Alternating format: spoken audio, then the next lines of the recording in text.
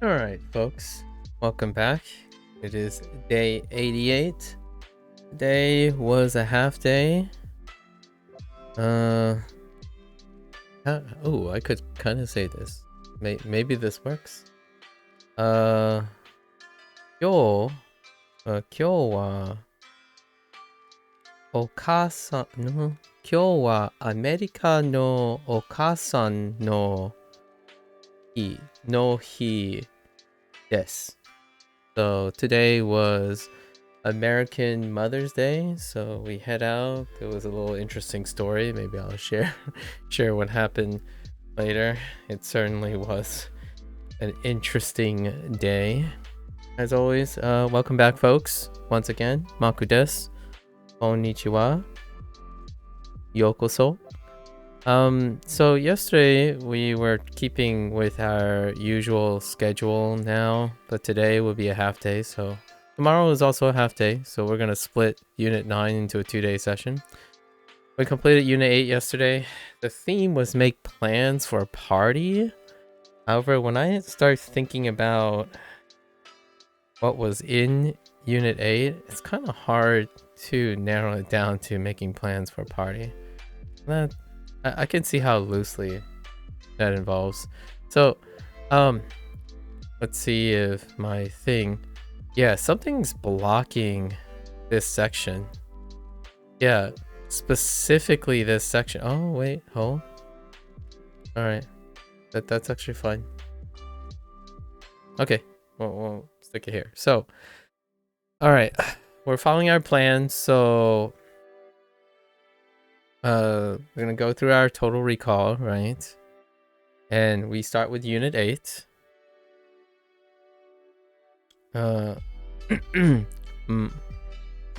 Yes. まず、英語。まず、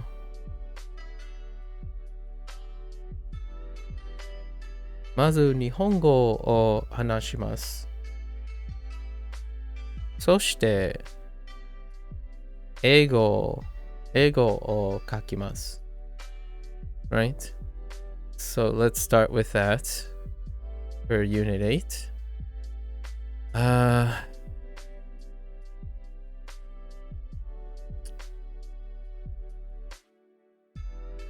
Where should I start?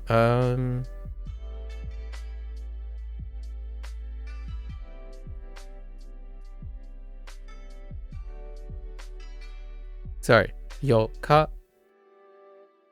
3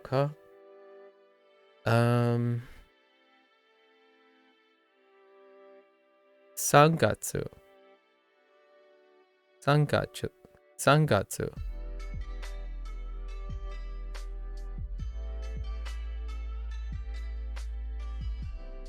なる。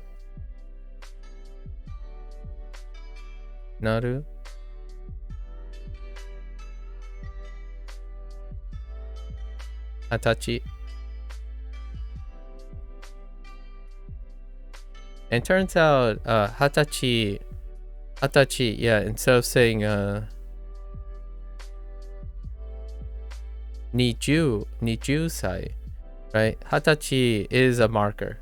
It is a marker of adulthood. So, drinking age, rights to vote, and etc. So, 20 years, 20, is a traditional, it's like an older thing that marks for a unique day. So, did a little background check on things. Yeah, 20 years old is the coming of age year. So, interestingly enough, Duo embraces that uniqueness and introduced the phrase hadachi instead of the, I guess, the more modern usage, which is nijusai, right? Nijusai. Okay. Naru is forever associated with hadachi.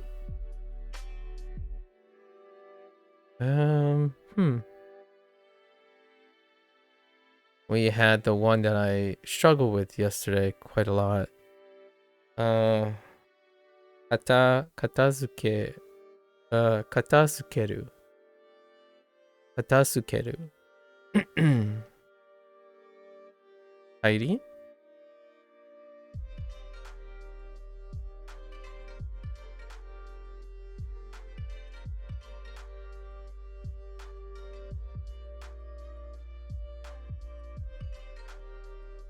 Making plans.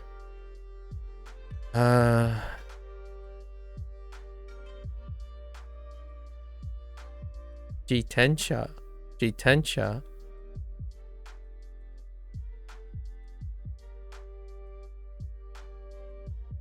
and with Jitensha we have the new mode of transportation using our day particle in that way now, right? And we have another usage of mo,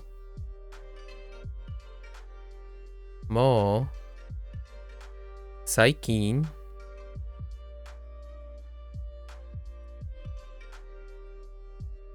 soro, momentary or in a bit.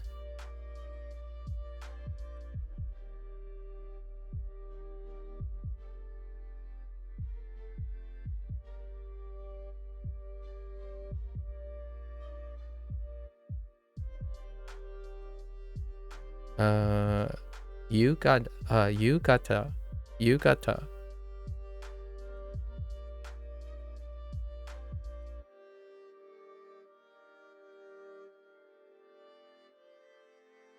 Chizu.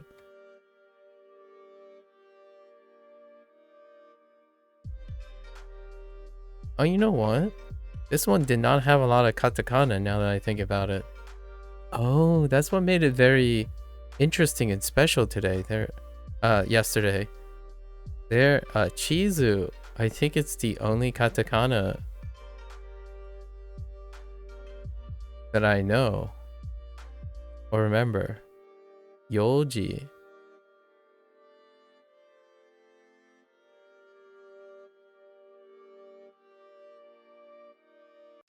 And then we have our negatives, our new negatives. Bokunai desu.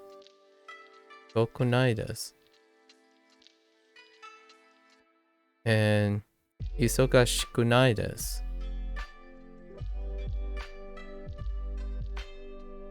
Our reuse, but a new definition. Reuse case for yobu.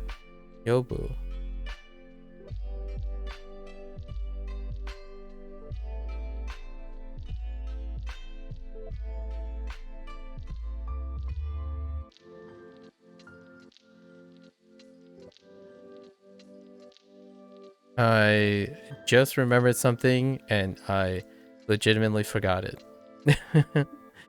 Let's see if I can retrieve it again. It had something to do with Yoji. Did it have something to do with Yoji? Maybe it has something to do with Chizu.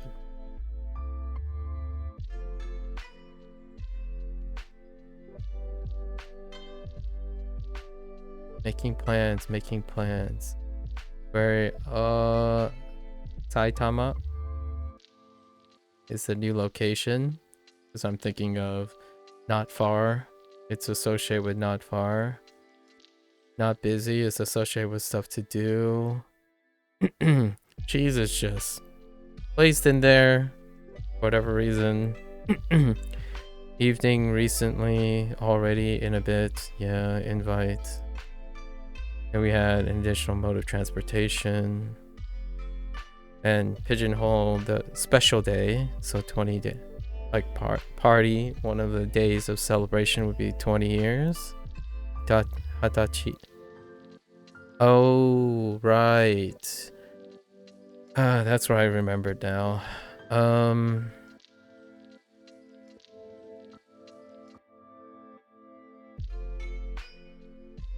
Let's write it up here. Oh, no, that's very hard to see. Just kidding. Abort.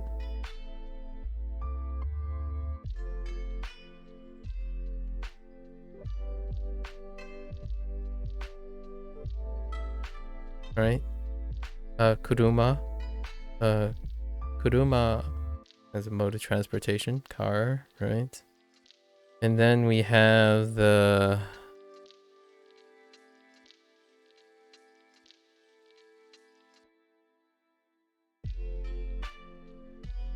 whoops.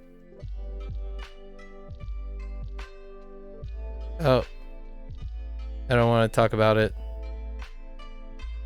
I don't want to talk about it. That is a right with stroke error stuff. That's okay. Kairu. Kairu. Yeah, Kairu. The kanji for Kairu.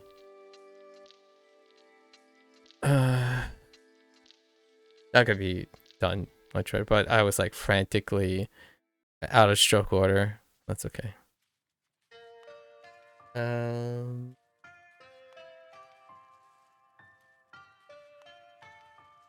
Yeah, I think that's about it. For our unit 8. 1, 2, 3, 4, 5, 6, 7, 8, 9, 11, 12, 13, 14, 15, 16. 19's good. 19's above average, honestly. I think my volume is increasing. We're slowly pushing up our average to around like 17 instead of 15 items. And then we're going to do unit 7. Now we're switching over to writing. So let's start. Unit 7 was technically our introduction to negative adjectives, right? Yeah, unit 7 was the introduction. So we're gonna frame ourselves.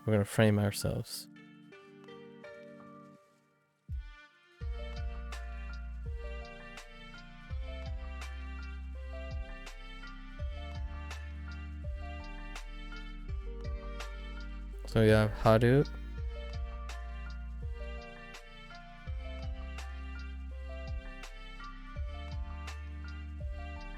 Thanks, Dojo. Let's do that again.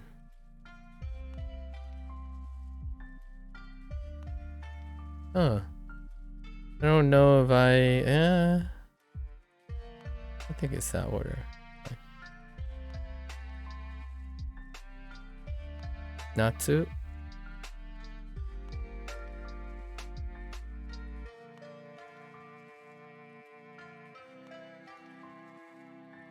Aki.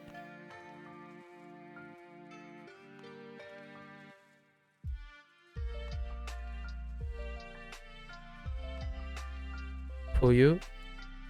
So these are our structure because that's what it was, a chapter on negative adjectives, but they used like normal discussion topics like weather as the thing. So they reintroduced all the seasons. And this is where we're gonna frame our Japanese.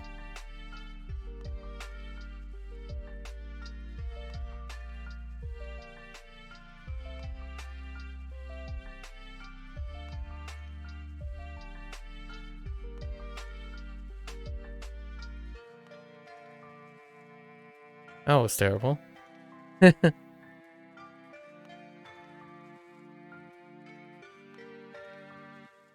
Sakura.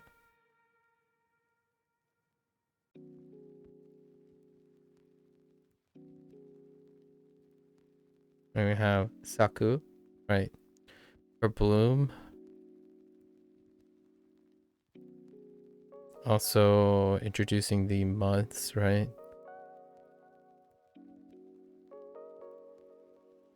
Ichikatsu. Ichikatsu.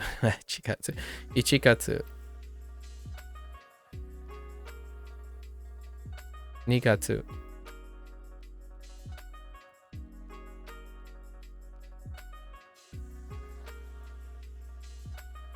And Shigatsu, right?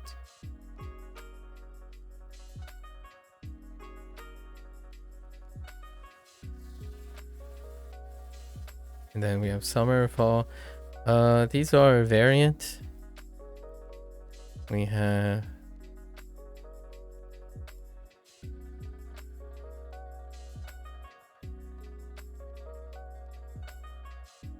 mikan.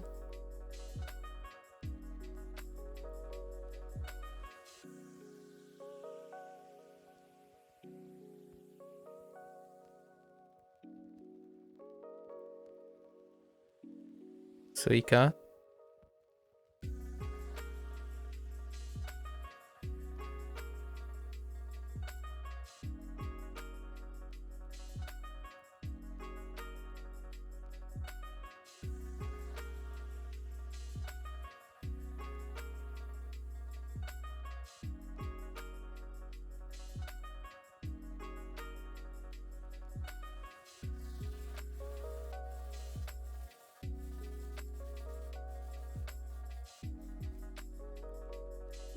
Satsumimo. Satsumimo.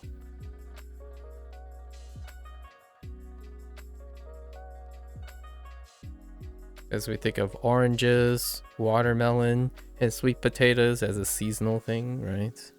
That's kind of how they're associating with some of the weather and season talk. I feel like there's one more. Oh no, okay, so now we're entering winter, Fuyu. So you have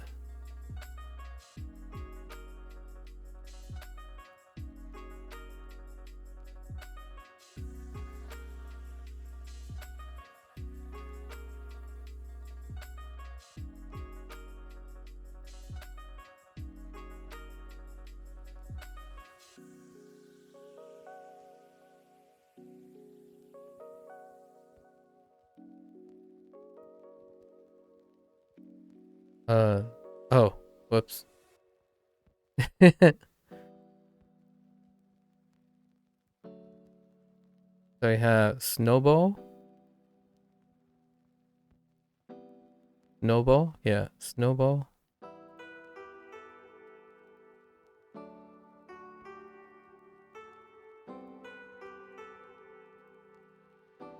Oh, that's terrible. That's fine. Yeah. Ski. And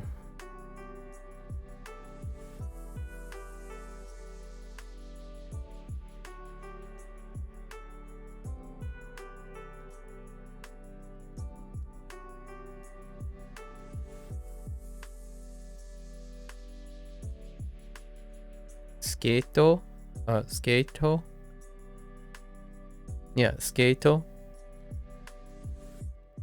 The winter stuff. Anything in the fall. Covered that. Summer. Covered that. Spring. Covered that. Okay. Then we have weather stuff. Tenki.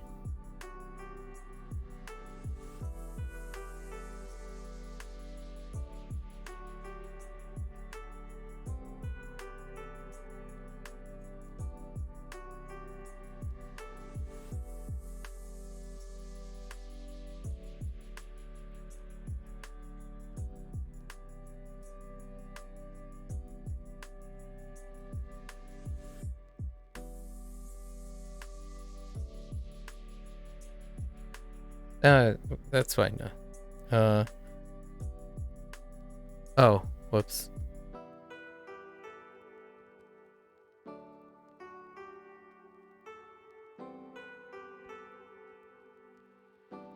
Yeah, atsukunai, right? Atsukunai desu.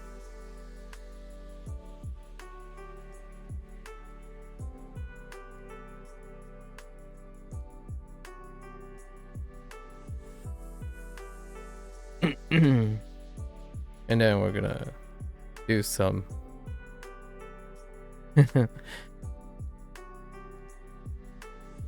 dots there, dittos.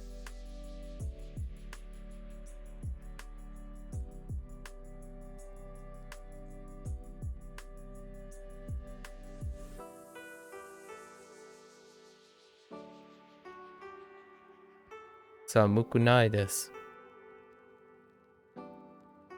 Yo mo ganpate. Arigatou gozaimasu. Hello there, Lotus. I'm a little bit tired today. Being outside, being around public really gave me I was a little overstimulated today. So samukunai desu. Also have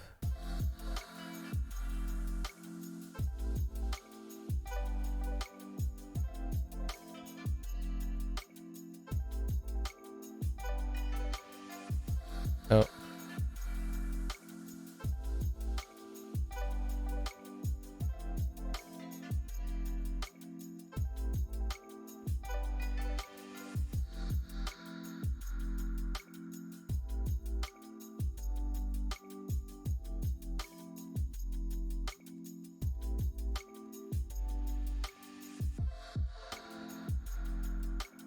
Anoshikunai desu. And oh, this links back to the other thing too. So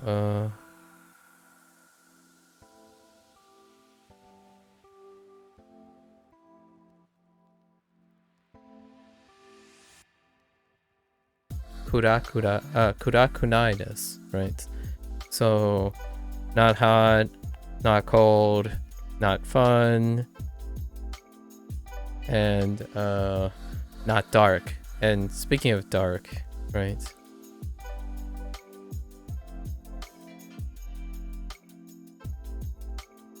As I draw a blank.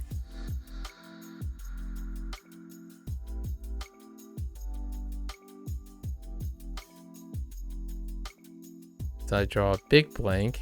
I had it and I lost it. Or yeah, speaking of dark. I had it and then I lost it. Okay.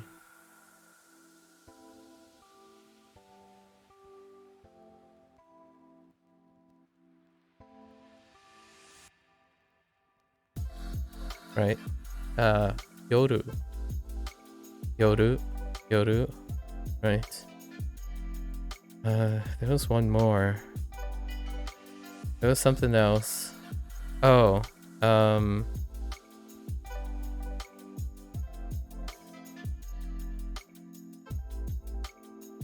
that's awful. It's okay. Tsundemasu. Kanji for tsundemasu. That it for we're not aiming for complete, but for 9, 10, 11, 12, 15, 19, 20, 21. That's pretty good. We're hitting way above average right now. And the writing is, yeah, it's what it is. It's pretty second nature at this point when it comes to at the moment the predominant thing that comes up first is my natural output on speaking. So I'm speaking inside my head far faster than I'm actually seeing the kana at the moment. So a lot of times I'm just saying the kana and then immediately writing after. Be it kanji or hirakana or katakana, regardless. It's definitely faster just to recall my voice production and my audio. Imagine the sounds in my head instead. I feel like there are a few more things here, but I've missed some. Wait. I missed one here. It's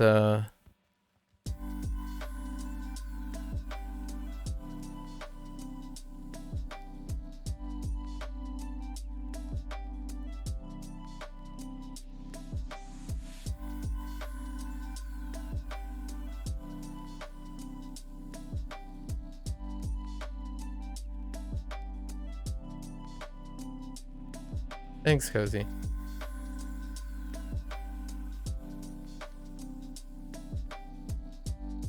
Yeah. Tsukeru. Tsukeru. And it's the tsukeru tsukeru for turn on, because aircon. But tsukeru, oh, I remembered another word actually. Because of this. Tsukeru is, there are 3 tsukerus. So I have no kanji right now. So this is specifically the one for turn on. There were actually, I think there are 3. So this is the one for turn on. And that reminds me of the one word I forgot for a while actually. Okay. It's no, that's not it.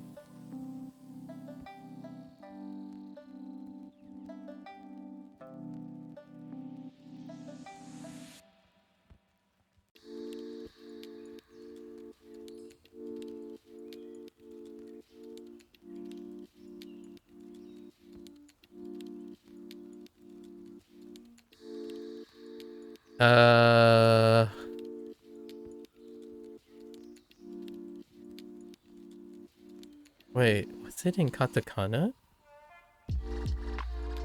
No, I don't think it was in katakana. Oh, but it is, I think it is abbreviated though.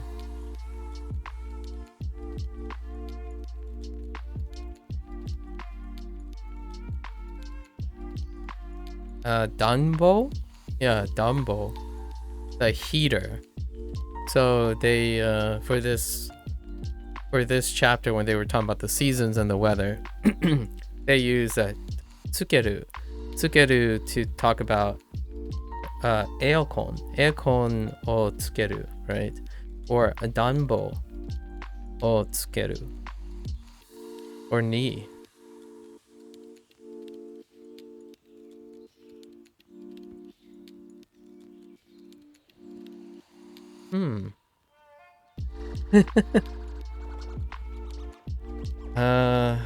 This is the downside of not having mixed more mixing in the units, but this is pretty good.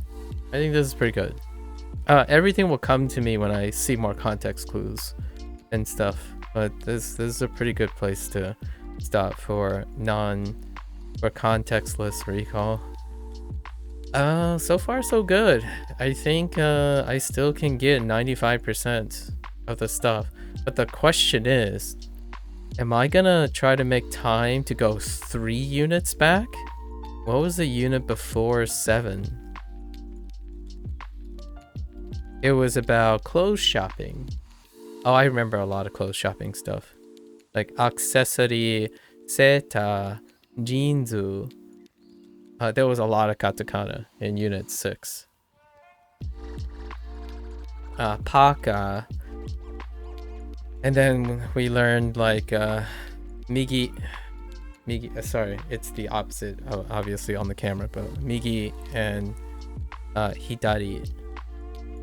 And then we had masuku,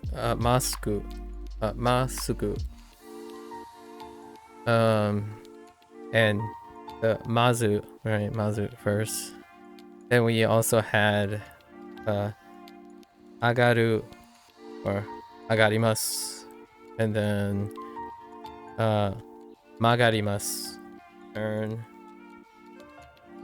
There are a lot. Yeah, lots of things still comes to mind for clothing. Yeah, like shopping center. All right. Anyways, we'll get it on our review, you know, our 25-day review. We'll see how much we remember. And I'll obviously review a bit before the big review in 25 days, which is going to be day 100. There's a chance the review is going to be on day 104, because oftentimes there's 3-day super every once in a while and a big milestone. I think day 100 is one of those. So this is not too bad, not too bad. Remember, today is half day. tomorrow is also going to be a half day, so we're gonna do 11 lessons, get ourselves introduced to Unit 9. So 6, which is the introductory unit, and I can confirm this is unique, so it's always going to be the same. Unique. And then these are same pool. These are same pool. And I have the jury's out on whether they choose when they get locked into a pool. When they get locked into a pool, it's a random selection from prompt to prompt. I think it is. So when you hit this button, it's going to choose a pool, and that pool is going to choose prompts from that pool. It's pretty clear that all three of them are the same, because it almost feels like like by the time I finish this, I know almost half to 75% of the prompts that can be selected in these sets. And to the point where, because of the way my memory works, like how I output and then encode that output into input, within the day, I already know, I could already write down what the prompts are after one set. So I'm pretty sure these three draw from the same pool.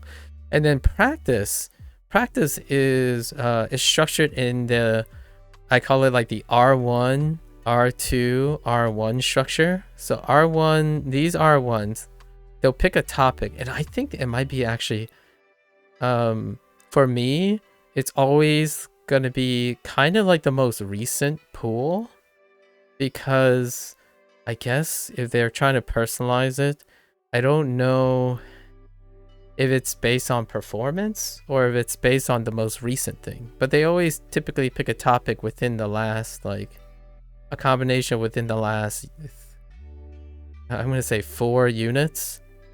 And usually excludes the current one, obviously the current one you're doing. And they repeat this way, where this is almost, you get all Japanese prompts, as in matchmaking, flashcarding, and stuff. But these have translations. These have sentence translations. So it's kind of interesting. I'm not quite sure how to make of it.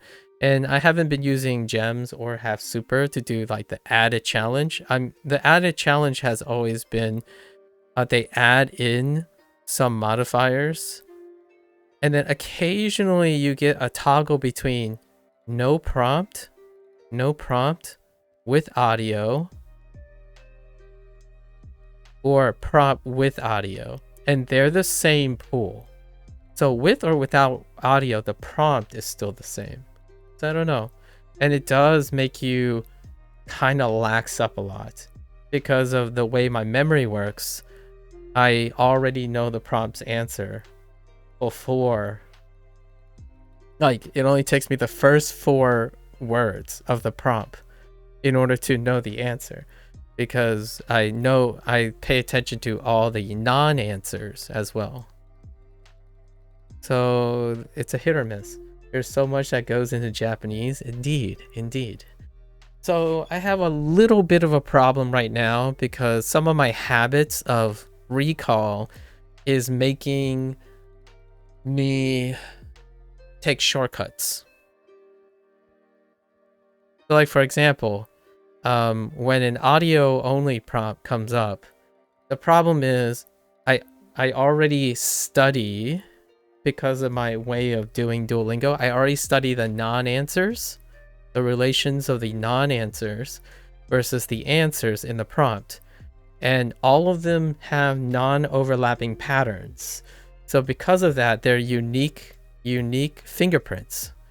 All the answers, word banks, responses, fill in the blanks, all have unique footprints, generally speaking. So what happens is the audio ones, like the long story ones, have an even bigger footprint.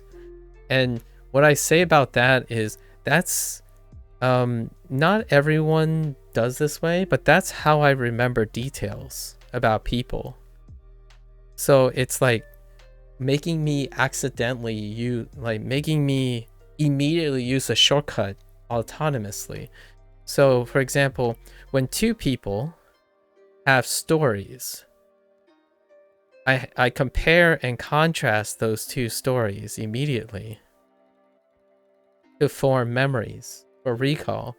Well, in terms of the long audio prompts / like reading prompts, they're incredibly unique from each other, and their answers are incredibly unique from each other.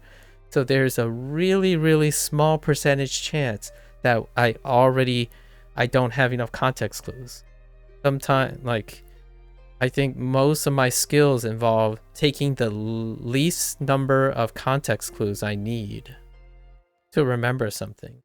And the downside to that is I have to force myself, like I have to try to get myself to listen to the entire prompt or to read the entire prompt, because once I see it once and then I spend time talking about it, every subsequent repetition of it becomes shortcutted because I already know all the content. Like if the prompt comes up again, I'll read the first 3 words and then that's it. I will know the rest of the word.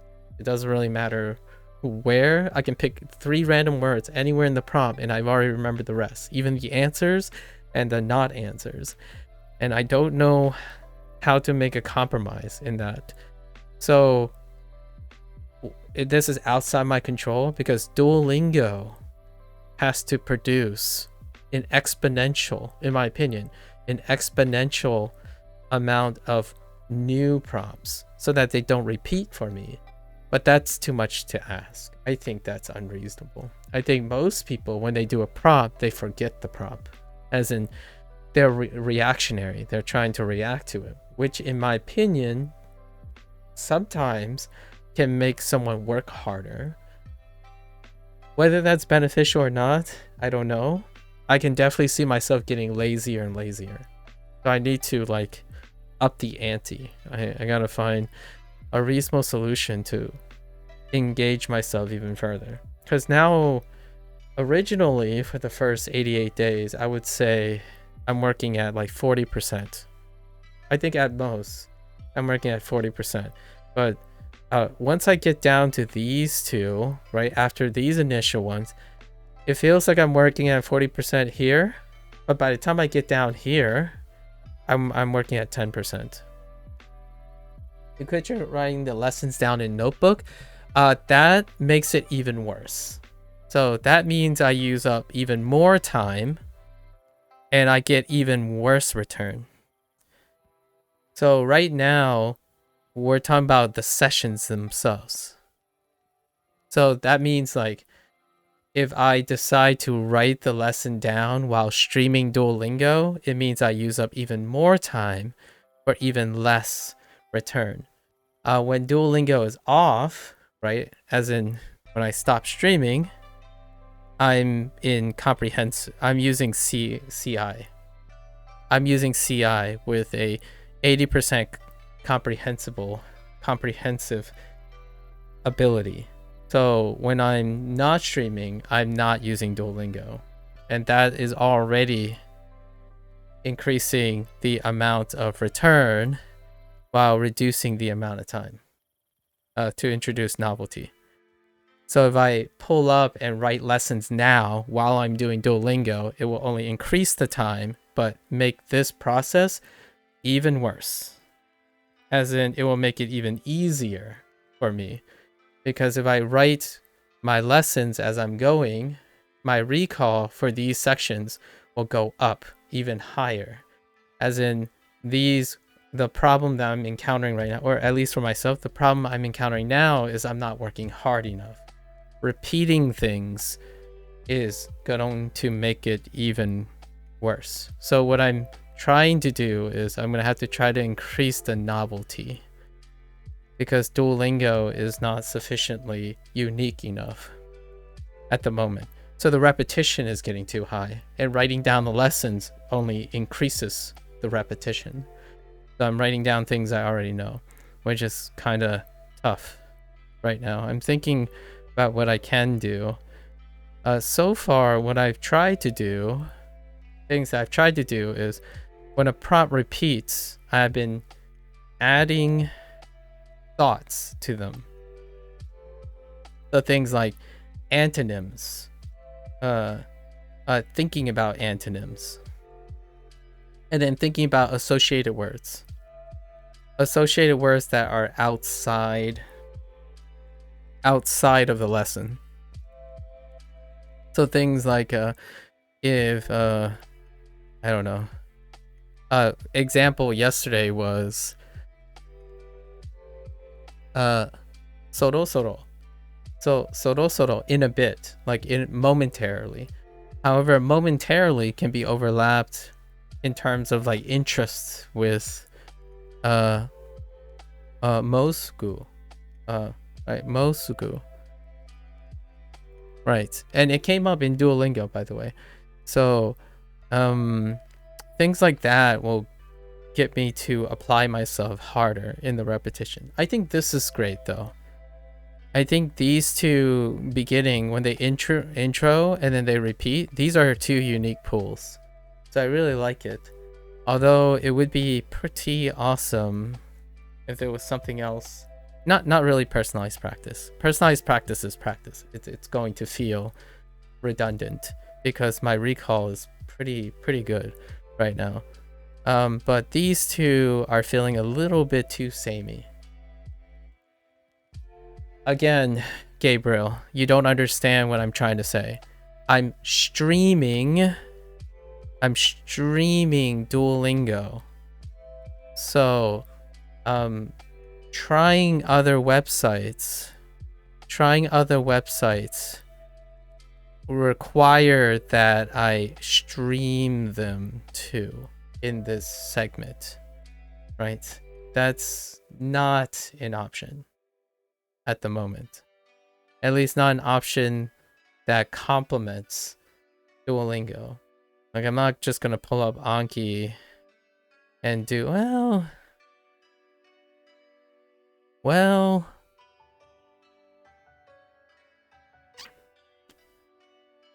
I have to think about that now that I think about it.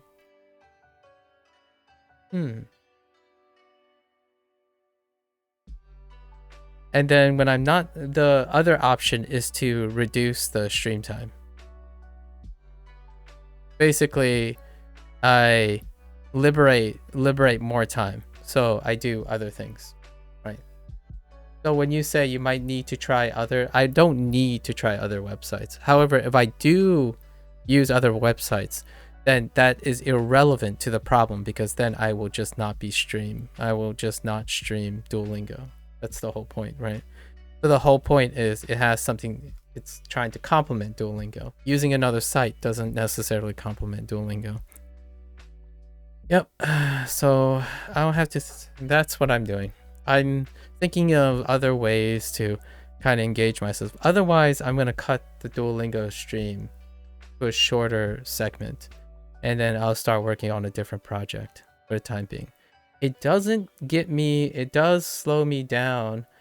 It does slow me down on completing Duolingo. So I do want to complete the Duolingo course, right? I do want to complete the Duolingo Japanese course in order for me to start on the Mandarin Japanese course. Yeah, I can feel why some people, though, I can definitely feel it now, where I would say those who moved on would move on well before this pace. Because I have been trying most of my efforts is trying to increase input using Duolingo, and it's been a great challenge, and it's been quite fun. At the same time, I'm kind of falling behind on my brainstorming on how to do it. People keep telling you that Anki is like a godsend for those trying to learn Japanese. It's largely I would say due to the nature of you can set your pace. You can set your pace, and it's very customizable. The thing about Duolingo is, much like my comment about Duolingo right now, is it is structured for those who don't want to go through structuring, right? And I have already been pretty open about this. The way Duolingo teaches is interesting to me because I haven't done it in a very long time. This is like going to when you're younger and you have no structure yet, right? You have no learning structure yet. Like elementary school, right? Elementary school to high school, when you still don't have structure yet. You can't build your own structure and do whatever, seek whatever you want. This has been a very interesting journey because I'm exploring something that I don't use anymore. And then Anki has the flexibility of structure designed by community. So there's a lot of different types of structure. And then you get to choose. You get to choose, mix and match how you want to pace yourself. The assumption that people are saying is you have to know what to look for. So while the key word here is you. So if you're not a structured person, like you're not already have a structure in mind or how you go about it, which is opposite of me, I tend to always try to, at least most of the time, try to perceive my own personalized structure. So the way I'm using Duolingo is probably not the way the vast majority of people use Duolingo. I add my own stuff on top of Duolingo. And I'm trying to prevent myself from making this not a Duolingo stream, as in like, I don't want to digress away from it. Otherwise, I would set aside stream time for something else, which will come in the future. However, I do want to finish the course as well. So Anki comes with a really big asterisk. You have to be self-motivated. You have to understand how you learn. You have to have reasonable understanding of all your techniques and scheduling. And then you go and use Anki. And one of the greatest ways to figure out if certain structures work or don't work for you, use a few tools that have structures. Take the things that work, change Anki into the thing that works for you. So a lot of people would use Duolingo. It's like, I don't like 60% of it. 40% I like. We'll intuit the 40%. Go to like, I don't know, Babbel, Rosetta or something. Tick whatever their ideas is and then blend it all together and use Anki to personalize your structure from all your learning experience. At least that's how I'm insisting on. Oh, hey, thanks, Callie. Yeah, thanks, Callie, for the Prime sub. It might take you too long to finish the whole Duolingo, especially if you feel the way you do. How about trying to go 10 days and call it? That would be giving up. So the resounding answer to that would be foolish. So it just typically when I hear that, that's the path of least resistance. I will probably finish the Duolingo course regardless. It's not necessarily a problem. In terms of problems are not necessarily bad. So I think when you're providing advice, you think problems are bad. I think problems are challenging. So right now, I'm expressing the challenges that are facing me. So I don't know how long it's going to take, but it's not about how long it takes. It's largely about what I'm getting from it. So just to make it clear that even though it's going to take me a long time, that is irrelevant to if and when I finish it, right? Unless something super interesting comes along. So instead of like calling it like giving up and substituting, usually whenever I stop something, it's because something else more interesting came along. Something more interesting came along, right? So I do have to give it up to a lot of people because there are a lot of interesting things that has come along. However, I can't stream those things. or I haven't come up with a structure to stream those things yet. The answer is yet, like the key word is yet. Okay, thanks Duolingo. Duolingo refreshes their page every like 15 minutes, so it resets. Wait, can I hit the back? Oh, I can. Wait. Oh, never mind. What is going on here? So I will probably complete it. I just have to come up with some new interesting ways of engaging myself. But I do see myself intellectually performing shortcuts as we're going. So that just means I gotta get my creativity juice on. What I'll probably do is I'll probably do 2 days per unit for Duolingo, so it does slow me down, but I'll invest that time into coming up with more creative ways to engage myself in response. And maybe putting in Anki things might be interesting. Perhaps I'll split the screen between Duolingo and Anki. Yeah, I just gotta work harder. I gotta work harder.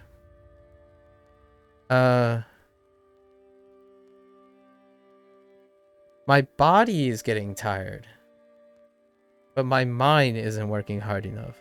Is how critical I am right now about myself at the moment. I am not mentally strapped. I'm physically getting tired.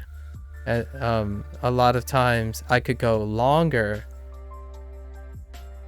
and get more units complete at this point because I'm still retaining over 95% of the stuff after 1 day exposure. That means, to me, that's telling me I'm not saturating my my mind. Usually when you start saturating your mind, your recall percentages is going to go down, right? And I told myself, if I push enough content into my brain and I start struggling maybe around 80%, that's pretty good. That means I'm overwhelming my recall.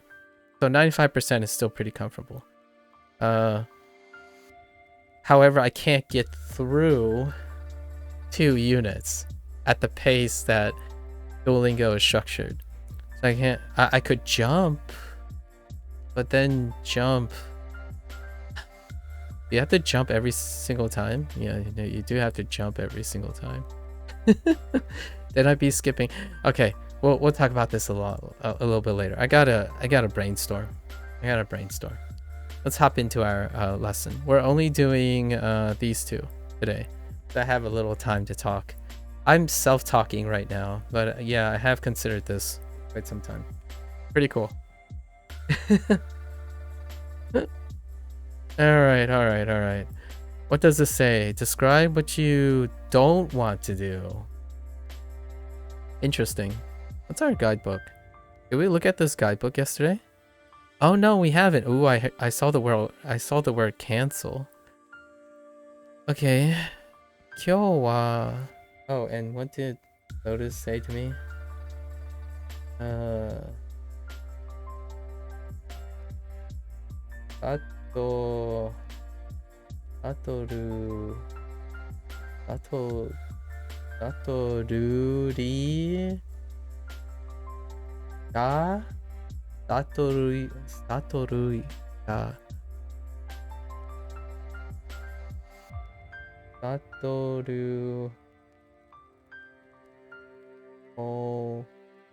Gomen.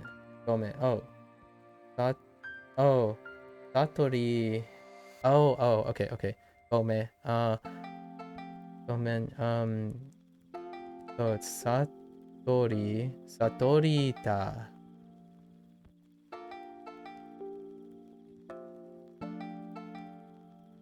Oh. Mimashitaka.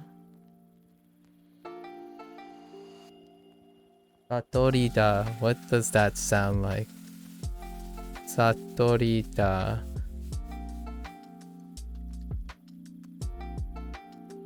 It's not Saturday. I mean, like we know. What does that sound like? Oh, Satori Rida. Satori Rida.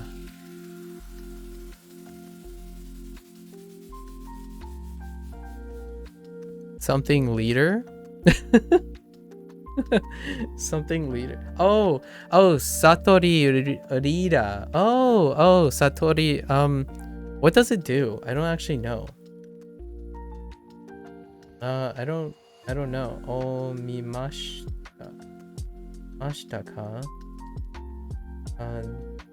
What does Mimashtaka? Or Mimashta. You use did I use recognize silence to explain? Yeah. Did I use a Satori reader? I don't know what I don't actually know what Mimashita means. It's a website with great little stories. Yeah, I know. But what I'm already, like the next level up from graded readers. I see. Yeah, if I took a look. Oh, is that how you say take a look? Mimashitaka. Yeah, I gathered that, and no, I didn't.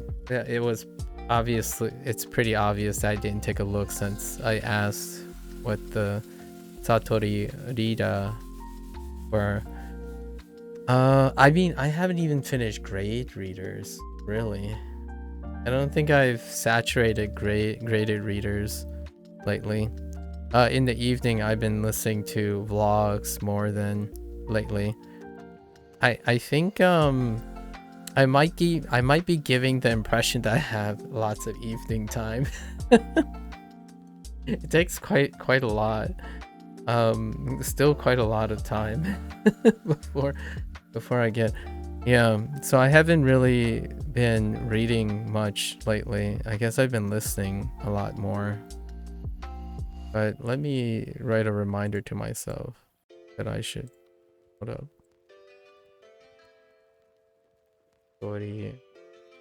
Oh, it's just like a page. Oh, right. Right. How does this even work again? You can only use it. It's very limited, isn't it?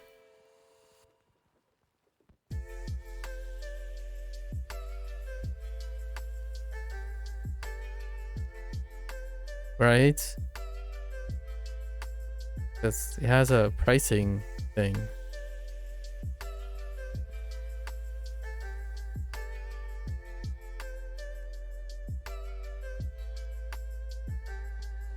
Oh wait, I think you guys, free version, those might be the free ones. Free version is limited to the first 2 chapters of each story. I see. Okay. All right. I see. Yeah, I'll have to look into it more.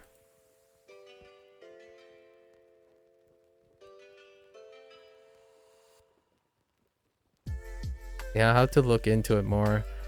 At the moment, I don't want to accumulate any too many things that require live service subscriptions, because those are all live service competitors. You might be thinking like, well, subscription is not live service. It has daily updates and it's subscription based, so I typically just lump it together with live service. Yeah, I'll have to take a look closer, but the answer is no, I haven't looked into it. Can you explain to me the predicate that you used? What's the predicate I used? Mimashita? How does mimashita work? Yeah, mimas. Okay, to look.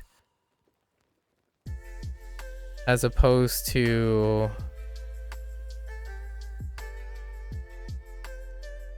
As opposed to the interpretive...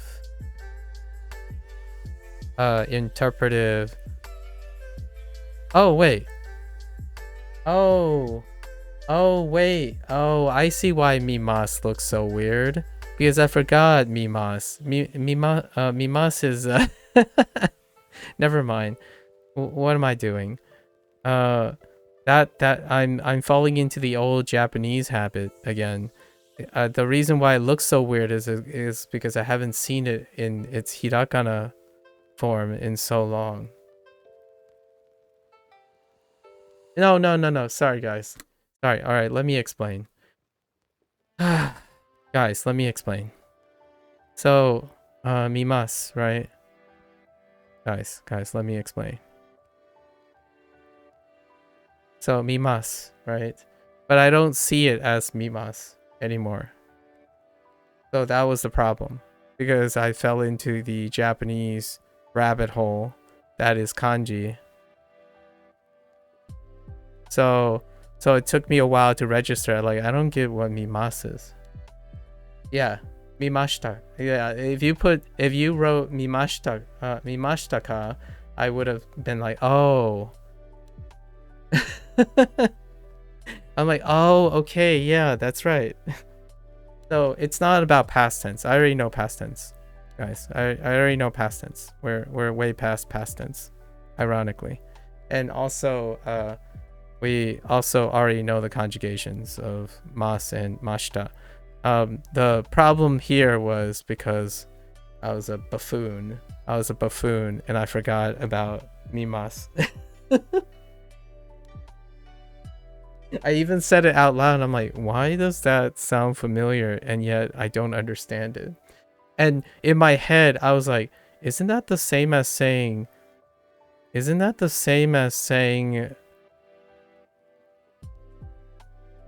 right? And I was thinking, oh, wait, this is the same thing. Okay. All right. Sorry, guys. Sorry. I don't know why I'm asking silly questions. I should have checked my kanji and hiragana at the door. Oh my gosh. Oh, by the way, Lotus, mimas is one of the mimas is, I think, the first predicate. Hold up. As a history lesson for ourselves. Yeah, mimas is the first predicate. Yeah. It's the first kanji predicate ever. So thanks.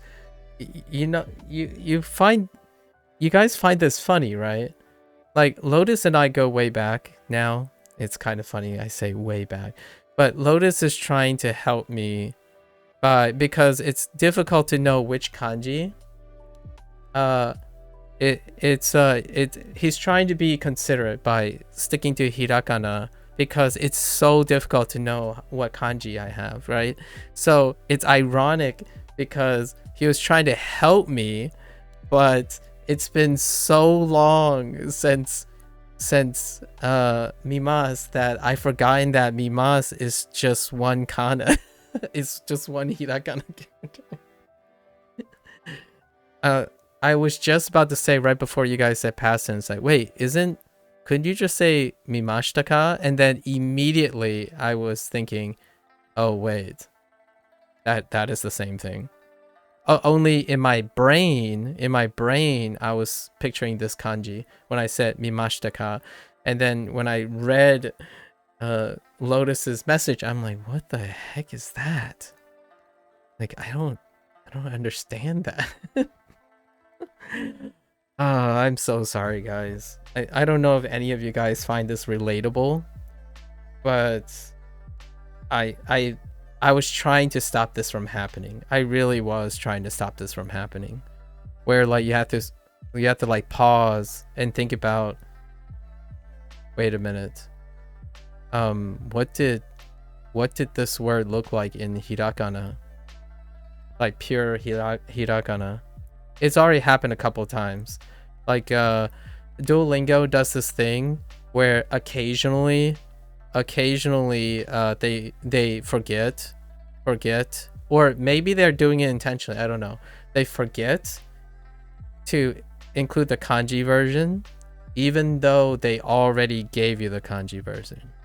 So the moment I see it, I would sit there for like 3 minutes, at least 3 minutes. I'm thinking, I think this is a new word, and it's gonna be something like yasui. I'm like, I don't understand. Like yasui, what is that? And it took me so long to realize, like, oh yeah, that's because I'm used to seeing the kanji of yasui, and there's 2 characters. There's only 2 characters there. Japanese things, I tell you, Japanese things. Can I think of? Is there an English feeling? The same thing for English? I think this is, so far in my life, I think this is, yeah, specific to Japanese. I don't think I can think of a easy example for English. Not even like contractions or anything. Like no contractions, abbreviations. I don't think there's a great example that mirrors this feeling right now. But yeah, thanks, Lotus. Thanks. It helps. I think largely people can still assume that I only know most of the hiragana. I was actually trying to prevent myself from falling into that trap, but unfortunately, the kanji section has gotten so long that I haven't gone back. And what Duolingo does is, if you practice these kanji, they always match it up to the hiragana. So you're constantly reinforced, but I haven't gone this far back in a long time because of the way they restructured the thing. I have to schedule more ways to go back. So, dang. That makes me wonder how many else things I've forgotten.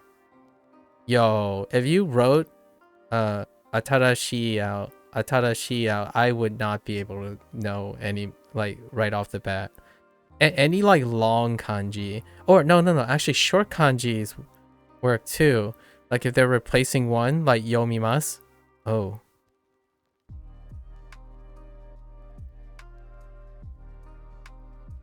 Yeah.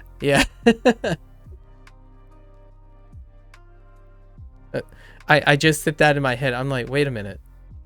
Does this only replace yo?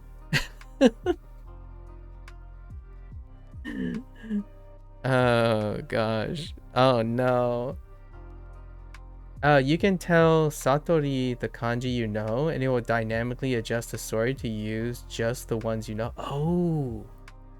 Wow, that's nice. That's really nice. That's really nice. I actually think that's awesome. Duolingo is technically doing that too, if you know what I mean, but not for stories, right? Not for stories, not in a dynamic way. But Duolingo is, I would say 95% of the time, they're doing that. They're turning over hiragana into kanji, but I don't know how well I'm going to remember the hiragana anymore. Like, I'm thinking like Tokyo. What does Tokyo even look like?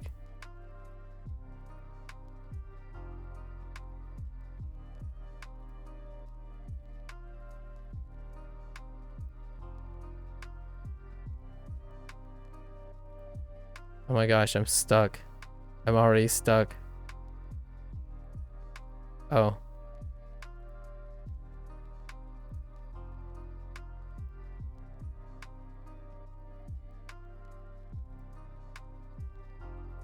Oh, I forgot. I forgot the toll. My bad. I skipped a whole syllable. Yeah, I skipped a whole syllable because I'm used to seeing, right?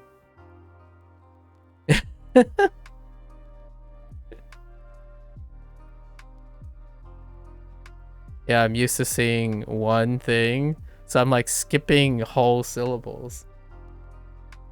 Oh, and it's not even, oh, and I added extra. Yeah, I added an extra. Man, yeah, see? Oh man, I'm getting so like, oh, and this is a, oh no, and it's a, oh no. Gosh. Oh gosh, dude. Oh no. Oh no. Yeah, that's okay. Yeah. Oh no. All right. Well, that's a blunder. All right, that's gonna be a blunder.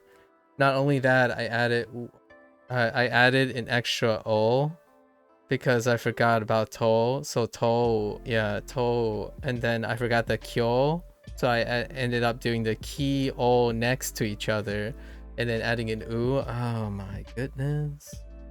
And it took me, it took me like 10 seconds, less than 10 seconds to recall Tokyo's kanji. So I don't know.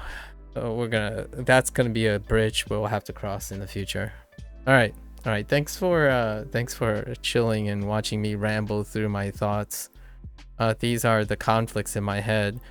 I actually didn't think about English at all the entire time. Like that whole ramble, I was just, okay, hiragana, like I'm saying this, so this is the and then it, I don't know. It's jumbled in my head now. Ima. All right, Ima. Okay, there you go. Lotus. I think you're the one that so aggressively taught me Ima. Like so early.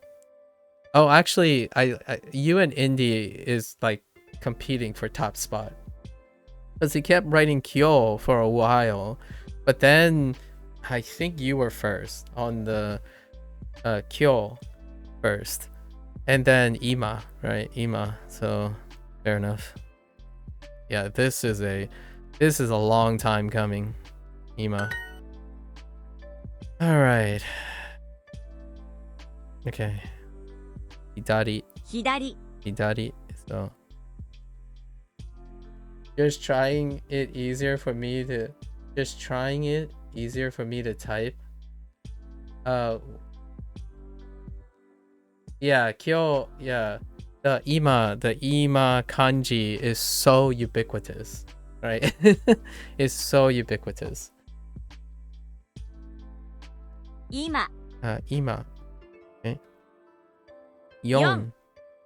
San. Ito. Which, by the way, guys, saying stuff works to my advantage. So definitely do not feel discouraged from complicating things. I think I err on the side of complications more than this is how I get more engagement. The stuff that I was prefacing about feeling less engaged and stuff, that's kind of a symptom of getting too used to a system. However, when we talk about other things and random things or challenging myself, it gets me very excited. Like, I was tired. Like, I'm physically a bit tired because I had something to do for Mother's Day, American Mother's Day, earlier today. But now I'm far more enthusiastic than I initially was, because I was going to try to keep the half day to a half day. It might turn into a full day. Ima. I don't know. Ima. Okay, Ima. 眠いです。眠いです. Oh, 眠いです. Sleepy. Does 眠い is that? Can you say that? Can you say that's related to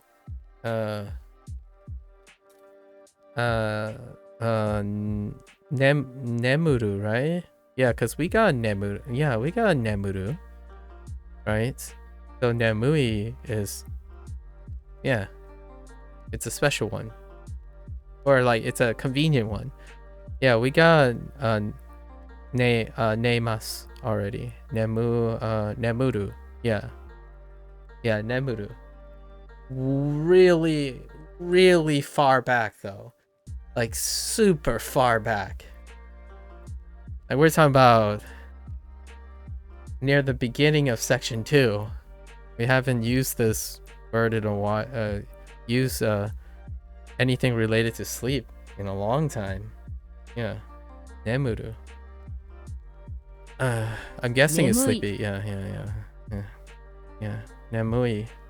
Ooh. It's an E and it's we haven't found out if it's an non-adjective yet, so I'm sleepy. Novel. I love it. Oh wait, is it a novel as in like a book novel? Or is it novel as in novel? I love novel. I'm okay with novel, but I really would love novel. I use novel so much. And I'm doing this deliberately because English is sometimes annoyingly ambiguous. Oh, it's for short story? Oh. Way to spoil a 1,000-year-old language, Lotus. You could have seen the disappointment in my face when I discovered it means novel, as opposed to novel. I know I'm saying the same word twice, guys. Learning Japanese also helps me celebrate English, because if anyone knows me, they will know which word I prefer to use more often. I don't use novel to describe a short story. I use novel to describe something new most of the time. Okay. Wait, I wasn't paying attention. 眠い Nemui. Okay. Nemui desu. Coffee? Yeah, coffee o nomimasu. That's fair enough. コーヒ Honestly, I would just go outside and jog. I know. Unpopular opinion, I know. If I'm sleepy, I go out for a jog. Sorry. Or I talk about how Japanese has basically spoiled me with kanji immediately, and I thought I would be immune to the kanji problem. But now, here I am. I literally told Indy this. I literally responded to Indy about like 30 to 40 days ago when he said like, oh wow, it's so weird to see the hiragana version of this and it takes a bit. And I'm like, all right, this is what I'm trying to avoid. So I like that Duolingo is like engraving the hiragana before introducing the kanji, so that I don't end up with the exact same situation that pretty much Lotus demonstrated, where I'm like, I don't understand what that word is anymore because it has hiragana in it. Like that predicate has all hiragana. That's a little weird. Like nomimasu. Wait. Okay. Nah, it would take me a while to pick up nomimasu now too. Nomimasu is the second batch of predicates to get kanji. What can you do? 今何時ですか Ima. Oh, okay. Ima nanji desu ka? Now I can never unsee. I'm forever. I've already stopped thinking of Ima as.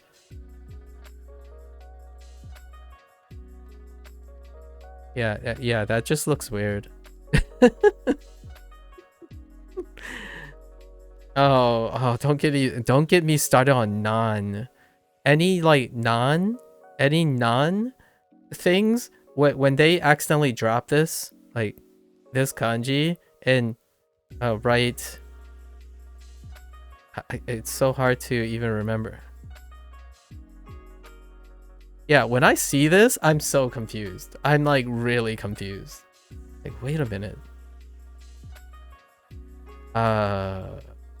Is this a particle?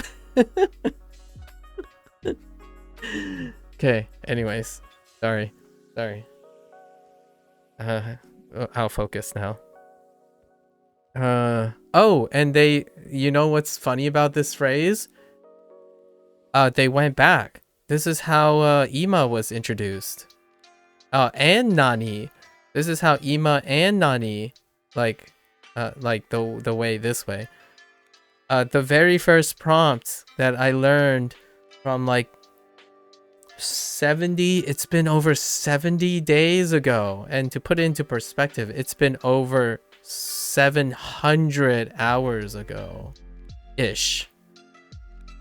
Oh, not that much. Yeah, we're gonna say 500 conservatively. And I wrote 500. Great. Now my English is gone. Like, it's been over 500 hours since I've seen this phrase, but it was entirely in hiragana. And now here we are.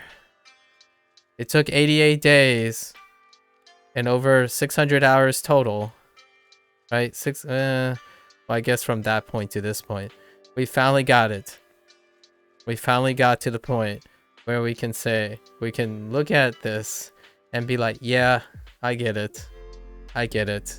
Sorry, I'm getting a little like old person now. I'm doing a little oldness. So what time is it now? Wow. If something doesn't make me feel like I've come a long way, it's honestly how Duolingo transitions kanji from hiragana. Like, it's almost bittersweet because I know now that I'm going to forget the hiragana unless I actively try to do both at once. Maybe that's what I should do. So when I'm seeing ima, maybe I should be visualizing the hiragana when I say ima, like the furigana, right? Although I could turn on the furigana, I suppose. Does it even work? Oh, hey, it works now. What the heck? I could turn on the furigana to remind myself what that looks like. Oh my gosh, that looks so weird. Oh, just so you know, I don't think I've had the furigana on for very long. I think most people were like, oh yeah, you shouldn't use romaji. And I think after day 7, once I learned all the kana, at least the hiragana, in the first 2 weeks, I basically just turned it off. After that, I think I went for like another few days, but we didn't learn a lot of kanji in that few days. And then I basically just turned it off and gotten so used to this. But anyways, just a little history lesson. Oh, they're going back to some old things. Oh, what the heck is this? Aramu. Oh my gosh. Aramu. Yeah, aramu. Okay. Aramu. Sure. Smartphone alarm, huh? And sumaho was, oh, I sometimes do lessons without audio. Furigana is super useful in that situation. Oh, yeah. That's a great point. That is not the word for alarm. I will not accept this duo revisionism. What is the alarm thing? Alarm is... Okay, now... Oh, I recognize all the radicals, but now I need the furigana. Now I need...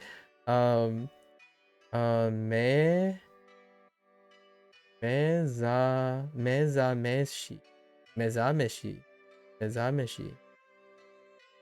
Interesting. Mezameshi. Or is it mezameshi? Mezameshi?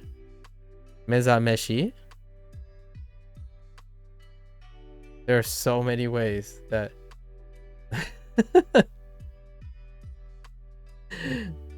do you think Duo does Duo not introduce the old word for alarm? Or not the old word, but the hiragana word for alarm? I don't know how to describe it, but yeah. Learned this word from Satori readers. I don't know. Ah, okay. Yeah, I recognize the radicals though, so yeah. And then this is, you have the gakusei, the daigaku top radical. Then you basically have mimas ironically.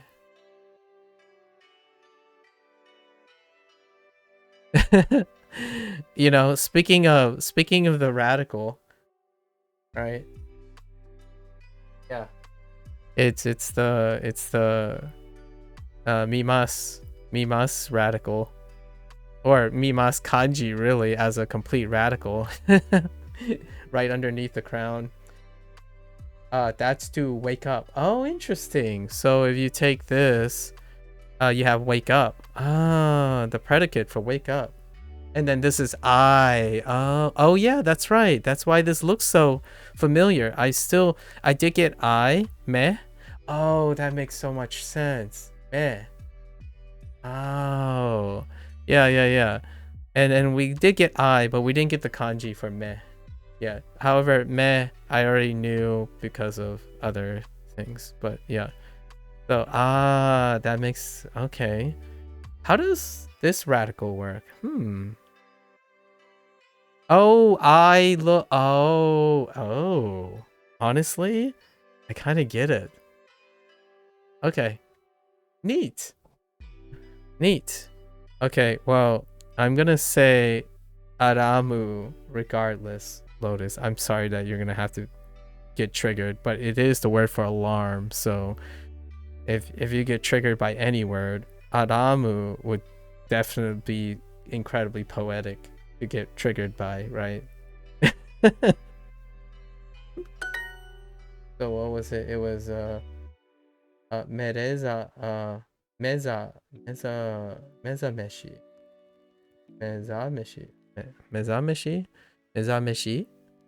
Mezameshi. I gotta hear this. Hold up. Give me a sec.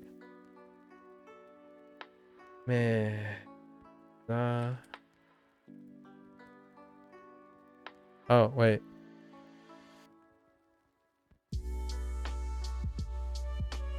Yes.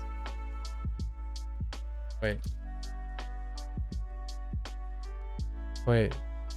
Am I being a pep? No, I'm not being a pep.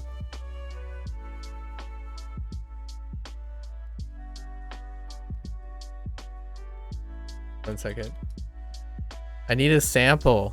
Alright, we'll just see what Google Translate does. 目覚めし Mezameshi. Okay. So. Mezameshi. Okay. 目覚めし Yeah, mezameshi. Okay. Fair enough. It's fairly close. Okay. Google Translate. I feel that sounds reasonable. I'm trying to develop an intuition for what sounds reasonable. Mezameshi sounds pretty reasonable. Okay. What do we have here? Ono smaho no aramu. Aramu wa... Now I can't help but laugh every time I say aramu. Aramu wa hontou ni what? Oh. Urusai. I mean, urusai works technically, but Tanoshi. Okay. Yume. Wait, do I not have the... Oh, I don't have the kanji for Yume. I don't. And Suzushi. Travels and fun. Sending my support to your channel by watching a video from the USA. Hello there, GC. Hello from the United States too. I'm an East Coaster. Hello. Oh, Yume? Oh, okay. I haven't... I think someone has typed Yume once. In kanji to me. It looks familiar, but then again, it's because the kanji is made up of all radicals that I know now. But Yume's entire radical structure is... Like, all the radicals in Yume I know. So, whoops. That's what makes things look familiar, right? Whoops. And then so like yeah, this, yeah. Yeah, all of them, it's composed of all radicals I already know. Interesting. Oh, buenas noches. Yeah. Oh, wait. So you're from the US and you said buenas noches. It's 9 p.m. on the East Coast. Interesting. I'm trying to like narrow down your time zone.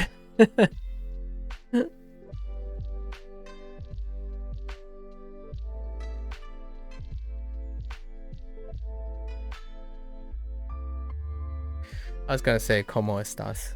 But thanks.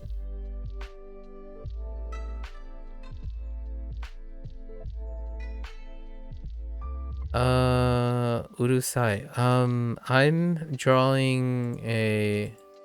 I'm trying to remember where Suzushi... Why Suzushi is so familiar to me. Oh, it's because I had a conversation with someone. Oh, it was XD. XD brought up Suzushi. Or yeah, this is cool. And then we were talking about warm, like warm versus hot, and cool versus cold. Yeah, Suzushi. Oh, I totally forgot I actually did get this in Duolingo. Wow, it's been so long since they used this word. Okay. Alright. Okay, urusai works. Sure. はい、今起きます。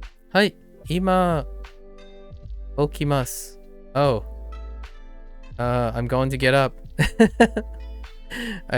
Yeah, okimas and neimas has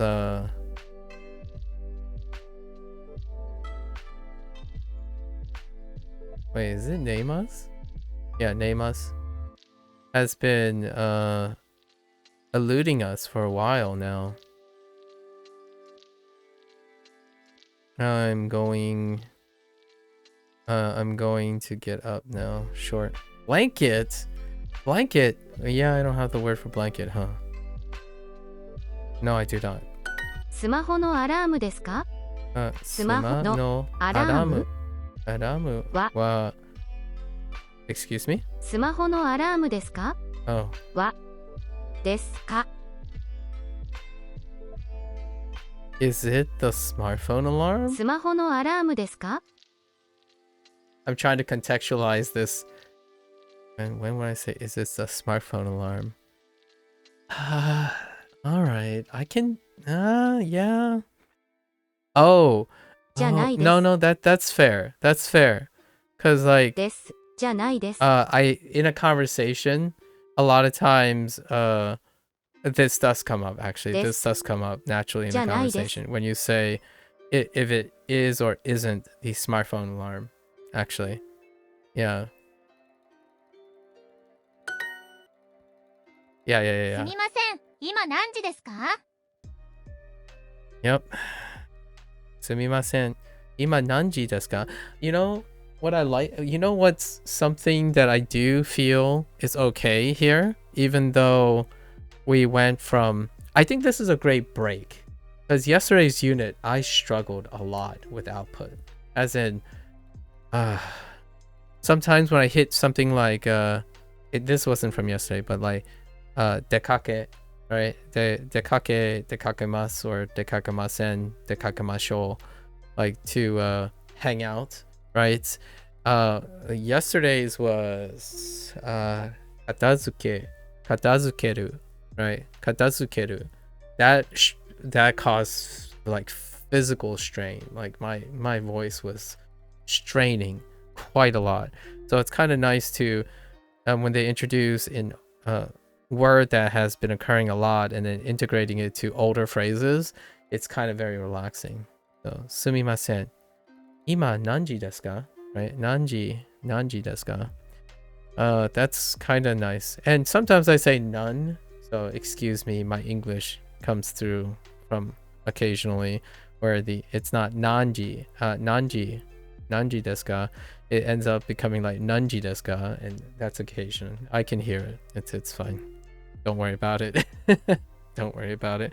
When I'm very lazy and trying to relax, it happens. I think is way wider than and requires a little bit of a less effort. Let's see. What time is it now? Okay. Wow. I can't. This brings back so much nostalgia. This is kind of like a New Game Plus situation. Oh yeah, that's what this feels like. This feels like a New Game Plus situation, or like in a roguelike game when suddenly you like finished it for the first time. You know, you beat the end boss for the first time, and then now you go back and you're like, the game has changed, and then you know they add something and they modify it, but the actual boss properties will get swapped up. But the completion of the game, you reach the end of the process, but now you're bootstrapping back. Oh, this is what this feels like right now. We're back to the beginning. The like sumimasen, ima nanji desu ka is like way back in the beginning, like holy back in the beginning. Oh hey, okitakunai desu. Okitakunai desu. Oh, interesting. Huh.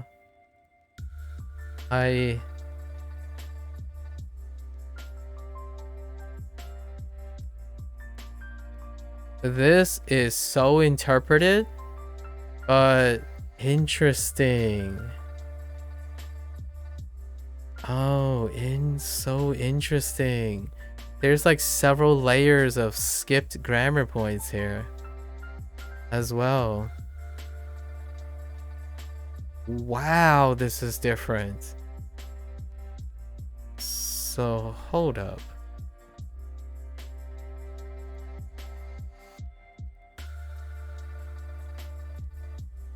Okay.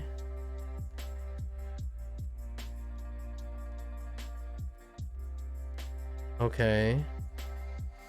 It's intransitive, sure. They took.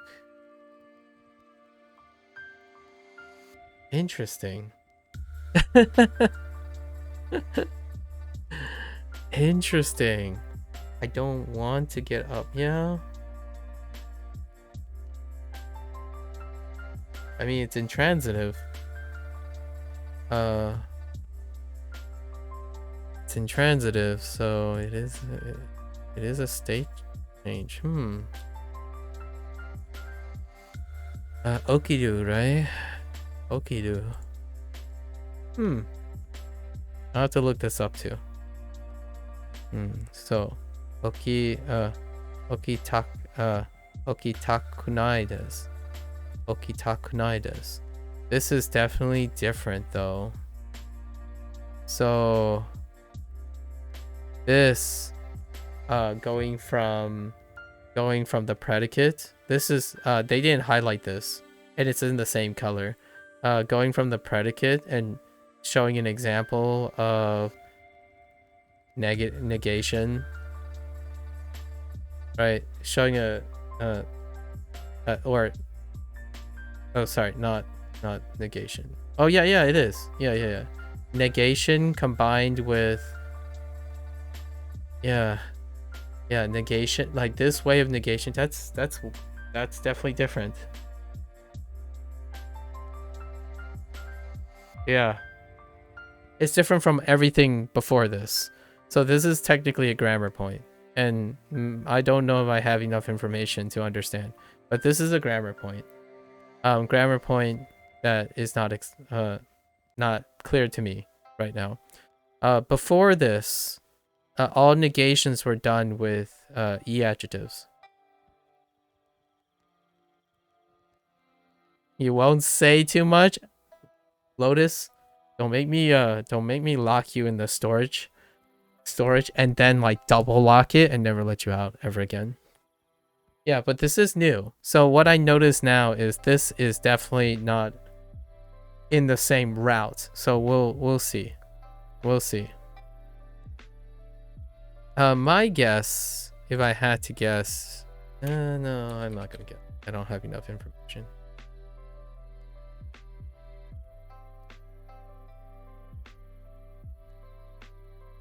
Nope. I tried to guess, but I need to confirm it. All right. Yeah, so this is different. This is a big leap. There's two different leaps from that last prompt and this prompt. But I get what the expression is. Like I kind of already understood what it's trying to say, right? Do I know how to? I don't, but I don't think I need to at the moment. That's the whole point, right? I don't need to know at the moment. I can interpret it already.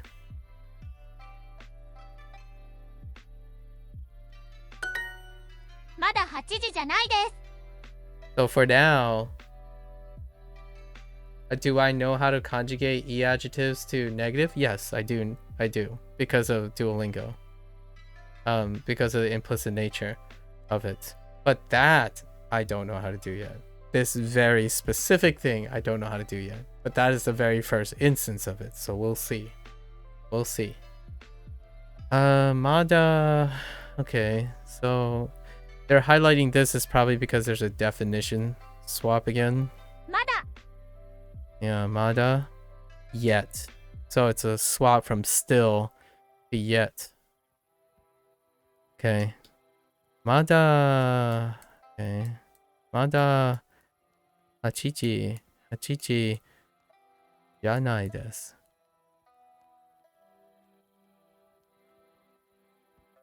Sorry. I still haven't really truly understand this phrasing as well yet, and I'm trying to check if there's any implicit patterns that I can use since before. No, still not really.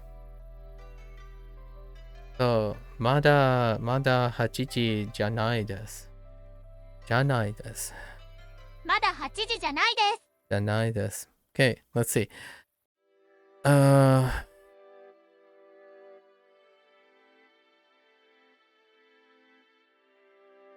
Oh gosh, conjugation. It's not. Oh my gosh, heckin' contraction. Sorry, I said conjugations. Contraction.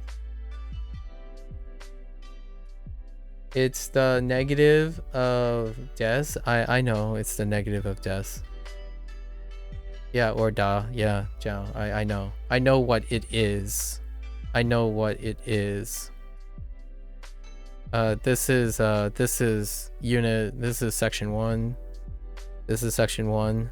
But I'm not talking about that. I'm talking about the origins of the different components.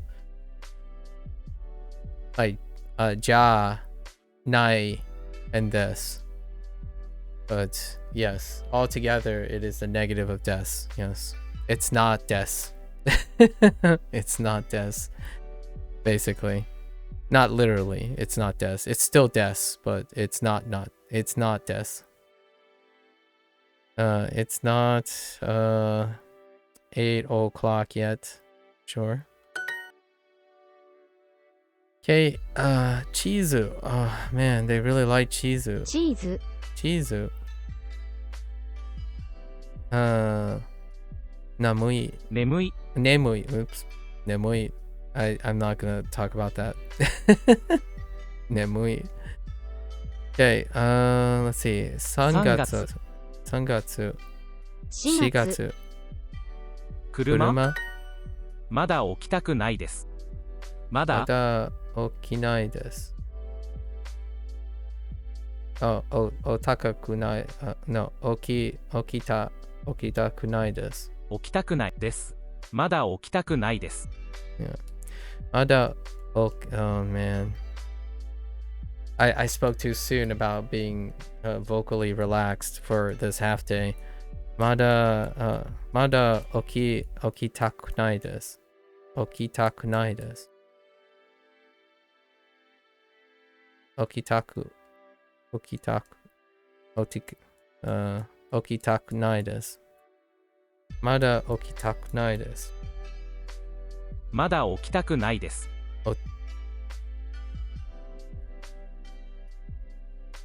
Okay.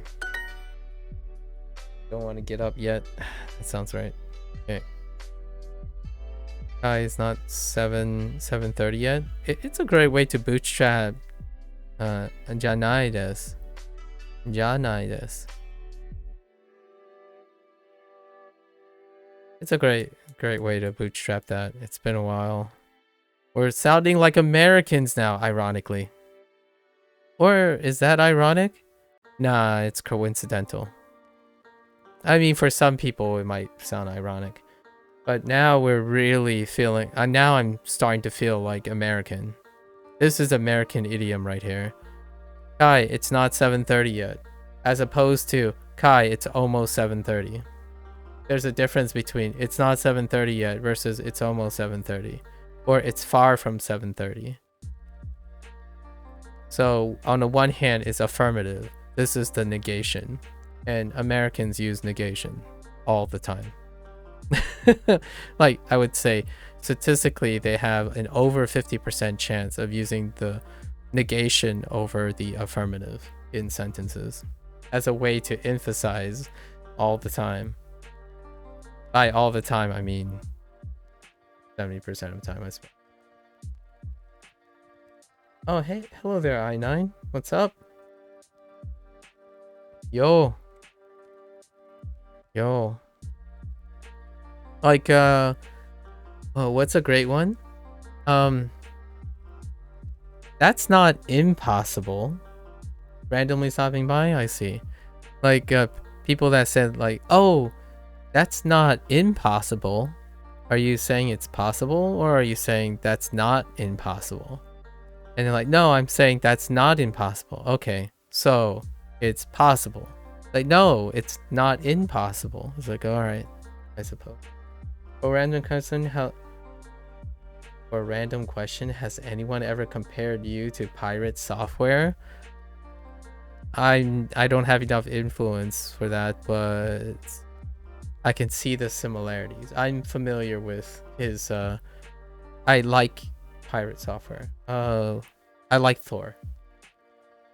Thor has a personality, and his approach to bootstrapping what he loves, we take similar approaches. And we like do squigglies and diagrams, and he does like pragmatic business approaches while contrasting like psychological well-being with like motivational speaking, while doing a task that he loves, which is making video games. So yeah. Yeah, it's definitely crossed my mind a couple of times. He showed up on my algorithm one day because most of the videos I watch deal with these things. There are quite a lot of people out there, but yes, pirate software. Thor is probably easily the most viral. And if you're into video game design and you enjoy this type of more relaxed and trying to be incredibly encouraging but also realistic take on motivational, psychology, yeah, I would definitely highly recommend pirate software. Not that the guy needs any more notoriety, but he knows how to handle his words, and he doesn't sound as pedantic as I do, so he's got that going for him too. I think that's a bonus because he speaks with a sense of down-to-earth vocabulary that I do not mirror very often. I think where it falls off the rails is because I become progressively more esoteric as I get too enthusiastic, but he has more restraint. I feel like he's a bit more hinged when it comes to trying to stay composed with like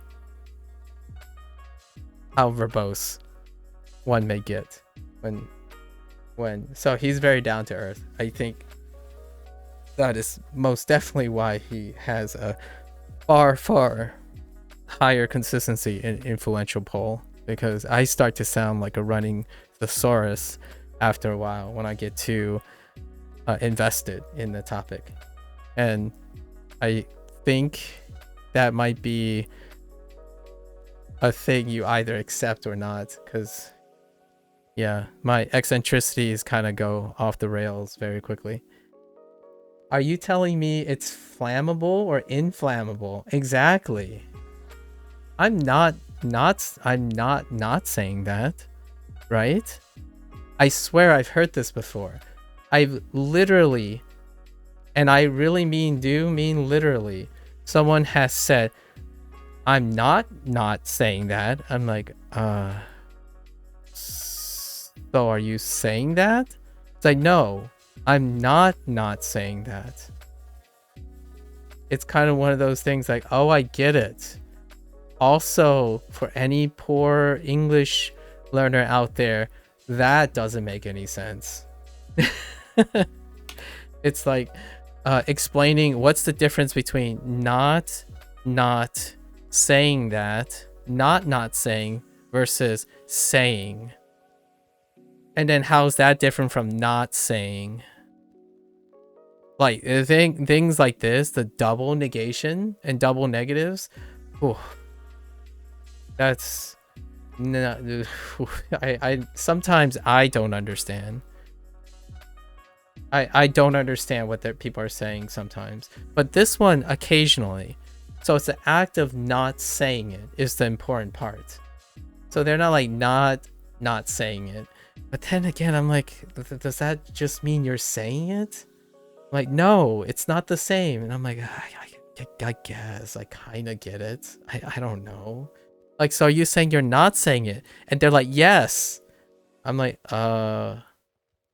but you're not saying it. Doesn't that mean you're not saying, which makes you're saying? It's like, no. And I'm like, all right, I don't know. English has become too complicated for me. I honestly, you might be thinking I'm making a big deal out of nothing, right? This is the comment I get a lot, but this is something. It occurs so often, like so far more often than I would like to admit. When someone says like, oh yeah, I don't mind you not understanding. So then it's okay. I don't mind you not understanding.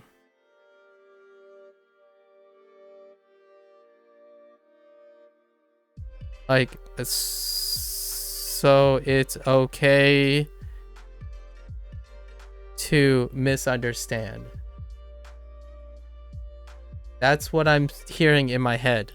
It's okay to misunderstand. I don't mind you not understanding. So this is completely, this is largely end up being more in the affirmative, right? It's okay to misunderstand. So like, you know, oh yeah, I wanted half day, right. We got to keep on task, but really think about it. Oh, I earnestly hope this doesn't come up in Japanese. I actually think, okay, let's relate it back to Japanese. I earnestly think, because of the way the Japanese language is still largely monocultural, I don't think you have to deal with these ambiguities, like these very startling stylistic choices. I mean, I might be completely talking way too prematurely, but I don't think they do things like this where you inherently deliberately make it so, because we still got, like, for example, how does Duo do this? So totemo, right? totemo and amari. Right? So far, I know I don't understand the full picture, but the idea of why I wrote very and very is because this. So, totemo and amari, right? Right? This kind of thing. But the thing is, then you have like then you have a negative predicate, but then you have you have an affirming predicate, right? So this comes up a bit later when I read a few grammar points for future sake, out of curiosity, where like if the tone of a sentence is going positive, you usually align positive and you don't flip all of a sudden. But in English, I don't know anymore. I really don't understand anymore. It's upside down, inside out, and right side up, however you go about it. And it creates a lot of misunderstanding in flow of the sentences and the sentiments. So it ends up me asking a billion questions like, so are you happy about this? Like, well, I'm not okay with it. However, I'll deal with it. So you're upset, like that's a bad thing. Like, well, it's not so bad, but it's definitely not good. My mind just explodes. I'm like, okay, so that's it's not good. it's not good. What you're describing to me is not good, right? I'm like, they're like, well, no, it's not good enough to be bad, but it's definitely not good enough to be good. I'm like, okay, well, all right, I'm just gonna put you down on a scale of 1 to 10. You're around a 3. Your statement you just made is around a 3, and not 10 being good and 1 being bad. So you're around a 3. This is very important, guys, because I actually think Japanese takes this into account too.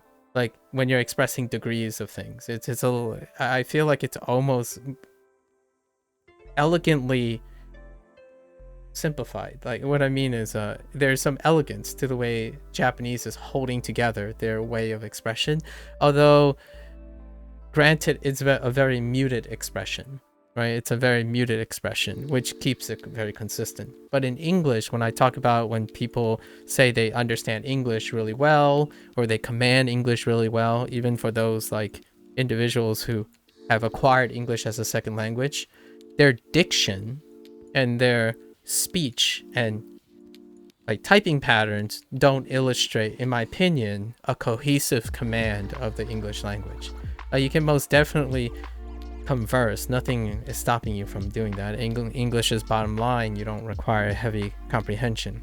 However, for example, like what makes pirate software, what makes Thor, I'm not going to refer to myself because I can't be an accurate critic for myself, but what makes Thor, when I listen to him and how he frames his sentences and his word choices, it ultimately, he could say something incredibly controversial, at the same time elicit a motivational and encouraging form of feeling, and that's often intuited by English speakers and acquired English speakers as well. However, when those individuals go to communicate, it's not the same effect, and that is what I mean ultimately by, yeah, sure, English, lots of people can pick up English, but to be an effective English speaker and a communicator, not for like hobbies and bottom line pragmatism, to be an effective public speaker and communicator or teacher using English language, it can be very advantageous to type very positively while being really critical about something. So you can sound like you really, really critical about a review, but at the same time, you're not sounding like an emotional vendetta against the thing. And that deals with English diction. But I rarely ever see that, except for those who become viral.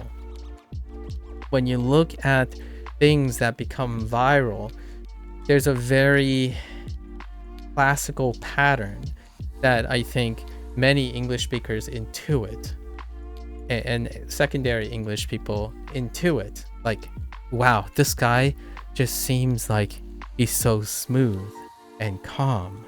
Like, I could just listen to him talk for days. But what is it about it? I mean, I get it. His voice is lower. Maybe his cadence is changing. Maybe it's the pitch and the amount of emphasis. It's also the choices that you make in your English diction. How do you sound more intellectually sophisticated, right? How do you sound more pompous? I mean, I do that unintentionally all the time, and I think my English is above average, but I still come off as pompous and arrogant a lot of times, right? And that's coming with the awareness that my verbosity increases as I'm digressing even further and not helping with my half day. All right, back to focusing on task. Thanks, Lotus. Thanks that the great thing about Twitch chat is if no one types anything, I keep looking over at Twitch chat and all it is Lotus constantly forever reminding me, you wanted a half day. Okay. All right. Is this the first lesson? Are we still on the first oh no, I think we're still on the first lesson. Hi, San. Okay, we're getting back on track. 7時 Shiji, oh my gosh. Oh, and oh man, Chi and G next to each other.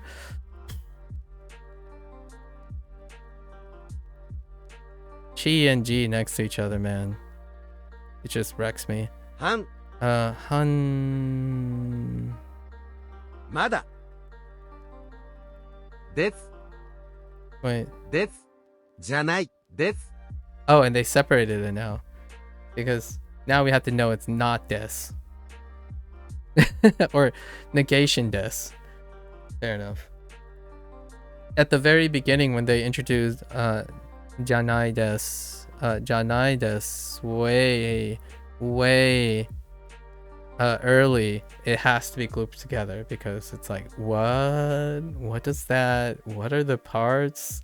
You could hear the des, but I was like, okay. Kai-san, mada, yeah, Kai-san, mada, 7時, 7時半じゃないです. I think. Yes. Okay. I don't want to get up.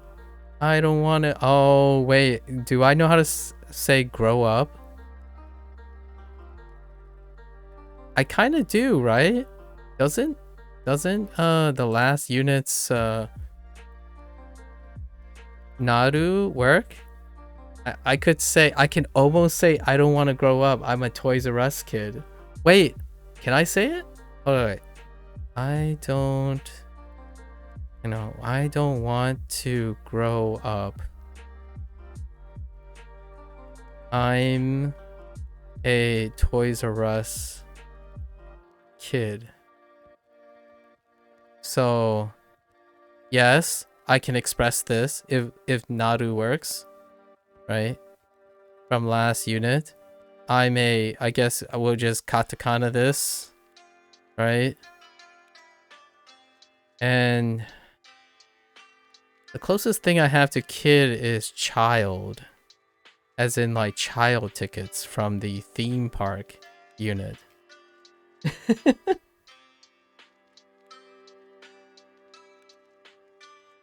Right? Yeah, like the admissions fee. Oh, but it's probably not that word, right?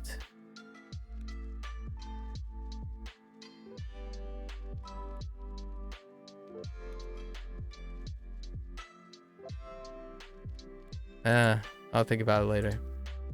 I've been listening to jingles for a while now, and it's kind of fun. I was gonna try to like use jingles to remember regular use phrases. What was this? Get up. So they used okitaku takunai desu, right? です Okitakunai desu. Okitakunai desu.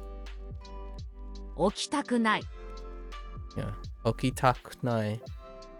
Okitakunai desu. Okay. I finished my first lesson of the day. It only took 2 hours.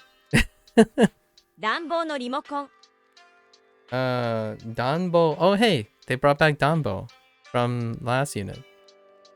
Oh, no, 2 units ago. Because now every... Danbo, oh, what? Oh, hey, it's the second one with Mo in katakana. It's the second katakana word with Mo in it. Remocon is remote. Oh. Oh, interesting. 暖房のリモコン Remocon. Remote something. リモコン Oh, as in controller. Okay, remocon.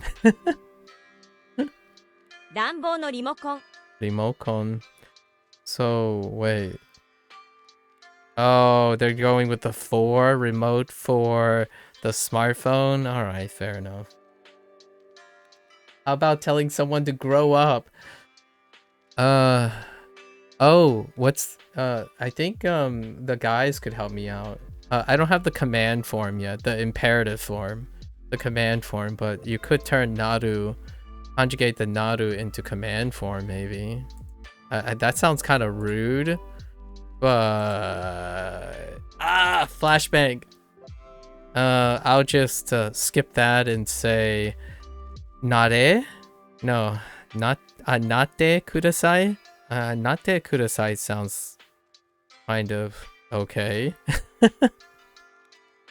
It's a bit polite. I don't know. Nate kudasai. Kudasai sounds... It's like saying please grow up. Humbly and respectfully, please grow up. I don't know if I've ever grown. I think I'm de-aging over time. My mental age has shrunk. I'm going to tell you now. If you met me over 17 years ago, I would sound like a 60-year-old guy who's ready to retire and thinking that have the next 10 years planned to make millions of dollars and then retire early and then start a family and etc. 20 years ago. Like I really did not enjoy life when I was my early years. It's a very classic cliche second gen story. You grow up, you hit the ground running because your parents popped you out and your parents been working day and night to keep food on the table and give you all the privileges possible. They work 13 hours a day every single day of your adolescent life, and after 18 years you leave the nest and you're responsible for cramming like 30 years of career and getting super started within the next 7 years out of the nest. And by age 25 you're ready to be a very handsome suitor for an eligible, you'll become a very eligible bachelor because you worked really hard. Then you start a family immediately after that, right? And the rest is history. Yeah, that was my operating perspective before I hit 30. Before I hit 30. And you know what, reasonably I think 60% of that came true for my family, and now my parents are more focusing on the other 40%. Today's Mother's Day, but it's still Mother's Day where I am, American Mother's Day. So today's American's Mother's Day, and you bet your pretty pennies or whatever type of currency you're using that we had a discussion about my lack of a personal relationship. Yeah, it's not just felt in Korea or Japanese or Chinese. the culture, the Chinese culture, the Japanese culture, and the Korean culture, the Asian culture, a lot of times, especially in those three countries, they ripple still in wherever they go. Like diaspora from those countries, that's it still weighs and conditions yourself to be that the same in the end. So do I want one?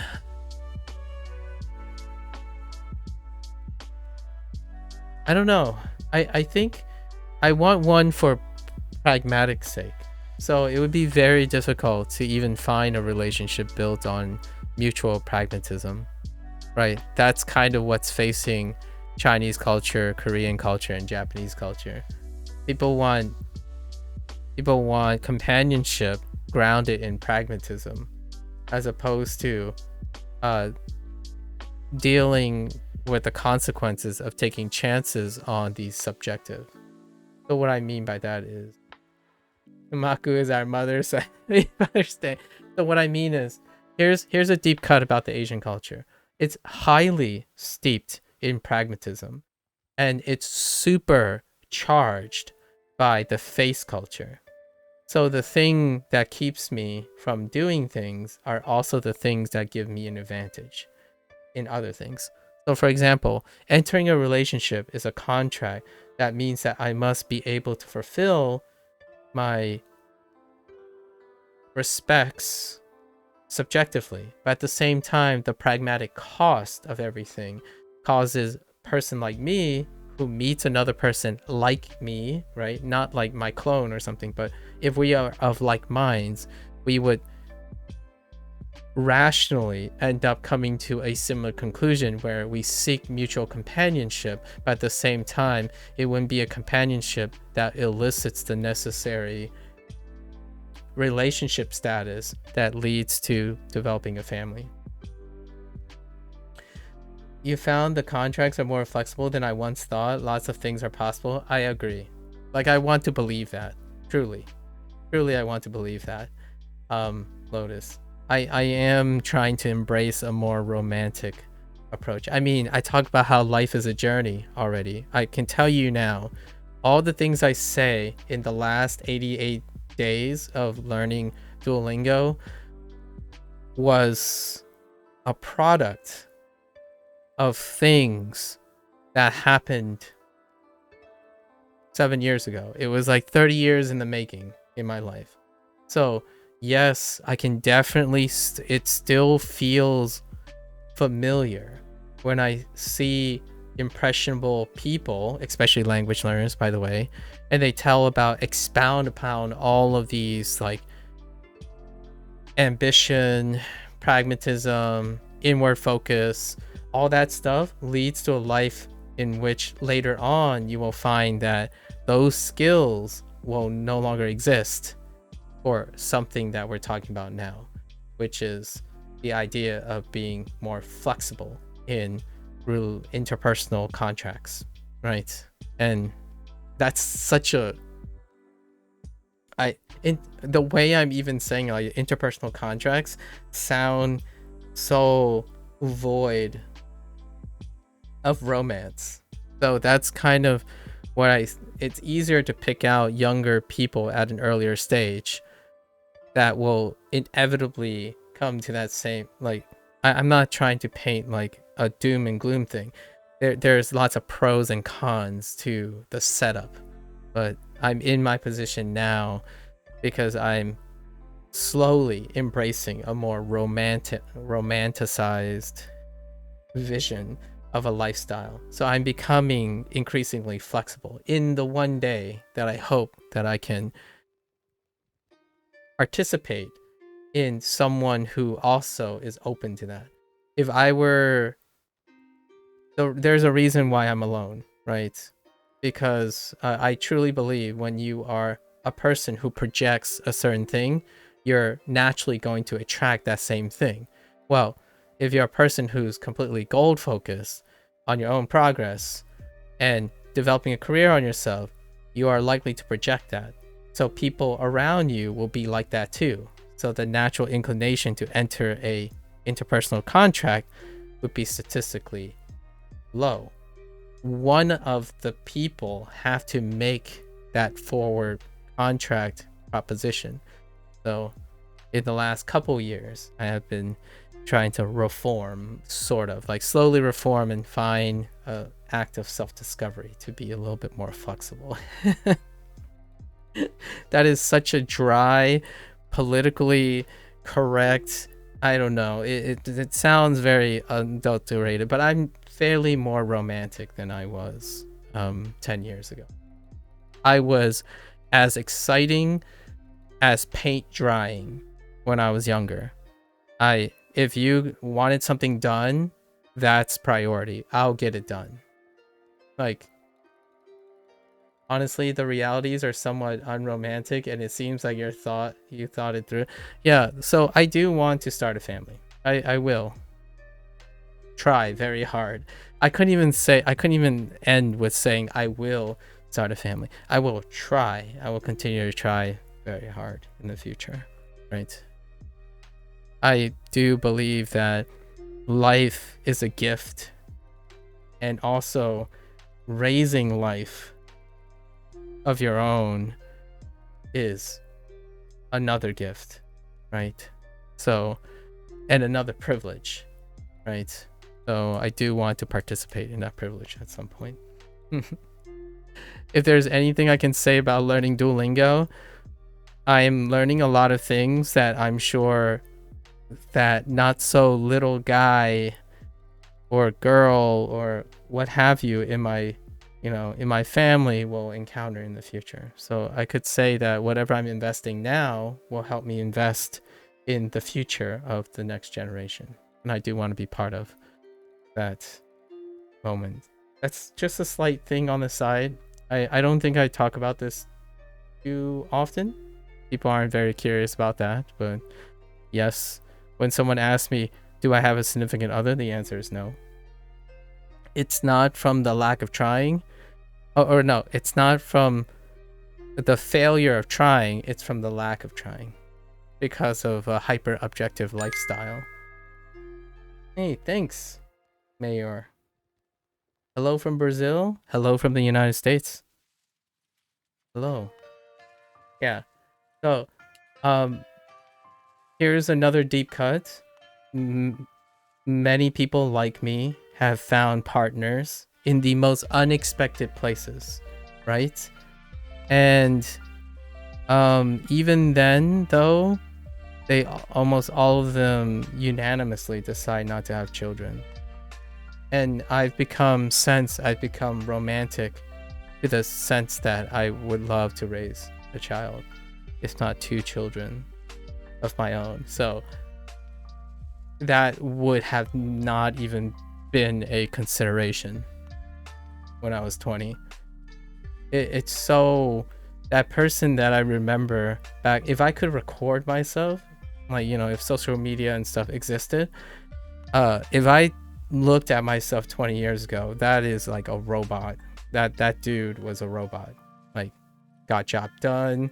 Like, you crank out so many skills, you crank out like things just get cranked out. But it was completely muted.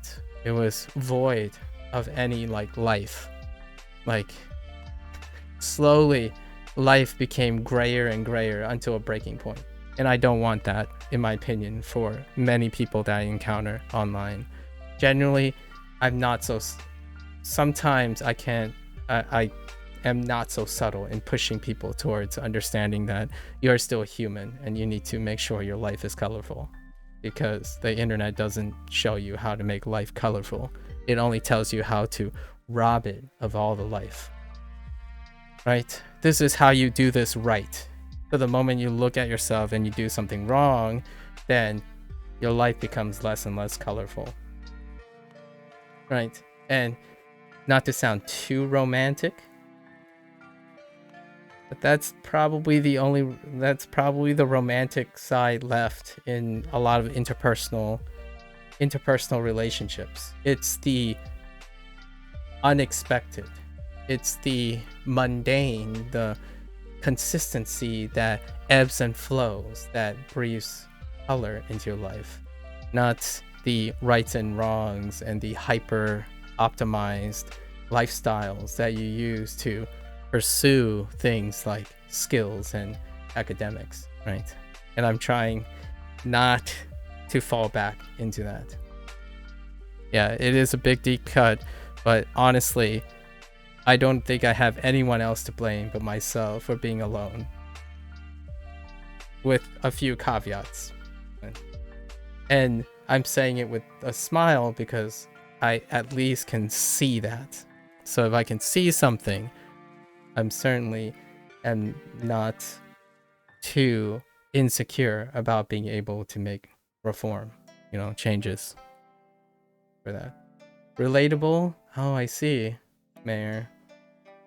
Well, I do hope everyone finds companionship at some point, in any shape or form. Right? Loving families, loving friends, significant other. That's kind of the thing, right? That's a life's privilege. Gotta aim for that, in my opinion.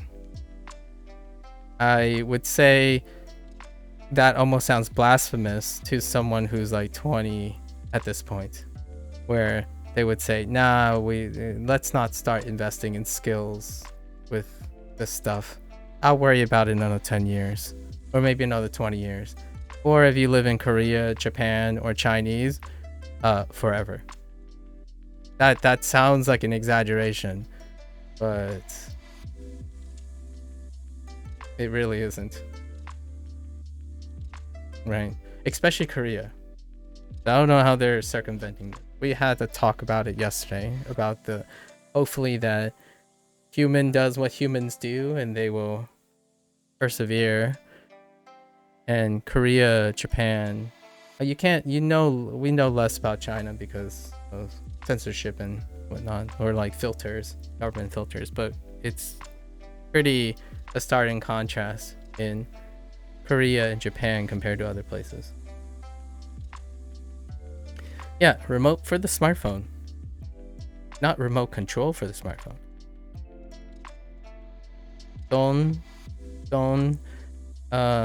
Danbo and coal, right? It's heater. 暖房 I put smartphone, it's heat. Oh, okay, all right. We gotta focus. We can't do that. I even. All right. We gotta focus now. Atsui. 暑い Okay, atsui desu. What do we got? I don't want to hear it. I don't want to hear it. I got so caught up in hoping all of you little goobers out there doing well.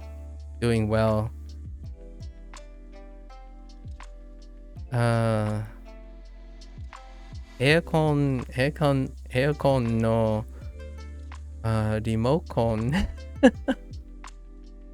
remote wa dou desu ka? Doko desu ka?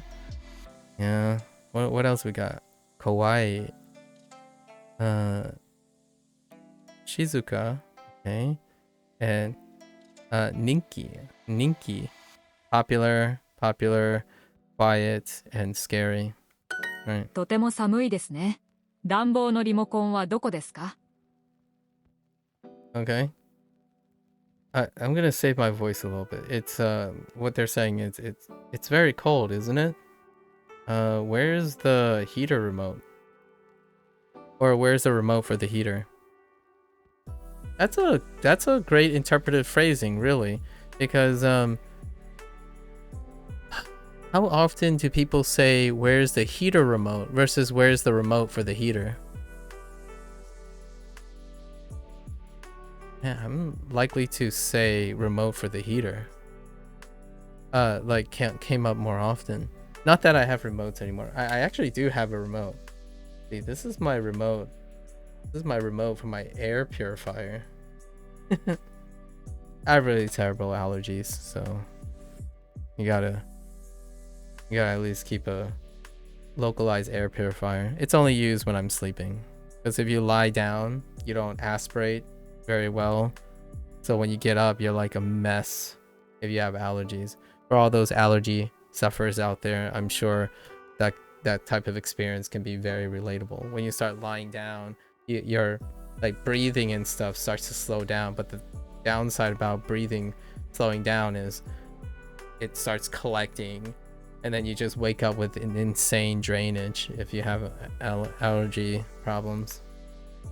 And it takes like the first 30 minutes of your day every day to start like aspirating again, so that get all that drainage out. Sorry for the vivid imagery. Okay, so where is the remote? Wait,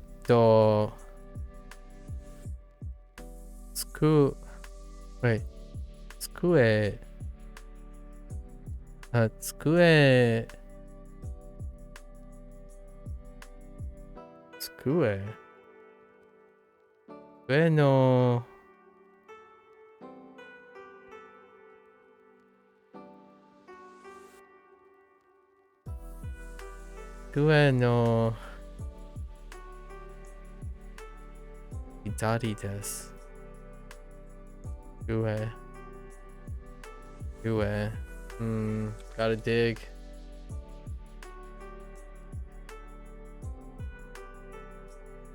Oh, yes, desk. It's to the left. It's to the left of the desk. I'm also learning Japanese, but I have just started. I guess that's why my YouTube algorithm recommended your channel. A nice recommend. Oh, well, welcome. How are you with English, by the way? Since you're from Brazil, I'm sure you're multilingual, right? I imagine Brazilian Portuguese and Brazilian as well, along with English, possibly even Spanish, maybe. And then you have an interest in Japanese. Welcome to... Were you watching Japanese things?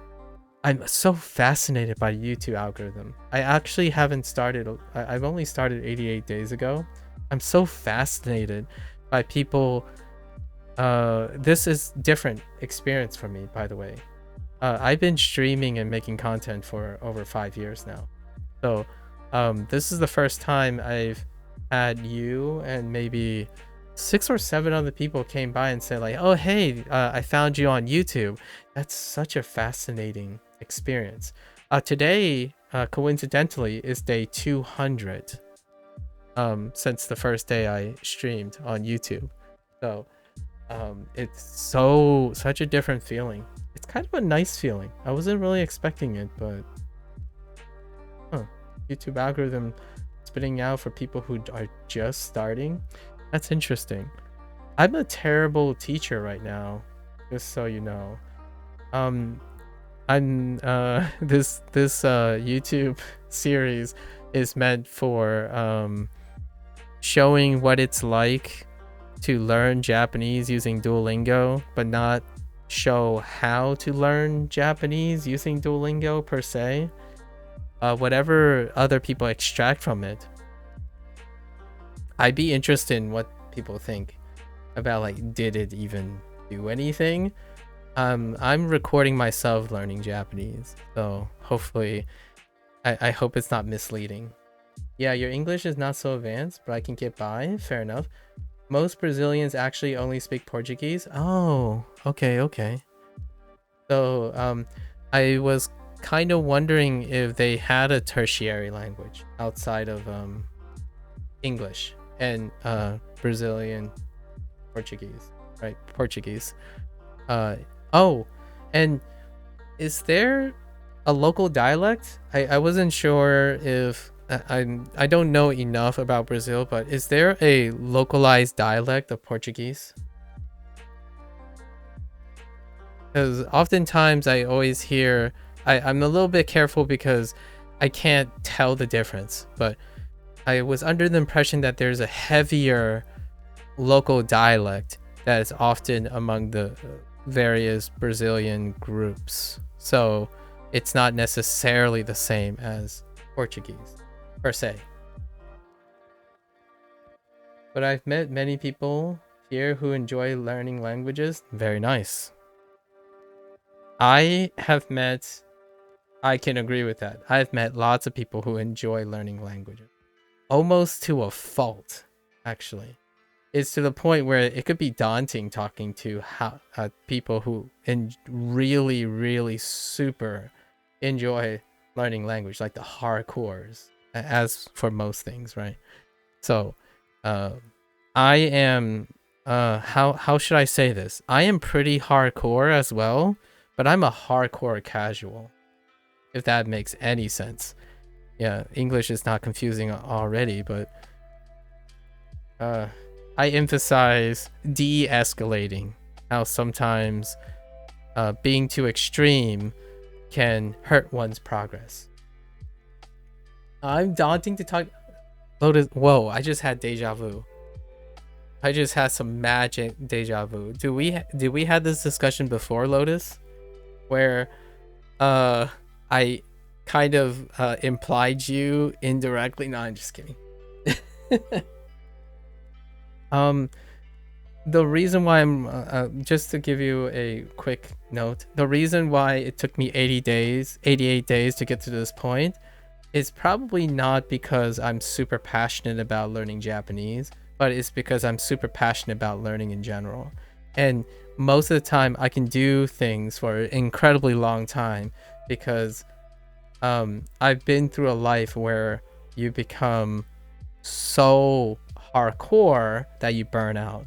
So most of the time, if you can probably catch up to me in a matter of a month, I would say. But half the time I'm spending is to build social links and to make myself happy, as in enjoy doing this stuff. So hopefully I don't misrepresent people or like misdirect people thinking that you're going to learn instructions from me. Generally, I don't typically offer instructions. I like to use myself as an observational specimen. So maybe one day you get inspired off something, and that'd be cool. I would love to hear one day, in my most romantic setting of myself, is that someone said, oh yeah, you know what? Just because I saw you doing this for 50 days in your own special way, I decided to develop my own special way to do it in 50 plus days and so on. That would be incredible. That would be probably the highest, most wholesome compliment I could ever imagine receiving. Indirectly, obviously. I don't know if we can call it a dialect, but we have, we have different accents in various different parts of Brazil, and they can vary a lot from Portuguese of Portugal. Okay. I wanted to clarify that because people were, I've met quite a few already who likes to call it Brazilian Portuguese because of the accental and potentially dialectal hardness, like nuance between Portugal Portuguese and Brazilian Portuguese. I've had the opportunity to meet a lot because I play a lot of video games on NA side. I'm from the United States. Sorry, I just want to emphasize that. So we have the same time zones, and oftentimes when you're playing multiplayer games, right, massive multiplayer games, I am more likely to encounter a Brazilian Portuguese speaker than a Portugal Portuguese speaker. And I'm all about the details, right? I wouldn't be learning Japanese otherwise, I suppose. I guess English and Spanish are the most spoken language here after Portuguese. Ah, okay. Fair enough. Yeah, I guess at Portuguese, that's how I get myself into trouble all the time, Mayor. I guess at Portuguese because I read enough Spanish to be like, I'm so sorry, but this is, I'm so sorry I can't read Brazilian Portuguese, but I can guess what you're saying and then ask if they speak English, right? Or like if they're okay with using English, and that's kind of where it goes. I don't know any Portuguese, so but let's not even go there. But yes, I'm glad your English is fantastic, in my opinion. So, not advanced. I'm not sure about that, my friend. So, how are you learning Japanese, by the way? Mayor. Mayor.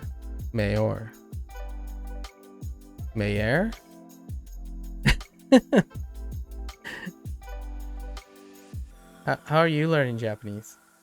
Obviously, I don't rest on the assumption that we would have similar approaches. I don't think there is anyone that I've met up to this point that have approached language learning the same way. Yeah, I haven't met anyone who's approached language learning the same way, which makes it both fun and incredibly daunting at the same time. If you're like Lotus, talking to Lotus, he's like a hardcore like bookworm. He's like the master of the universe, so sometimes it's really daunting to talk to him. Just kidding, Lotus. Sorry. You're the one that brought it up, okay? It's not my problem. It's your problem now. Okay. Tsukue no hidari desu. Okay. もっと寝たいです。 Motto netai desu.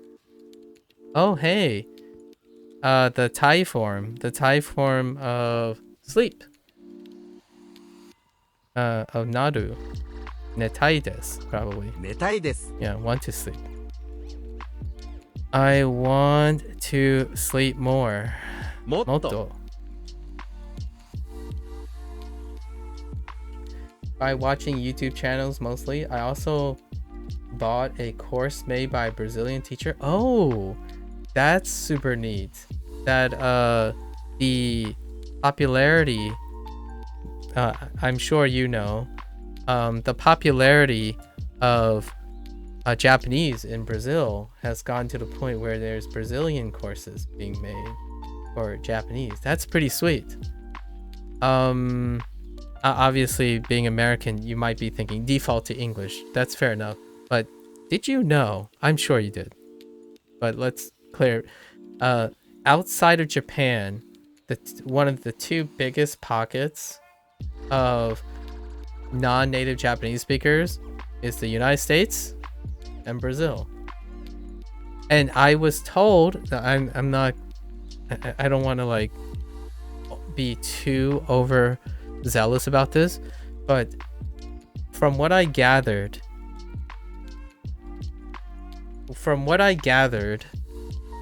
I was told from experience, like my impressions is that Brazilians, your background, however you grow up in your linguistics and sound production, actually have a fairly clear advantage for Japanese. No pressure though, no pressure, but clear advantage over American English speakers. However, I'm also not, I also don't only speak American English. So I just happen to be in the minority, the 5%. And perhaps that's a big disclaimer for other people, right? So maybe. I hope your Japanese journey demonstrates how well your language participates in Japanese. I like learning other languages in the context of all the other languages that I know. That's how I keep myself incredibly enthusiastic and motivated. I don't know how you're approaching it. However, I think there's plenty of, even from my understanding, my outside understanding, there's plenty of fun overlaps, like in specific things between Brazilian Portuguese and Japanese, which at least that's what people tell me. When I watch a lot of interviews of people who acquire Japanese as a second language, and there are quite a handful of people who speak Portuguese and Spanish, but more so Portuguese. Coincidentally or not, I don't actually know how coincidental that is. A high five to the we can as a group, right? As a group, the United States contribute, as of like 2021, contributes like 0.1%, and Brazil also contributes approximately 0.1% to the non-native Japanese speakers. And then the rest, 99.9 is in Japan. However, the rest, like 0.09, is everyone else. Sorry, it's 99.8, or at 99 point, like it's a little bit low. It's like 99.5, and then like the 0.4 is among everything else. But yeah, the vast majority of people are still in Japan. So interesting, right? I mean, Japanese culture is so widely influential now, yet there's something about the language. There's just something about the language, I can't wait till you get to katakana, when you start learning like borrowed words. I think that's such a thrilling, fun, and discomforting and disconcerting all at the same time, when you learn things like ice cream, like ice creamu, and right, what did we got today? It was I'm gonna trigger Lotus. Aramu. Aramu. Yeah, I'm just a beginner, but I've been finding Japanese pretty easy to learn, easier than Portuguese. Oh, that's interesting. Huh. Well, there you go. Actually, that's kind of the sentiment that I heard from another interview, from coincidentally or not, from another interviewer. Yeah. What do I think about Japanese? I don't know if it's harder or easier, because my life, I am usually always in this state where I don't exactly know everything that I'm saying. So I'm constantly in the same state in which I'm not always certain how I'm expressing something in language. So I'm always in a constant state of learning a language. So rarely do I ever think something is hard or easy when it comes to language. The reason why I say this is, in the United States, most people stop actively learning English once they graduate from high school. However, because of my background, I've been actively learning English since day one.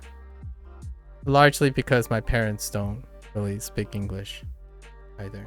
I'm always in this state of thinking in two different languages. So I don't know if Japanese is hard or easier. It just is. I can do this all the time. Like, it's a natural state of always having two languages in your head, at least two languages in your head every single time. So instead of having that feeling when someone says, man, it's so exhausting to think, first you have to translate, then you have to switch the grammar structure. So I'm always doing that. It's every single day of my life. So it's kind of a weird perspective shift when I can't relate very well to the people who find swapping grammar and thinking about pronouncing things differently exhausting, if not fun and encouraging. Yeah, I usually think it's a very positive thing. And that makes me more motivated because you feel like you're improving. Excellent. I would love to hear, as you're learning, specific words in Japanese or phrases in Japanese that you really, really enjoy. if you ever have time, you know, like I'm guessing we're in a similar time zone. So I always challenge someone who maybe, 2 weeks, 3 weeks, or however long they got, stop by, tell me what a particular fun phrase or thing that they learned about whatever language they're doing. And if it's Japanese, maybe I know it or maybe I don't, and it would be a really fun way of celebrating the language while interacting with other language learners. I've done that for the last 88 days, and I honestly would not exchange any of my extra time that I would gain in exchange for those conversations. Those discussions will paint your entire experience, your legacy, if you will, of learning a language. And I think it's incredibly invaluable and priceless. Speaking of Japanese, do you watch anime? Because it would save a lot of explainer if you're an anime fan and you happen to watch the show Korean, because it was all the rage in the last year, like couple months, and that is the message I'm trying to send to people about language learning. If you happen to watch anime, obviously I'm not presuming, well, I'm sort of strongly presuming, but not assuming that's the case. Korean it's a great swan song for the feeling that I want people to have. It's about the journey, the friends you make along the way, and the legacy you pass on through interacting with other people while learning. Legacy preserves the self, not self-indulgence and self-affirmation a lot of times.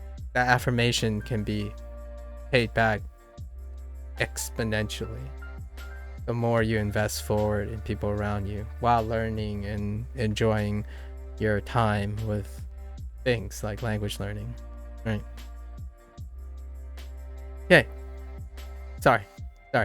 Gotta go a little bit deep. I like to end with somewhat of a sentimental thing before I refocus. I think I've decided that I'm only going to do 5 lessons today. Okay, maybe not. Let's find out.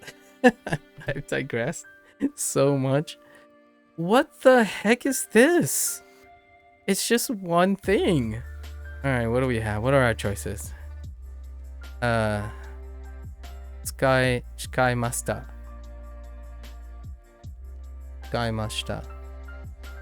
Oh, there it is. Tsukare mashita. 疲れました Tsukaremashita. Oh, I guess they're really challenging, huh? Kakarimashita and magarimashita. Magarimashita is turn, to turn, or turned. Oh, wait. Maybe it's referring to an alternative meaning here.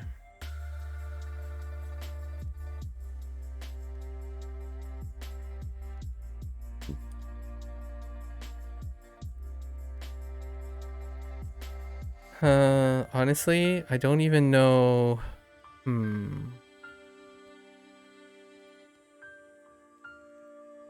Is there an alternative meaning to this?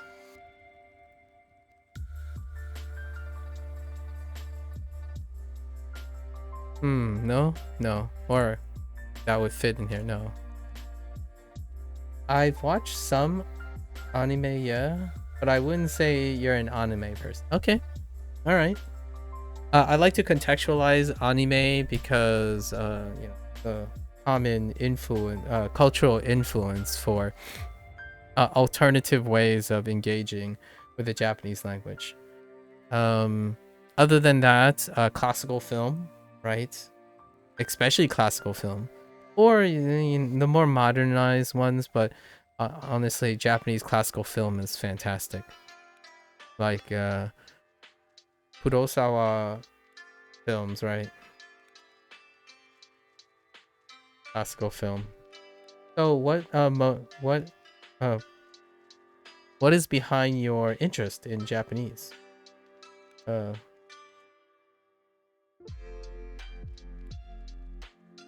Yeah. I don't know what I was gonna say. I kind of lost my train of thought there. Now, what motivates you? So I'm tired. Moto netaimasu. Okay, and I want to sleep more. That's basically what this is saying. 今日はたくさん寝たいです。 What's my favorite local Japanese store? Regrettably, I don't have a local favorite. I don't have a local Japanese store, unfortunately.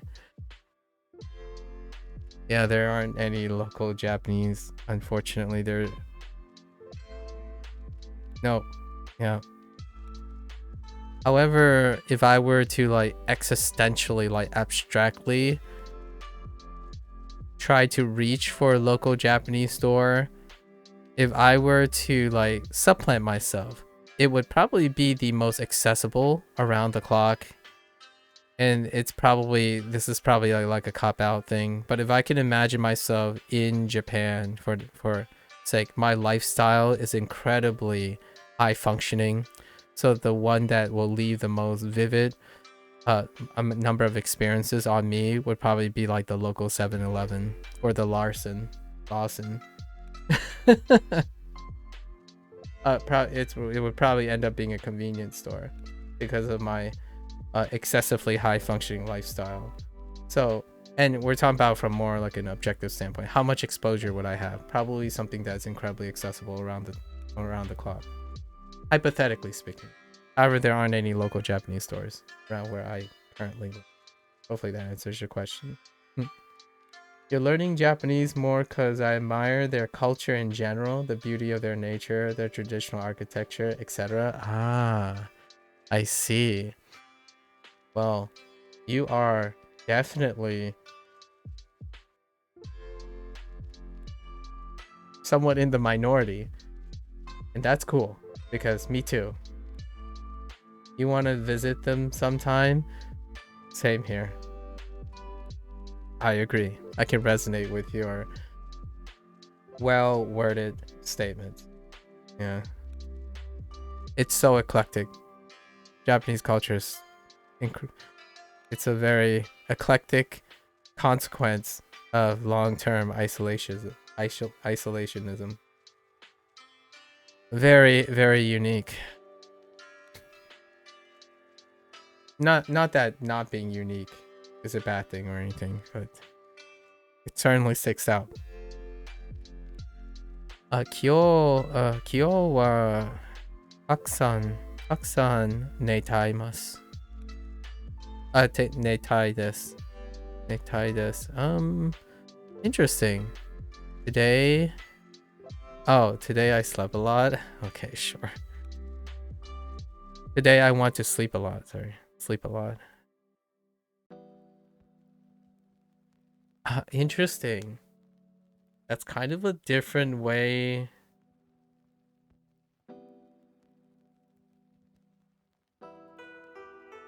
Huh.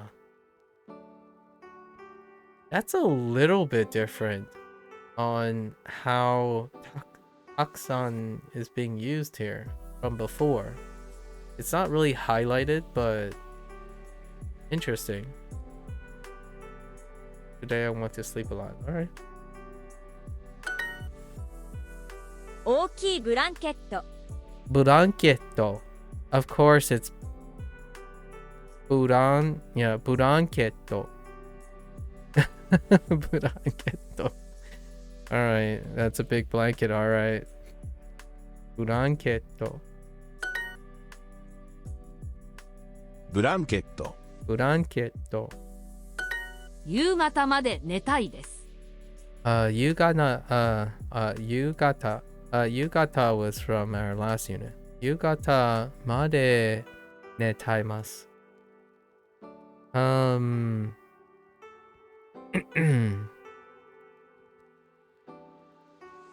I want to sleep until the evening. Made? まで。 Yes. I want to sleep until evening. can't relate. I can't really relate. I have such a horrible time sleeping. I can only relate when I'm incredibly mentally exhausted and physically exhausted. But generally, I sleep because my physical body is being a pep.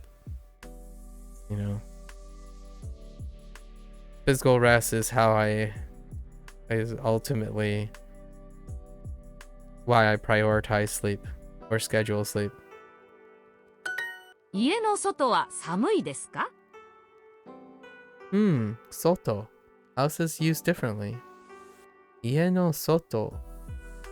Oh, it's using it as a position. Yeah, it's as a relative position as opposed to a like a destination before. Or like strictly a topic, I suppose. It's still part of the topic, but I see. Okay. So, 部屋の外は寒いですか? Okay.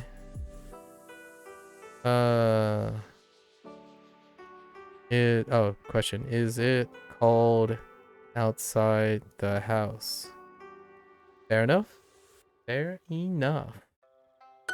はい、部屋の外はもっと寒いです。 Okay. はい、Hi. Wait. Heya. 部屋 Heya のの外外ははもっもっと寒い寒いです。です。I think that's what I heard. はい、部屋の外はもっと寒いです。 Yes, it is colder outside the room. Right? It is colder outside the room. 今、 And- 布団の外は寒いです。 And they use contractions all the time. When I'm reading something, I usually don't use contractions in English. So it's actually a bit of a struggle for me. Whenever I'm like saying it's, and I'm like, wait, where's is? Every time I like pull it's, I'm like, I say it's in my head, but I keep forgetting that it is it's, right? Okay. 今布団の What? 今布団の外は Wait. Oh, okay. I get what that's saying, but that's okay. Okay. 今布団の外は寒いです. Sure. I guess. I guess that's the same as like saying being outside the bed is cold. Yeah. Sure. It's cold outside the futon now. Yeah. 今布団の外は寒いです。ベッドから出たくないです。Excuse me? ベッドから OK からで OK sure たくないです。Wait a minute. Wait. 出たくないです。 Oh no. Okay. 出たくないです。 Oh, it's not that. Okay. から Okay. 出たくないです。 Yeah, からでたくないです。出 Right? たくないです。から Oh. Interesting. Oh, okay. Out of okay. 出たくないです。 Oh, and then it's de takunai desu.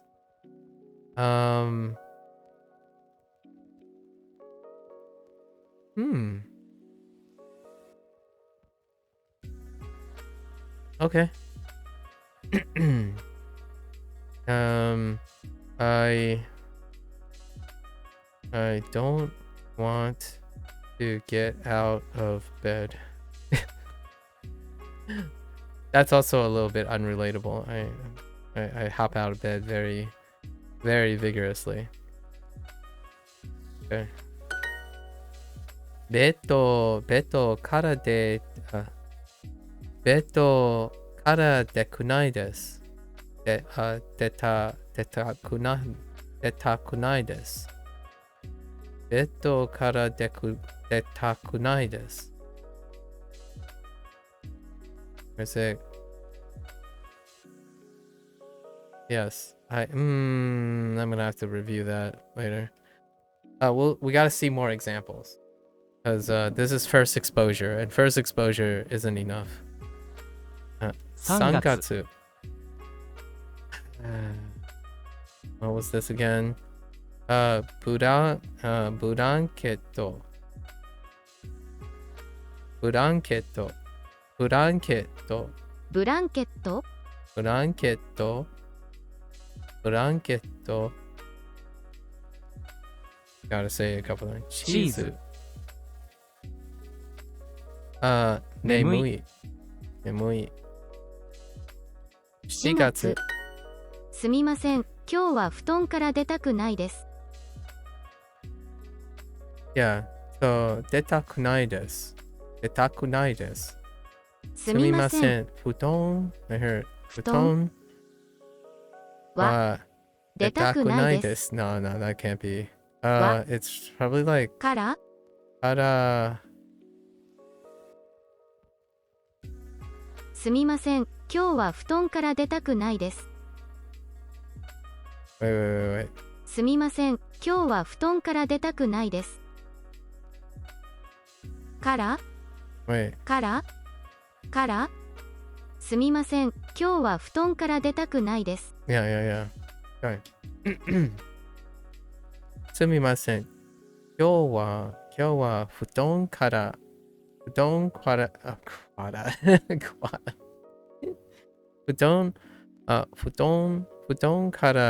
出たくないです。出たくないです。出たくないです。出たくないです。出たくないです。すみません。今日は布団から出たくないです。So, sorry. I don't want to. Today, I don't want to get out of. I don't want to get out of the futon. Or I don't want to get out of the futon today. That's fair enough. 明日までベッドから出たくないです。These are phrases that I'm kind of curious if I'm gonna hear when I'm watching slice of life anime because of people always refusing to get out of bed or out of the futon or start the day. Personally, I probably wouldn't use these phrases too often, but I would probably hear those phrases. I get out of bed pretty vigorously, actually. A lot of times, I gauge if I'm rested and I pop right out of bed. Ashita. And a lot of times people would say things like, oh yeah, but if it's in the winter season, it's so cold to get out.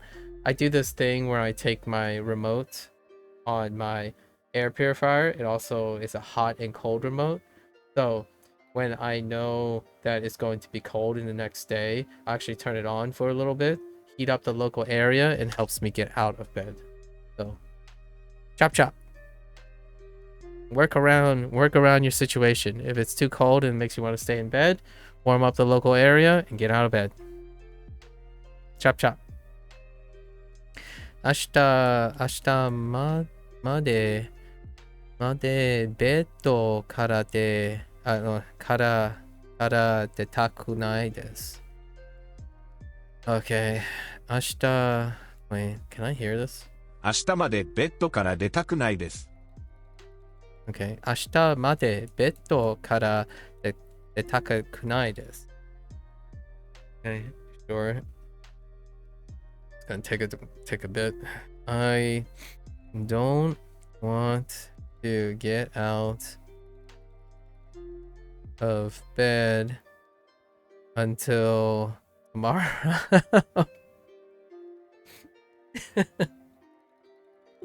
It didn't dawn on me what the phrase was saying until I'm like, oh yeah, that is what that says. I sometimes I'm just like, yeah, okay. I mean, if you don't want to get out until tomorrow, that's fine.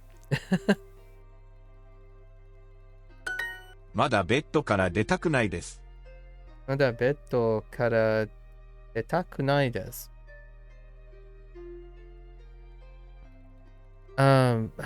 Mada, this part, oh, I see what they're doing. They're toggling between madas. まだ Yeah, they're toggling between mada usages. Interesting. So now I don't want to get out of bed yet. Okay, I see what you're doing, Duo. Fair enough. 暖房のリモコン Oh, right. I don't want to talk about this. I was so distracted. I wrote remote for the smartphone. Danbo. Okay. Alright. It's fine. Let's get it. Wait, I'm pretty sure I had banana before. Oh, I had choco banana. Oh, this feels like Chizu all over again. I'm getting cheesed. This doesn't count as a new word. Come on. The last unit they typically introduce like one food item each time, and they had to stick in at least one food item, right? I think the vast majority of units had some food item. They stuck chizu in the last unit, but we had like oh wait, do we have cheesecake? Oh, maybe we haven't gotten cheesecake. Chizu keiki? Ah, you know what? Maybe chizu was new, but definitely not banana. Choco banana was totally a theme park unit's vocabulary.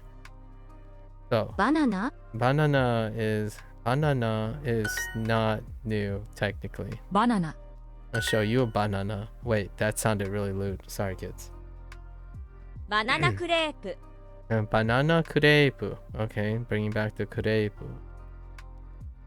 Alright. 午前3時に寝ました。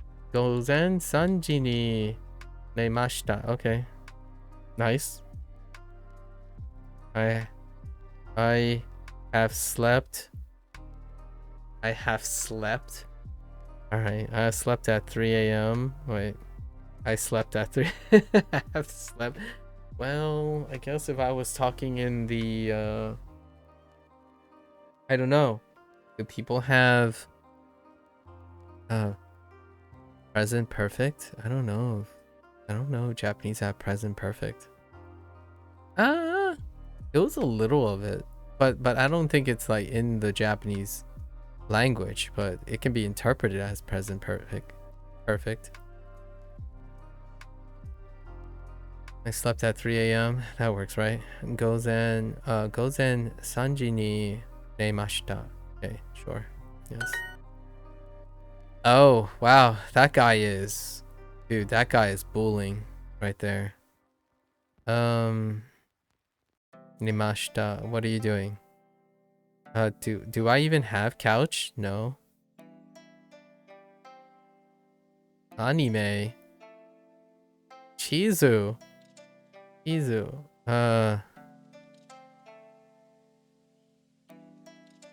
Sofa? I don't think I have sofa. No. ソファ I don't have sofa. No way. This is a new word. No way. I'm confident I don't have sofa. No. Duolingo, don't even at me. Unless it's in the 5% that I don't remember. I don't have sofa. The heck with you. No sofa. But it's fine. Sofa de nemashita. Sure.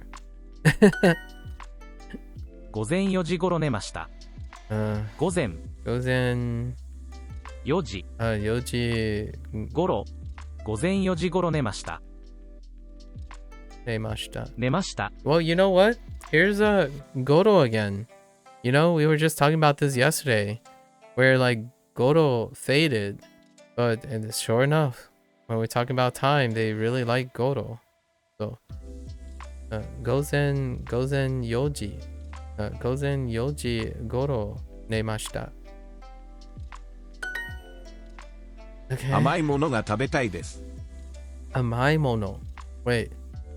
Oh, okay. Amai mono. Ooh, that's kind of weird looking. Amai mono ga tabetai desu. Wait, why is this new? Have I not had tabetai this before? Could have sworn they had tabetai. Like taberu in the Thai form. Okay.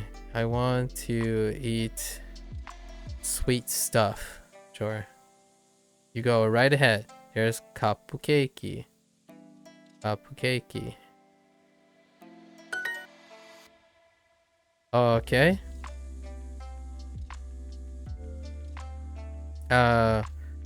What is that? What are you guys calling that? We have chocolate. Chocolate works if there's chocolate. Yes. チョコレート Chocolate works. Chocolate が食べたいです。Yeah. 食べたいです。I don't think I've said that before. Like, produce 食べたいです。It sounds alien to my voice. いちごのカップケーキが食べたいです。いちごのカップケーキが食べたいです。Okay. I want to inhale the strawberry cupcakes. No. Strawberry cupcakes. I mean, you could technically put the in, but fair enough. 部屋でゆっくりしたいです。部屋でゆっくりしたいです。Oh. Oh.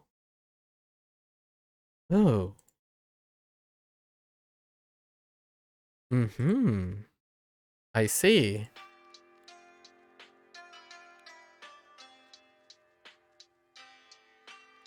Wow. That works out, really. Huh. Yukuri shimasu was introduced like only once before, and it was about relaxing at a cafe. It was dealing with like vacationing. It was usually dealing with the hotels too, but so I want to relax in the room, sure, right? 部屋でゆっくりしたいです。ゆっくりしたいです。ゆっくりしたいです。Okay. 今日はうちでゆっくりしたいです。 Okay, really leaning on it. 今日は where are we? 今日はうちでゆっくりしたいです。 At home, sure. で、今日はうちでゆっくりしたいです。ゆっくりしたいです。ゆっくりしたいです。12時までベッドでゆっくりしたいです。Yeah, that's definitely leaning in while doing all the other extra vocabulary. 12時までベッドでゆっくりしたいです。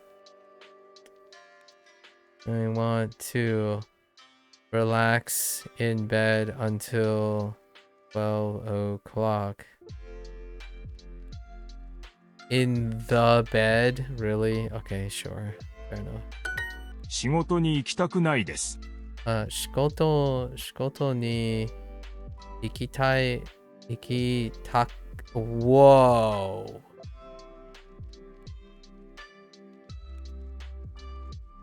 Okay, I'm starting to get it. This is the second this is the second predicate into a negation like this. Interesting. And now I'm starting to wonder.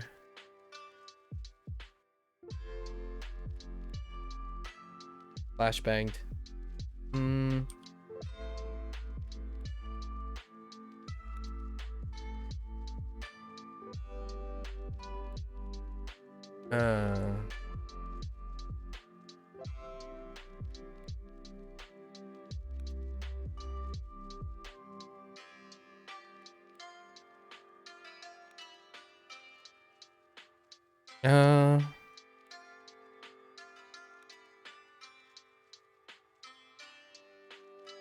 Okay. Okay, all right. 1 second. I really need to go to the bathroom. I'll be right back.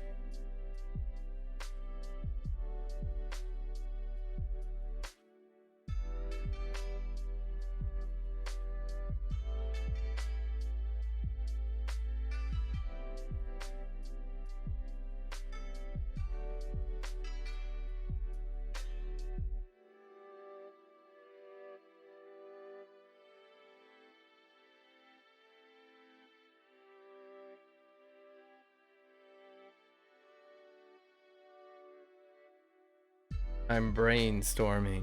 I brainstormed while I emptied 300 mils. Okay, let me think about this. Shikoto ni. So yeah. Iki, interesting. Iki takunai desu. So much like the other one, I see. So I mean, holds true still.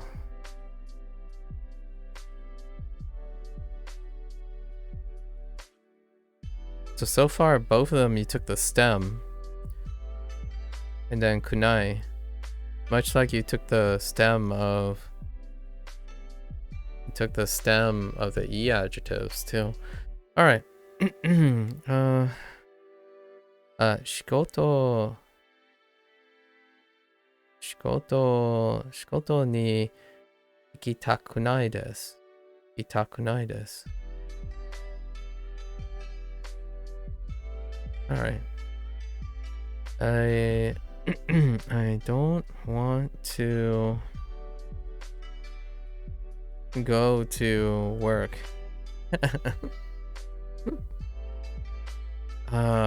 Duo, you're not supposed to teach these phrases to people. No, I'm just kidding. If there's anything that is poetic about this phrase is we already had a long discussion about, I guess, my foreigner's perspective on the Japanese work culture, but by extension I also am very familiar with incredibly heavy, pragmatic, dominant Asian work culture, Asian influence work culture, and I don't want to go to work. That is definitely a phrase that I'm all too not familiar with. Although, what I mean is from myself, like producing, but I am quite familiar with it through the exchange with others. 仕事に行きたくないです。行きたくないです。行きたくないです。仕事に行きたくないです。Yeah, 行きたくないです。行きたくないです。午前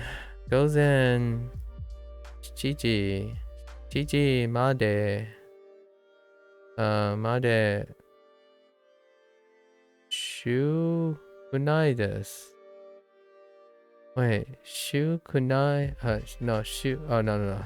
宿題 I like 宿題宿題をしました Sure 宿題をしました It's hard to read broken 友達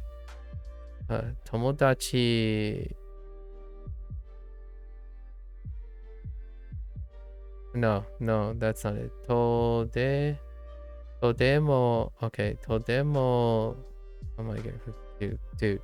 とても疲れました。いや、疲れました。Something に行きたくないです。I don't want to go to what? To school? 学校 What do we have? Miso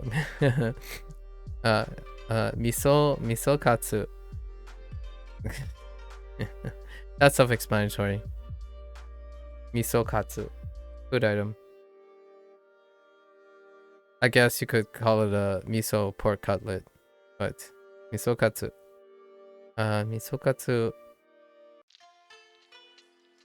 Donuts. Self-explanatory. And then kutsushita.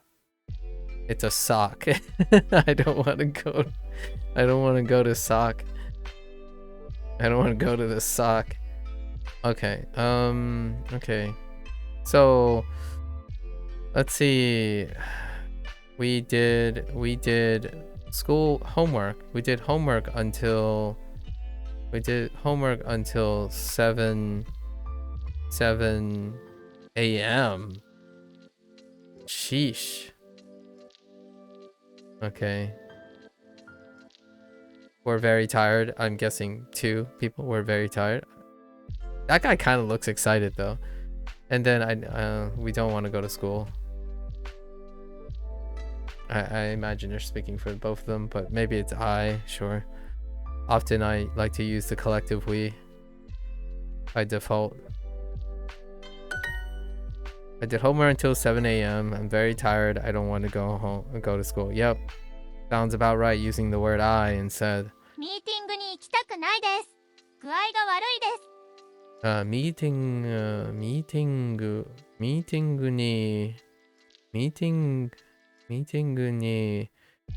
きたくないです。具合が悪いです。Ooh, that's not bad. That's not good. I don't want to go to the meeting. I'm feeling sick. So... はい。4年生です。Sorry. 大丈夫ですか? Yeah, okay. Sure. Are you okay? 大丈夫ですか? I don't want to go to class. I don't want to grow up. I'm a toy star. Sorry. Okay. Jugyo, Jugyo, Jugyo, 授業 Jugyo Ni. ni go to class? Okay. Ikitakunai desu. 行きたくです。 Okay, sure. You don't want to go class, sure. I've heard that before. Pankeki. Wait, is that how that works? Oh yeah, pankeki, yeah. Banana. No, at all. Okay. Banana, pankeki. Pankeki. Ga abe tai desu? Sure, I guess they want to swap it up. Oh, that's interesting. Ga for the I see. Oh, it's the oh, I see why they went with ga there. Okay. バナナ、パンケーキが I actually not quite sure 食べたい about で the す。 no here over here, but okay. Yeah. Tabetai desu. And then now they're contrasting between the Thai form and ooh, and you can line them up too. 食べたくないです。 Oh, you can line them up. Uh-huh. Oh, okay. All right. 食べたくないです。 All right, Duolingo. I'm following you. I'm following along. Convenient. Okay. 寝坊しました。 Nebo shimashita. Wait, nebo. 寝坊しました。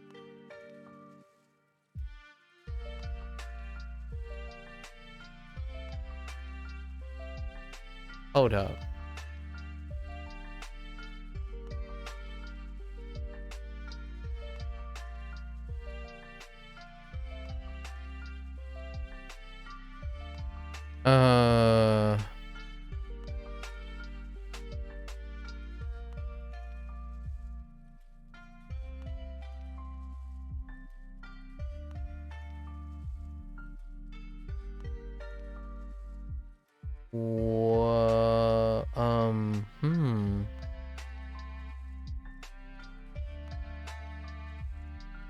Oh, interesting.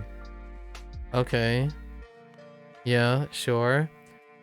I was kind of curious. I'm what I'm looking at. Obviously, it's not on screen. Is I was curious if there's. This is obviously a sudo thing, but I was curious what how it relates to the predicate to oversleep. It's kind of sort of. No, it's not really that close. So yeah, nebo and then shimashita. Nebo shimashita. I overslept. To sleep, to oversleep.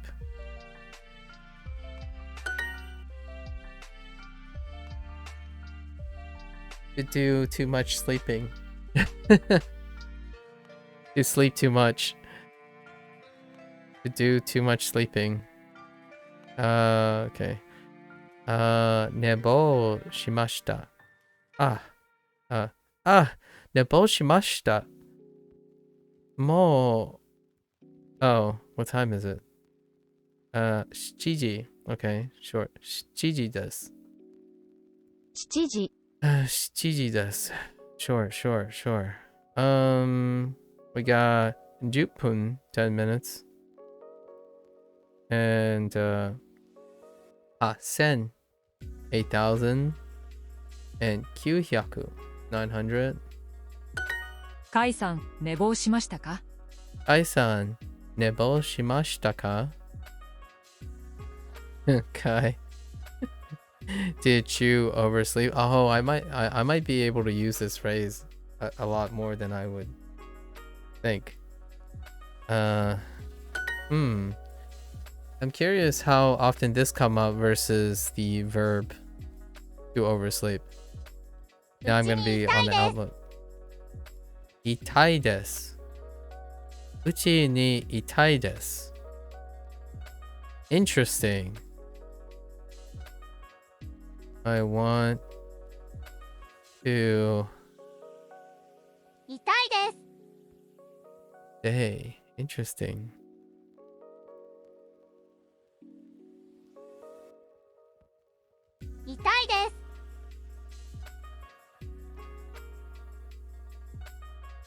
Okay, now I have. Oh man, this. I'm gonna take this slowly because I have so many questions. This is probably um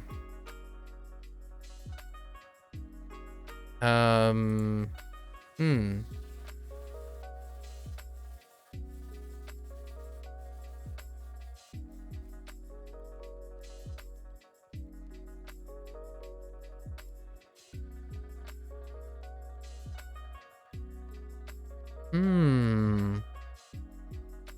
Yeah, I don't know. I'm not sure about this one either. There's so many I'm not sures. Huh. Itai desu.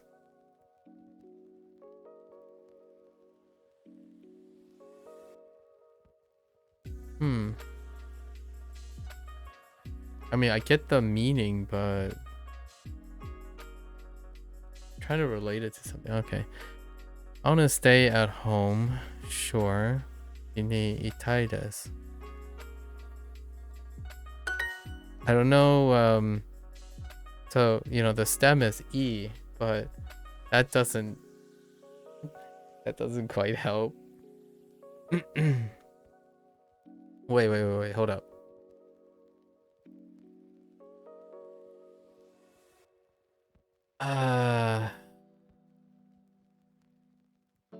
Oh, okay. It is Iru. Yeah, it is Iru.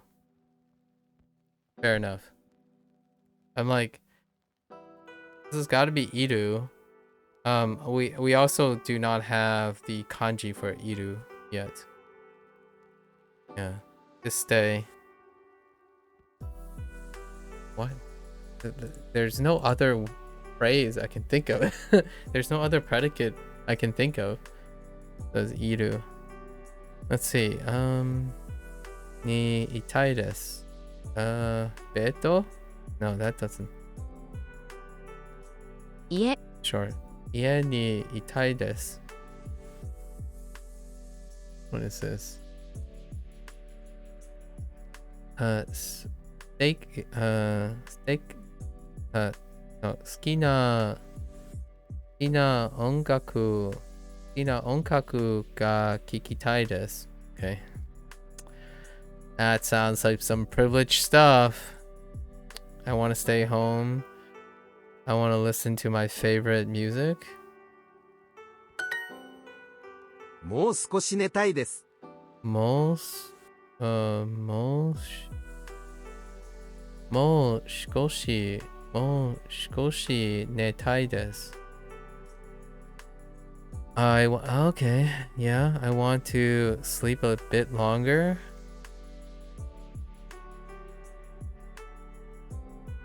Whoops. Wait. Yeah. Yeah, もう少し。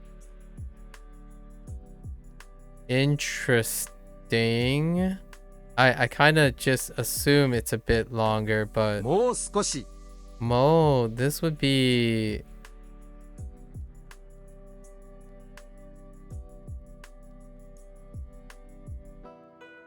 yeah, this would be a new meaning for Mo too. This would be a new interpretation as well. Even though it's obvious it's a bit longer. Like not that I was phrasing it in the English sense, but before I thought about the English, I'm like that translates to a bit longer. It just feels a bit longer because it's mo and shikoto. And then when you sleep, you're thinking about a bit longer. Yeah. Interesting. But this is definitely new もう少し too. I want to sleep a bit longer. ダニエルさん、もう9時です。今日は授業があります。Yeah, now it's back to already. Right. 今日は授業があります。Okay. Today I have class. Today I have classes. すみません。もう少し、いや、もう少し寝たいです。That's what they're doing. They're contrasting now between the two moles. Like these are different mole interpretations. Classic duo, right? You've pretty much gotten used to this at this point. They'll try to at least ham fist a little bit of definition swapping. もう少しうちにいたいです。 What did you place? Oh, now you added a location. もう少しうちにいたいです。I want to they could build it out really far, really.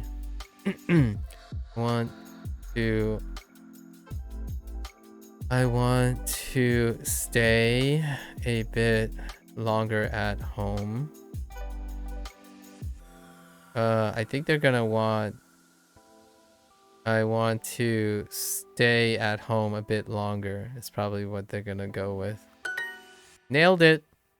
カイさん、もう11時です。今日は授業があります。Hi son, もう11時です。11時です。今日は授業があります。Okay. What else are we gonna... Okay. They're reinforcing. すみません。もう少し寝たいです。デートをキャンセルします。Cancel. キャンセルします。What the heck? Oh my gosh. I want to do cancel. That's gotta be another one, right? Hold up. キャンセル。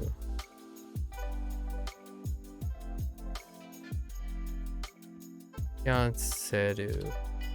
What? Did I...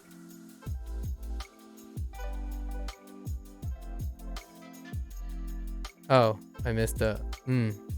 Kyanseru. Oh my gosh. Wow. So... Thanks, Nick. Oh, hello there, Nick. Nick, I got your, thanks. Hello. It's nice to, see ya. Yes, it is Nick from YouTube. By the way, I love your avatar. Very on YouTube. So Kyanseru. Kyanseru is also a suru. Oh my goodness. Wait. Let's look at cancel. Is there a cancel to withdraw? Oh, okay. So it's kind of like over. Wow, they're really leaning in on the suru stuff. What the heck? I guess. Does it feel like Japanese is getting easier over time? Like the grammar is making more sense? Yeah. Well, for Duolingo, the grammar moves very slowly. So you have plenty of time to look at all the patterns for grammar. So I use Tofuku as a source of grammar curiosities. So generally by the time you get to it, it's more about how interesting it is, more so than oh this is wow, I don't get this yet kind of thing. Duo does the thing where hey, here's how you used it before and then here's how you use it now. Have I ever utilized a tutor? You utilize one and enjoyed it a lot? Like you utilize a tutor, a person, or are we talking about like something mechanical? I haven't utilized a person, no, but I have participated. I in the evening outside of Duolingo, I use comprehensible input with like vlogs and reading and listening, and then occasionally, for maybe like once or twice a week, I partake in immersion, in total immersion. But those are because of curiosity, not so much comprehension. A person that is happy to chat with you and teach you Japanese. Yeah. I'm not at that quite there yet.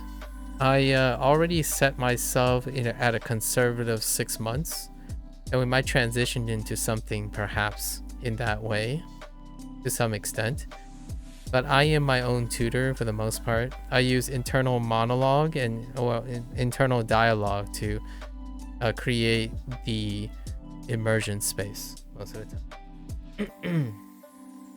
Yeah, for now, I'm using comprehensible inputs as my evening rituals outside Duolingo. And then I occasionally, once a week, I watch anime with friends, but I use it as an opportunity to use total immersion. As in, because I can't usually dictate the level of the anime.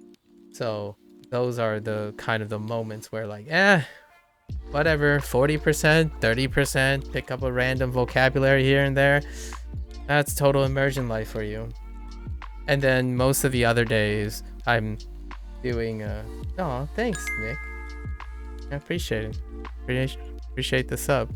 How are you with Japanese? I didn't get an opportunity to ask you because, you know, the video comment sections would be extraordinarily long, right? But how are you with Japanese? And are you multilingual too? And like, what is your... I need some details. You got to give me some details. Some saucy details. Right, since I love Duolingo and concept. I see. Like, how is it going with you? Like, I imagine you said you already mentioned tutor, so you got me peaked. Obviously, you're a person who also take holistic approaches. You're currently learning Mandarin with a tutor. Oh, interesting. So you're already at the experience level of Japanese, right? So you're at a position where you use Japanese to learn Japanese.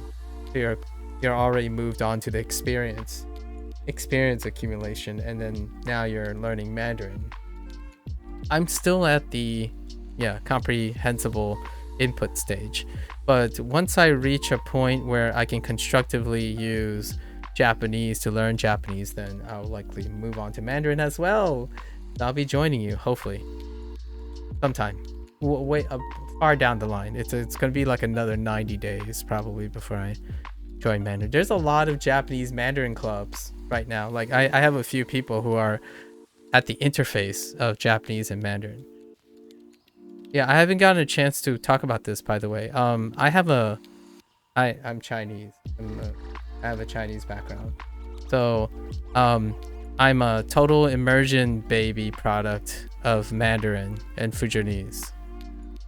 So it's going to be a very different approach and concept approaching Mandarin. So it will be very, very different for the Mandarin thing. And then after that, it's Spanish, which will go even more differently because I wasn't a product of immersion for Spanish.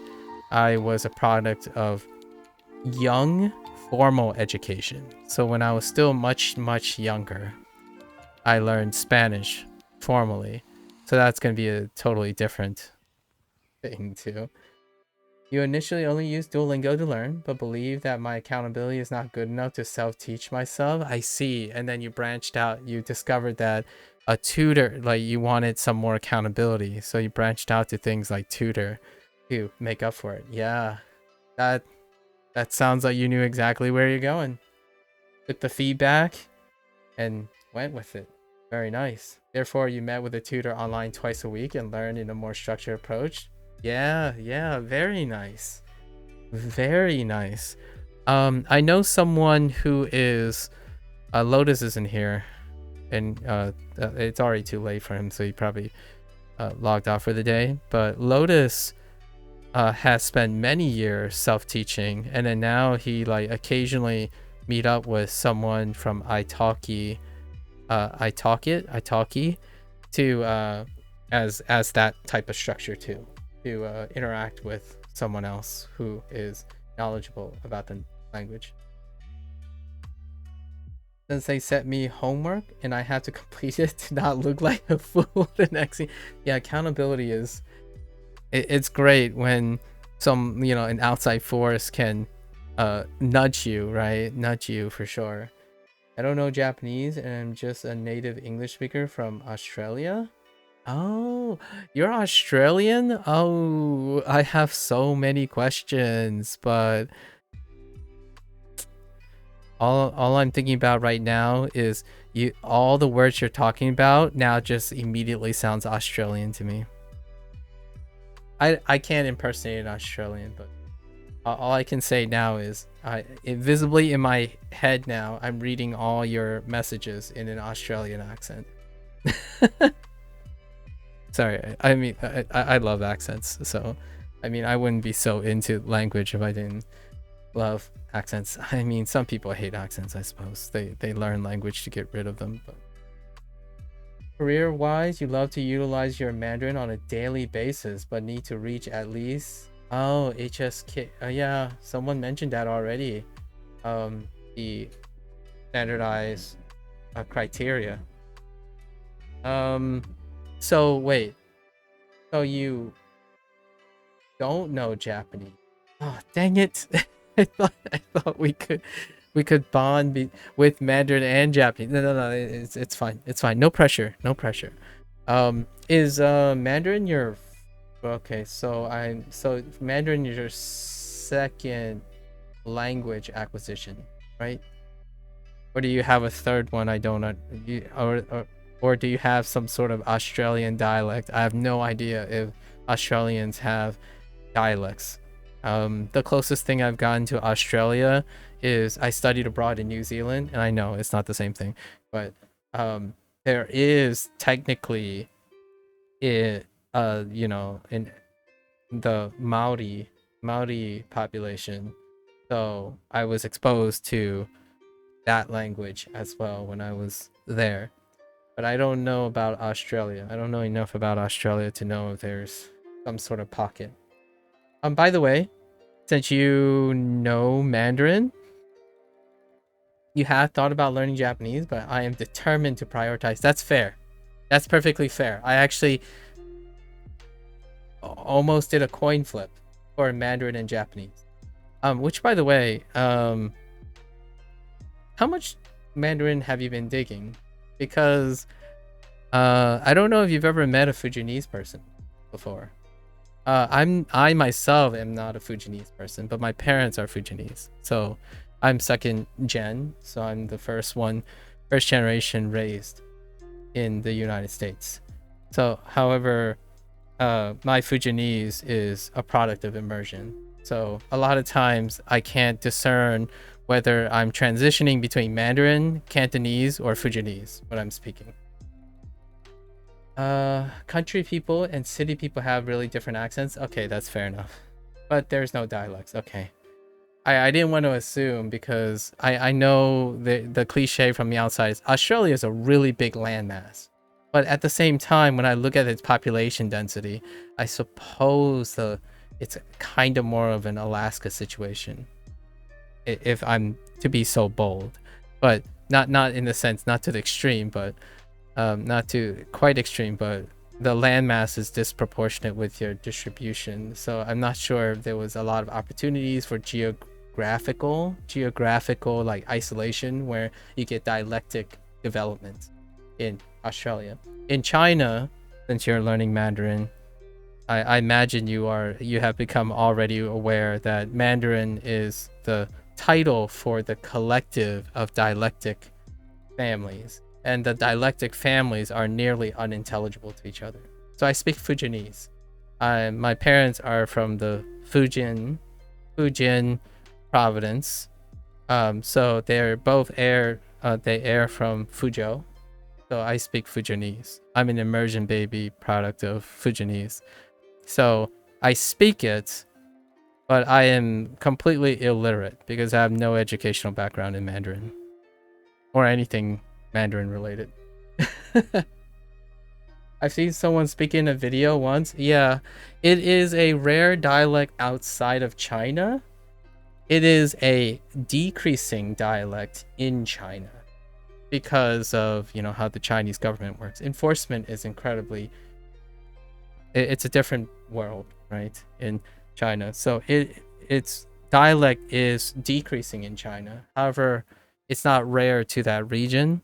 Outside of the United States, it's almost non-existent because every third or fourth generation that dialect disappears because there's no formal schooling. I wouldn't even call myself bilingual since I'm illiterate. I don't know how people qualify linguistics, but like, for example, I'm not, since you're almost really competent in Mandarin, I can say a few phrases like "ni hao." You can probably relate it to Mandarin to pick up what I just said. So there are phrases that are kind of similar, like "ni hao," "ni hao." You might be able to guess. I'm trying to think of things that get confused with Mandarin, like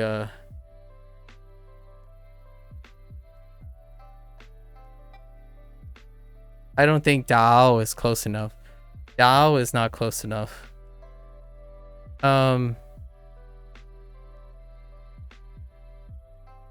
Sorry is not the same either. I think the closest, yeah. Ni hao is probably the closest because it's how are you. Although Fujianese people usually don't say, they ask if you've eaten. So ni siro moi. Ni siro moi. What is the Mandarin again? Ni ma.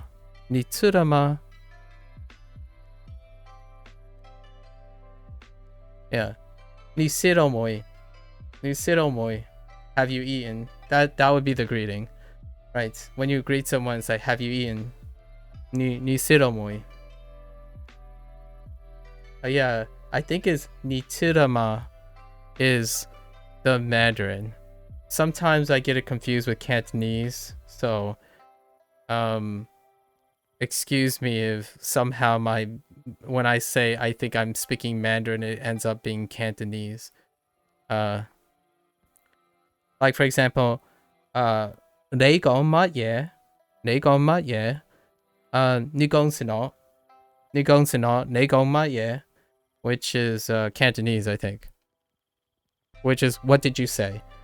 What did you say? Because I say that a lot sometimes. You have to say that, like, in case you didn't catch someone, like, what did you just say? Right? Or what did you say?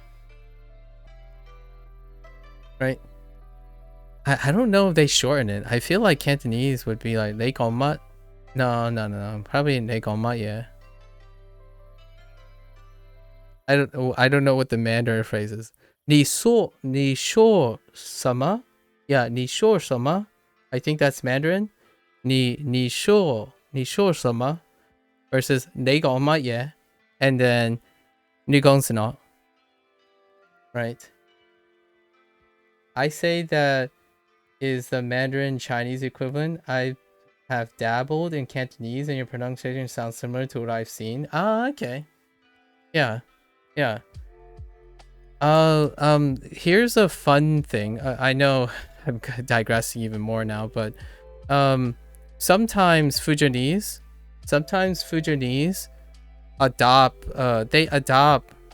they adopt Canto phrases versus Mandarin phrases. So that's why there's a confusion for myself a lot of times, because I'm not quite sure. Like for example, yesterday in Duolingo, we were talking about nabe. So nabe, Oh, I totally forgot about. That's one of the vocabulary I learned yesterday, and I didn't recall it. Now I do. Nabe. So nabe is Duolingo introduced it as hot pot, but that's the difference. That's different from shabu shabu. Shabu shabu is what I refer to as hot pot. So nabe is cooking in a hot pot, and shabu shabu is the hot pot, which is the huaguo, huaguo. But in Cantonese is dabenu, dabeno, dabeno, yeah, dabeno, and dabenu. Dabenu is Fujianese, dabenu. So Fujianese in this case adopted Cantonese a lot more than Mandarin. So instead of huaguo, huoguo, no, it's huoguo, and dabeno versus, and then the Fujianese is dabenu, which all came back to Japanese. Nabe being translated as hot pot, but it's really the thing that I was imagining is shabu shabu. Fun, huh? Fun. Yep. 你说什么? Yeah, 你说什么? Oh, 你说 Oh, that means how are you doing? Oh, man. Ooh. I've heard Japanese adopts Mandarin Chinese. It does. It does. So to hear that Fujianese adopts, yeah. So it's all jumbled up. So I would totally love to hear like stuff in Mandarin all the time. Like when I have to Google translate it, because most of the only way I understand Mandarin is through audio, because I have no literacy competence, and I hope to remove that in the future, as in that's my goal, like maybe in another 3 or 4 months, right?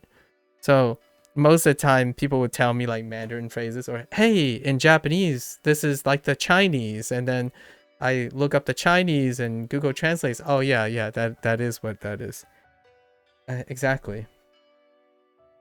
Yeah, and I can't construct it out of thin air most of the time in Mandarin. For like Mandarin and Cantonese, I can't construct it out of the thin air most of the time. I can mimic a lot better than I can construct. So when I hear the phrase, I can probably imitate it. Instead of in Japanese, I have to practice pronouncing everything. I still have to practice pronouncing everything constantly to get used to producing the various sounds and whichever pitch it's required and all that stuff. But to say ni hao ma, that means are you good? How are you? Yeah. When I said ni siro moi, it's interpreted as how are you as well, even though it literally means did you eat yet. But ni siro moi, it's kind of like Japanese has the similar things like yoroshiku, irashaimase, right? There are a lot of the greeting ones are lost in translation, right? They're not translatable. So nisiro moi, I keep telling people like it's literally saying how have you eaten, but my parents are greeting you. They're really just asking you how are you, like how you're doing, but they're also curious if you want to eat something. Thanks for chatting. It's great to talk to someone that also likes language, and I aim to not steer you away from your goal. Hey, guess what my goal is, Nick? This is it. I really appreciate your candor. I wasn't kidding when I really mentioned that I think the major priority is to get people enthusiastic about the language. Language learning comes naturally when you're having discussions and talking all the time, right? Like, I can't really prioritize, like, it's such a drop in the bucket for the mechanical understanding and the intellectual, like, raw understanding of a language versus participating in conversation about the language. Your study is bolstered by the enthusiasm that you built around language learning. What drove me to learn Japanese? That's a fun thought.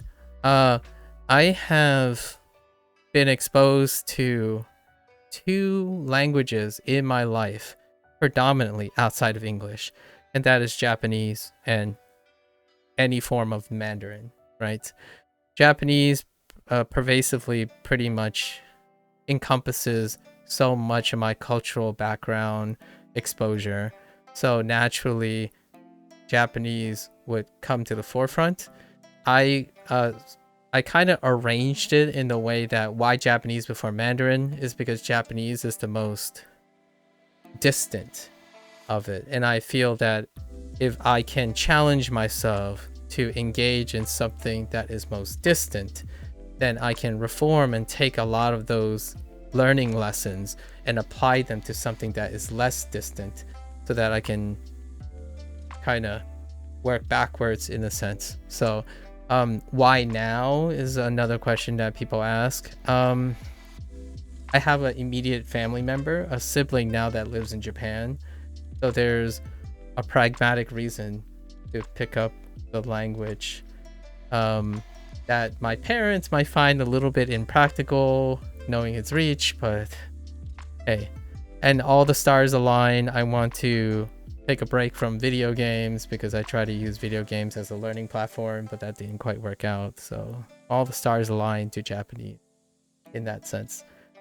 I will unequivocally acquire and reacquire and relearn in the next 5 years Japanese, Mandarin, and Spanish. That is probably the lofty goal of the future, but it's probably not the traditional sense in which you force yourself and schedule yourself into mechanical intellectual understanding. I like to take a holistic approach to learning. Your motivation is to discover what other people are saying around me. I also love the character designs. Do you what type of exposure do you have to Chinese culture right now? I'm curious. Have you interacted with at least multicultural Chinese people? I imagine there are multicultural Australian Chinese people that you probably had opportunities to engage with directly. So one of the reasons is so you can connect with siblings more. Yes, yeah. My sister and I are the product of a Chinese household, so a traditional Chinese household, so we're kind of distant. Kind of. In Sydney, there's an abundance of Chinese immigrants and businesses. Interesting. Have you ever seized the opportunity of finding an acquaintance, maybe turn friend in maybe even in a multilingual language exchange kind of thing, to like go beyond your current state of mind in terms of scholastic education, right? Like make it even more sentimental. I obviously, as a minority, my perspective is flipped. I usually am engaging in that language exchange already most of the time, or cultural exchange most of the time. You also went to an international university where very few Chinese students spoke English in class. Did not lose face, I assume. Yeah.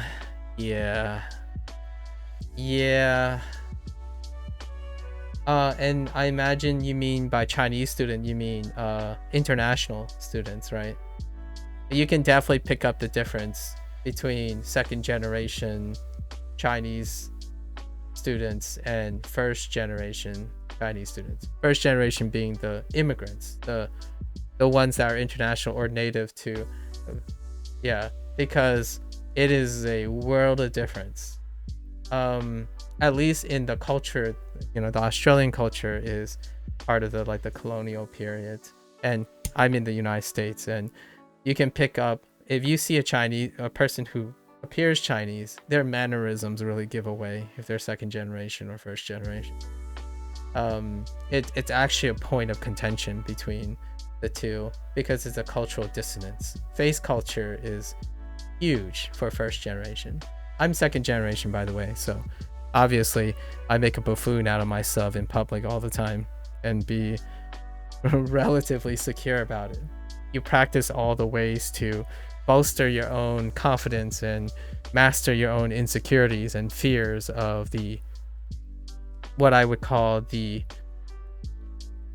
fear of disappointment, the face culture fear of disappointment. Yeah, I always I tend to digress in the whole idea of Asian excellence may be supported indirectly by their aptitude, but I think it pales in comparison to the fear that is generated from a face culture. The fear of disappointment is what drives Asian consistency in their culture.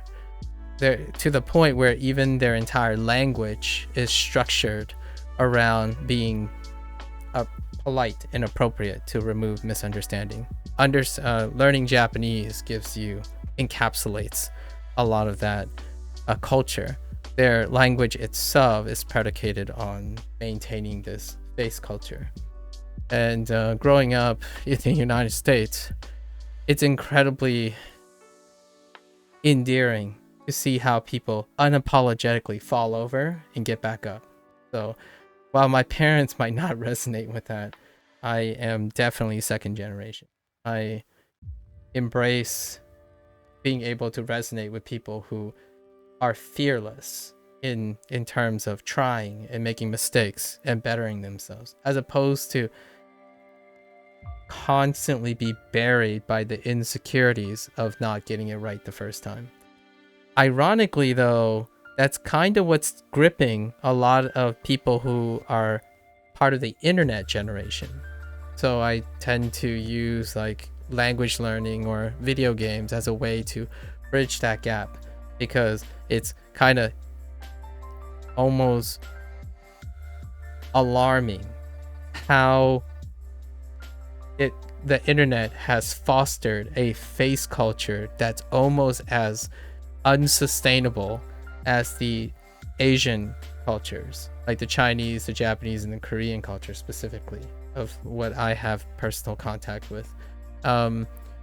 It's to the point where now people want to always get things right the first time, and they are so insecure about that they are incapable of a lot of times even starting the task, which is legitimately and so ironically and coincidentally aligned with what is facing Chinese people, Japanese people, and Korean people about certain things.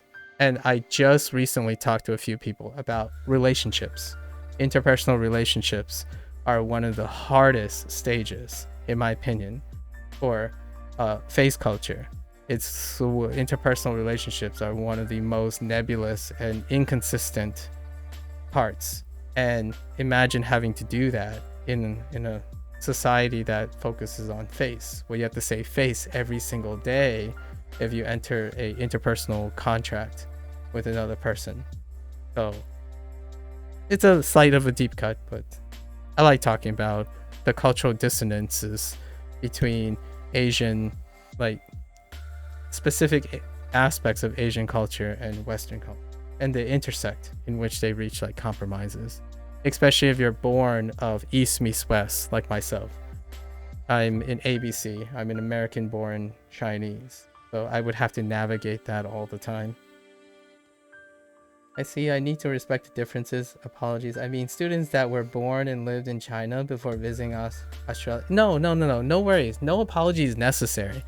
I think the funny thing about this is it's legitimately the opposite when it comes to people not being specific, because I think that is exactly why you are the way you are, which is very acceptable. I don't think feeling sorry for something you couldn't possibly resonate with, right? But I really appreciate the sentiment. I highly encourage people not to be apologetic. It's not It's kind of, I don't know if you ever watch comedy stand up, like the rare like Asian American or Asian Australian or something stand up comedian. It's often the opposite. It's like, it's not, how could anyone reasonably expect someone who is not born and constantly reminded of that thing to be aware of those things, right? So no need to feel apologetic. I think you're well more cultured about this. You probably know a lot more about the Mandarin language than I do myself. I mean, be realistic about that. I see and I've heard similar things from the interest in the past. I aim to be more careful before assuming. Nah, you're good. I honestly think nowadays the little goobers, right? Most of Gen Zs and most of Gen Alpha now, they're growing up in a really real situation that places me at a place where I can resonate with them. So my childhood is not exactly identical to their context, but their emotional status and their mental mindsets fueled by the objectivity online is incredibly mirrored by what happens in a Asian household, specifically Chinese, Japanese, and Korean household prior to the internet. And it's a struggle. And here I am learning Duolingo and telling people like life is very long, and sometimes try not to worry too much about getting it right the first time, especially with a life skill like language learning or talking like this, right, Nick? Like I do not want to encourage people to be apologetic or intimidated by basically being aware of what their cultural background is. How do you, overcome insecurities about expression and miscommunication? You communicate. So if you're constantly worried and concerned about saying the right thing the first time, that often means both sides are exercise intolerance and incapable of, communicating, right? At least that's my opinion. I don't know if that represents the majority of Americans, but for myself, I expect people to say whatever is on their mind, honestly, because if we don't say what's on our mind, then it might as well not be said at all, in my opinion, because you're skirting around expression. So then both parties don't get practice in communication, right? Yeah, stand-up comedians, there's that truth, and that's kind of how I feel about it. Not that others will feel the same, but for myself. Not sure if you have already explained this, but is it the only reason you're learning Japanese is to deepen your understanding of other cultures and connect with your students, or do you have plans career-wise for the speaking proficiency tests, perhaps? No, that's it. I live in a very privileged situation where I have some borrowed time. So I'm doing the natural thing that I used to do as a kid, only with the more romantic and public practice side of things.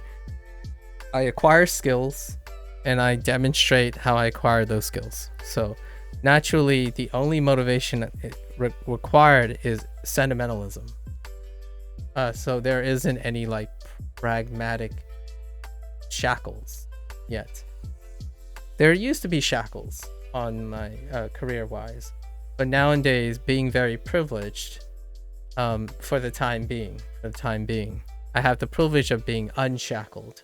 So now I'm just learning anything that my sentimentalism guides me.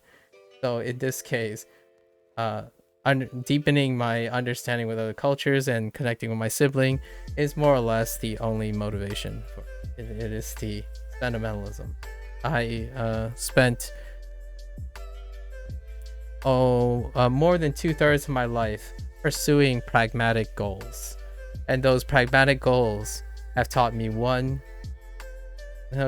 few, but one of the bigger life lessons is that legacy satisfaction and happiness does not coincide with a purely pragmatic take on career building, life building, and like self-love in general. So nowadays, when someone asks me what motivates me, other people. Just other people. When someone says they really, really hate this movie, I want to watch that movie just to see how much they hate it. Like, I want to know. I want to know. Maybe I won't hate it as much, but the idea is I'm seeking all this borrowed time to maximize my ability to sample as many things as I can. However, if I can give you some tenuous connection to career move, I'm collecting experience because I believe my future, how I turn this in is I want to be like a communication specialist or like a kind of like a executive function coach or something. Someone that deals with a lot of people in a lot of situations and stay relevant topically on certain things and tasks. So the more experience I gain in situations like language learning and bouncing around and grabbing sentimentalisms, the more experience I gain in handling and coaching and mentoring people. My professional career was aimed at the goal of being a teacher, an educator of one day, but the formal education system is it's pragmatically slow, right? It's appropriately slow, but it doesn't reach the pace that I really desired. So I like the dynamics of individualized one-on-one help versus trying to standardize something that can appeal for a lot of people. That stuff is often not moving at the pace. So like language learning, if you ask someone what is the most efficacious way to language learning, I'm sure when you hand wave superficially, they might come to some particular points, like maybe 4 or 5 points. However, then you're asked, what does that process look like? And all chaos breaks loose, right? That is the unfortunate paradox of standardized education. Standardized education, it takes a very long time to standardize, and by the time it's standardized, you're might not sure if it's contextually relevant anymore.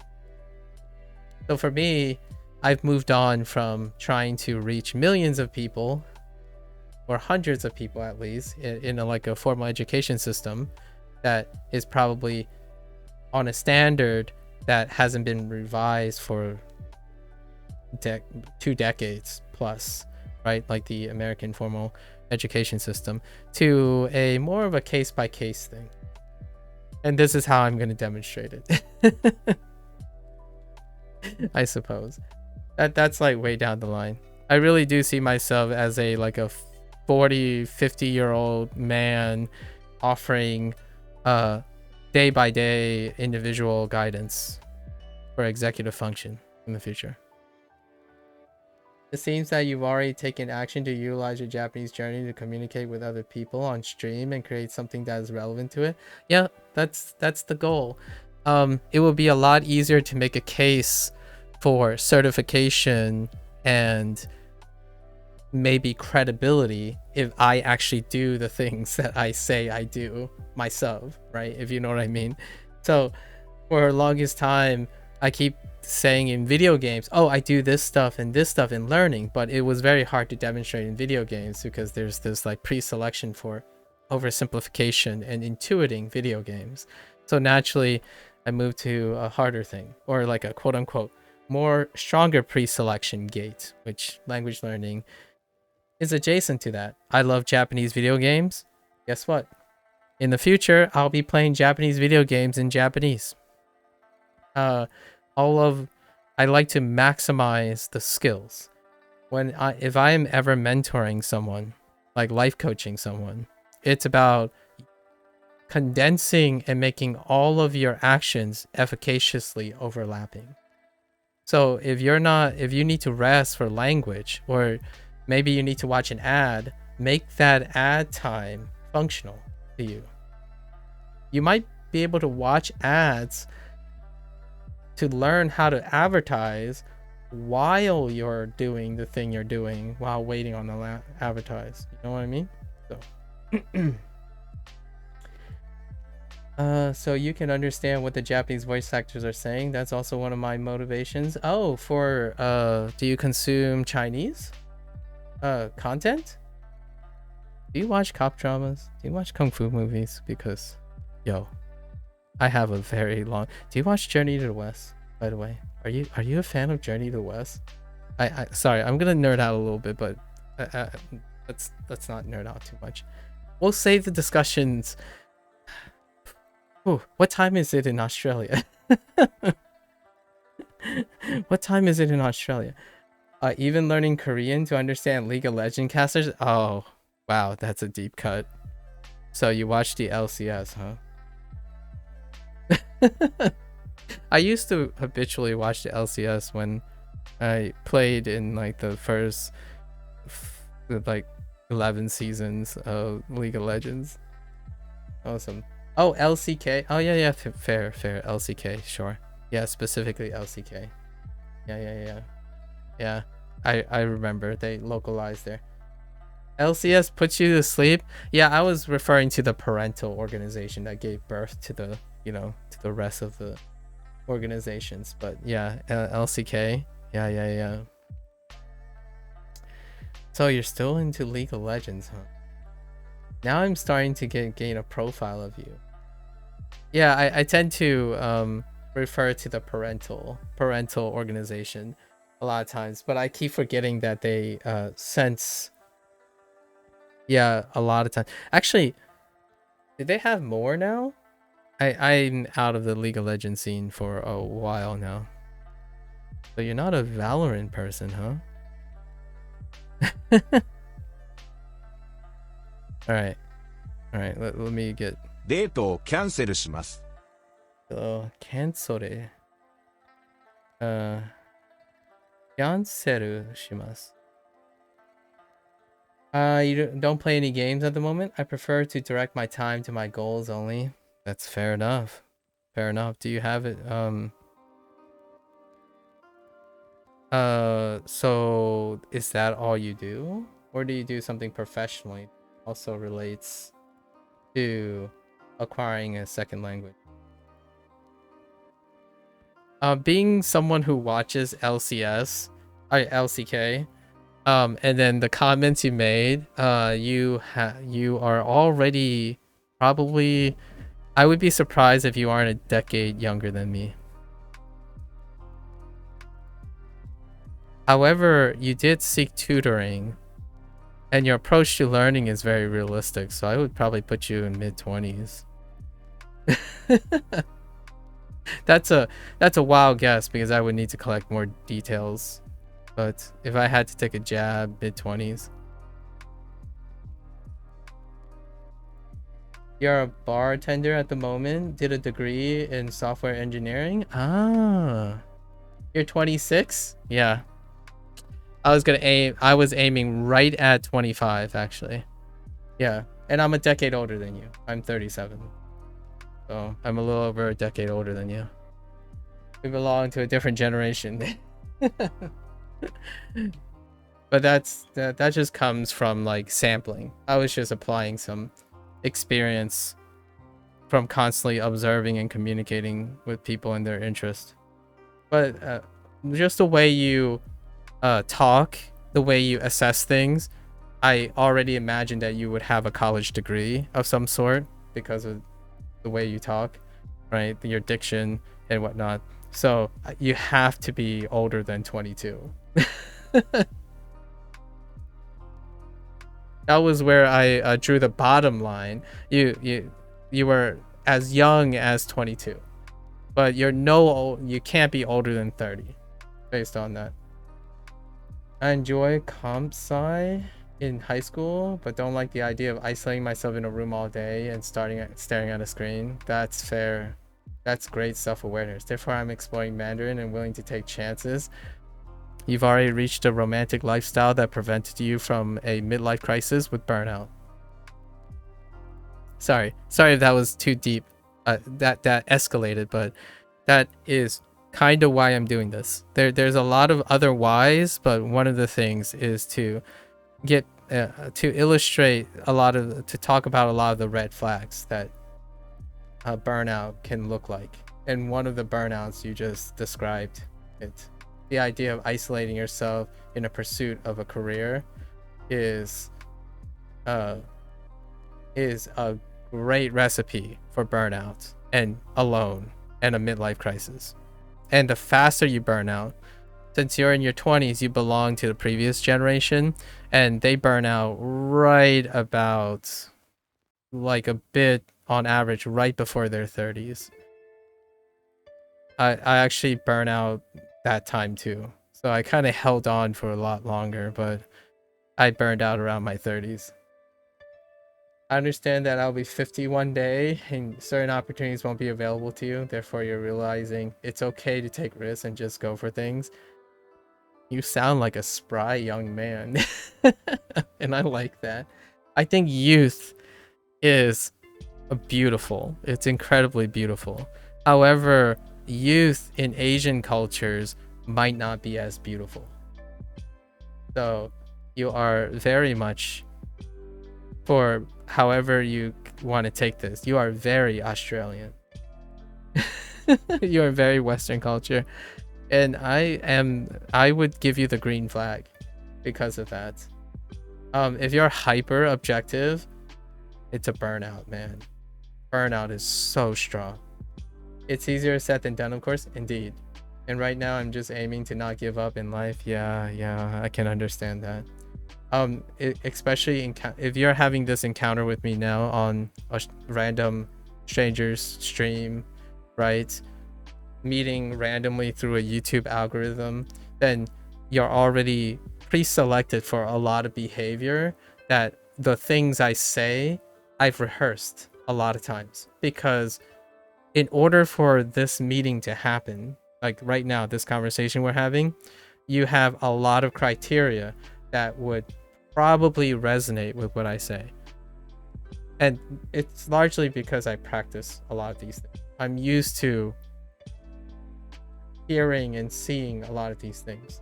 And yeah, I'm so happy that you're not giving up on life. I can't tell you how many different ways I've heard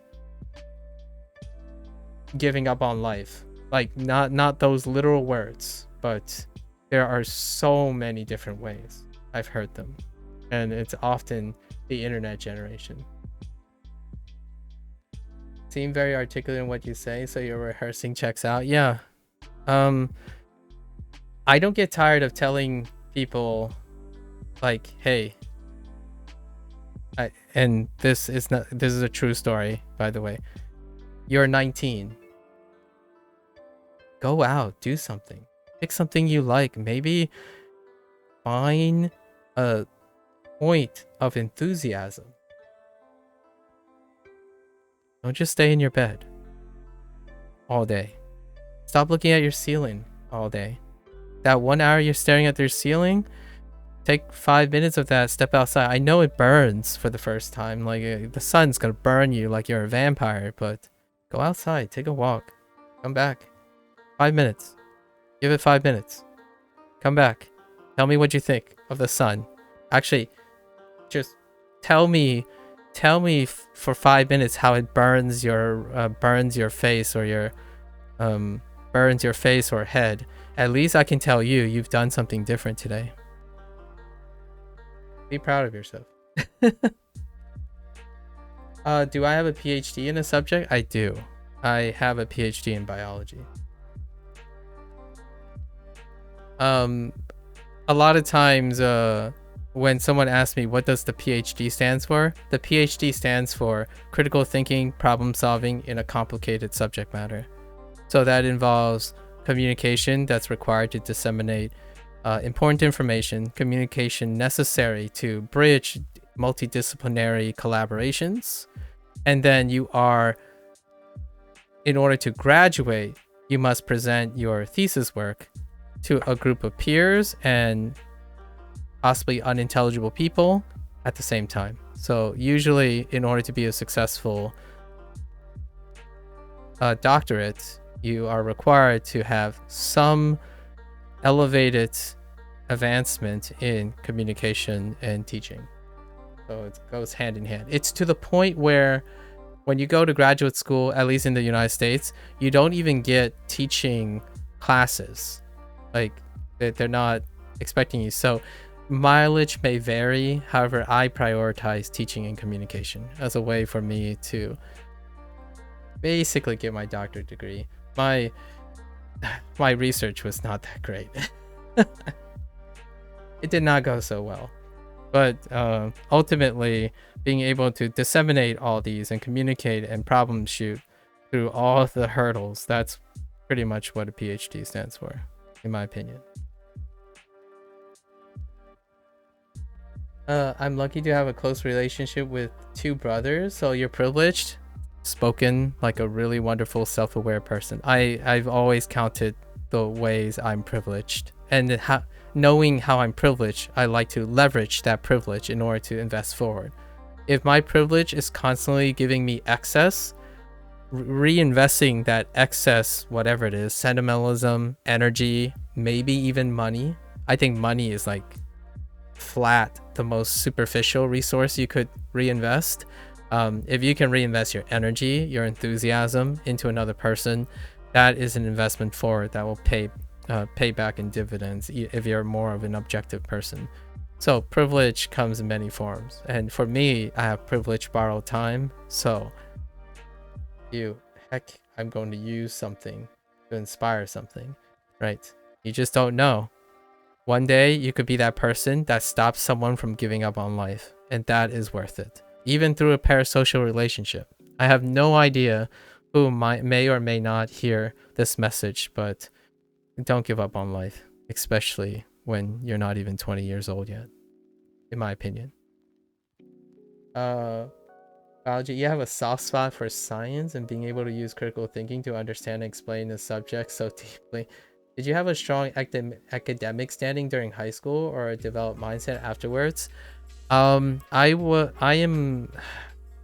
talked about this a little bit from time to time, but there are a lot of people online that feel like they're hyper stimulated all the time.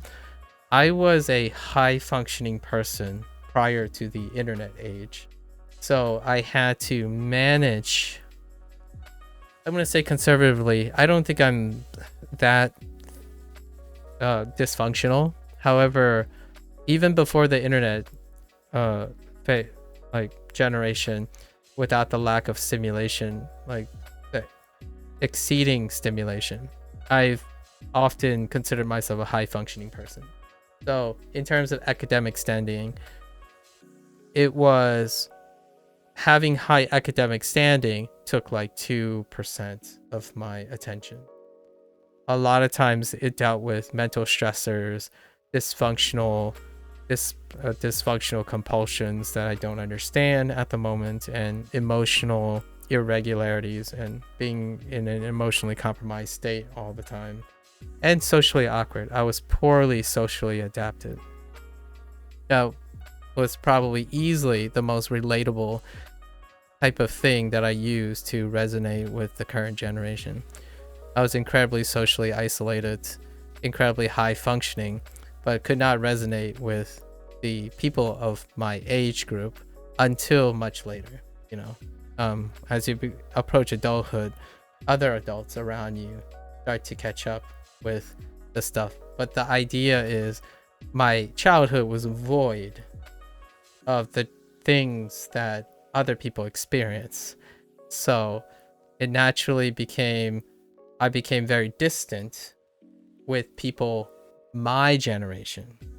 However, I leveraged that alienation, social awkwardness, and high functioning stories to resonate with the current generations.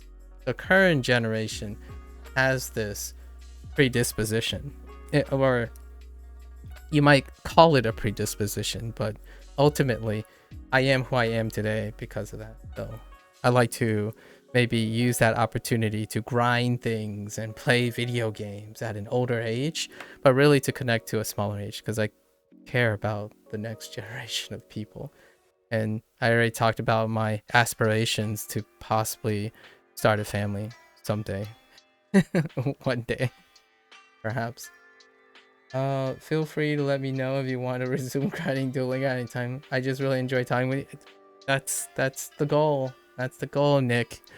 Once I suck you in, I'm gonna make you pay me tens of thousands. No, I'm just kidding.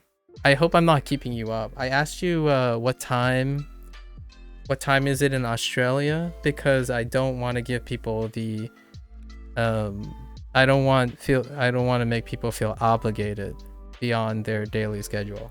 Right. That's awesome to hear someone else's perspective and experience during high school. Based on your explanation, you being a high functioning person makes sense. After finishing high school, I feel like I could have dug deep and achieved high marks. However, I feel that there must be a reason I didn't and regret nothing. I see. Oh, you're free for a few hours? Oh, okay. Well, it is currently... Oh, that's kind of funny.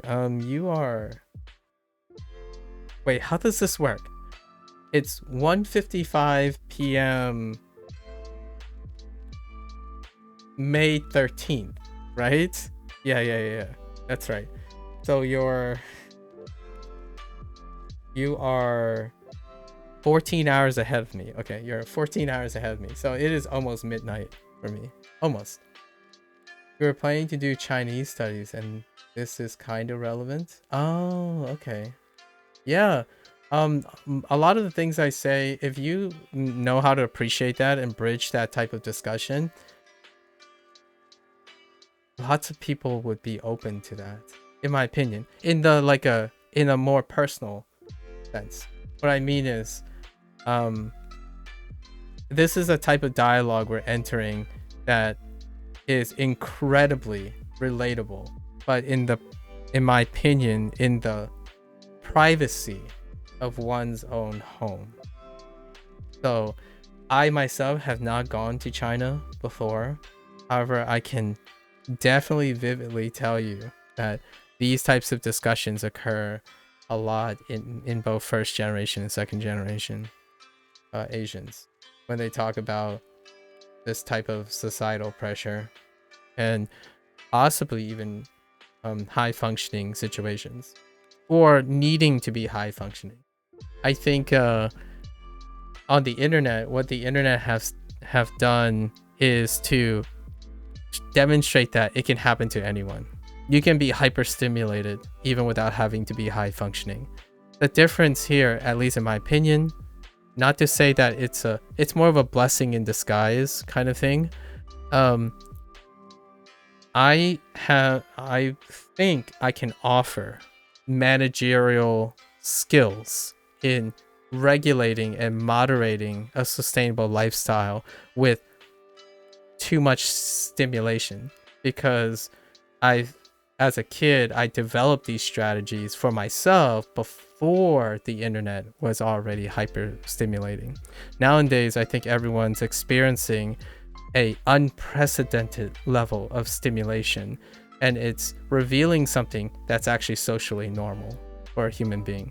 When a human being is overly stimulated, they still have dysfunctional and compulsory behavioral problems in their lifestyles that are not manageable at the time. It doesn't take a high functioning person to see that.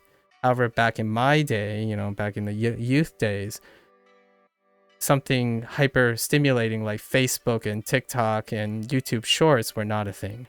So I guess I can count my blessing that I'm not a high functioning person growing up now in the internet stage. So those people who are high functioning are even more exaggeratedly dysfunctional now because they can't regulate how they're taking their stimulation. It means it's to the point where they could talk themselves out of anything. They could talk themselves into a circle and not doing anything. I think the statistical average person is capable of doing that. And I personally think the average person has a chance of healthily navigating the internet thing.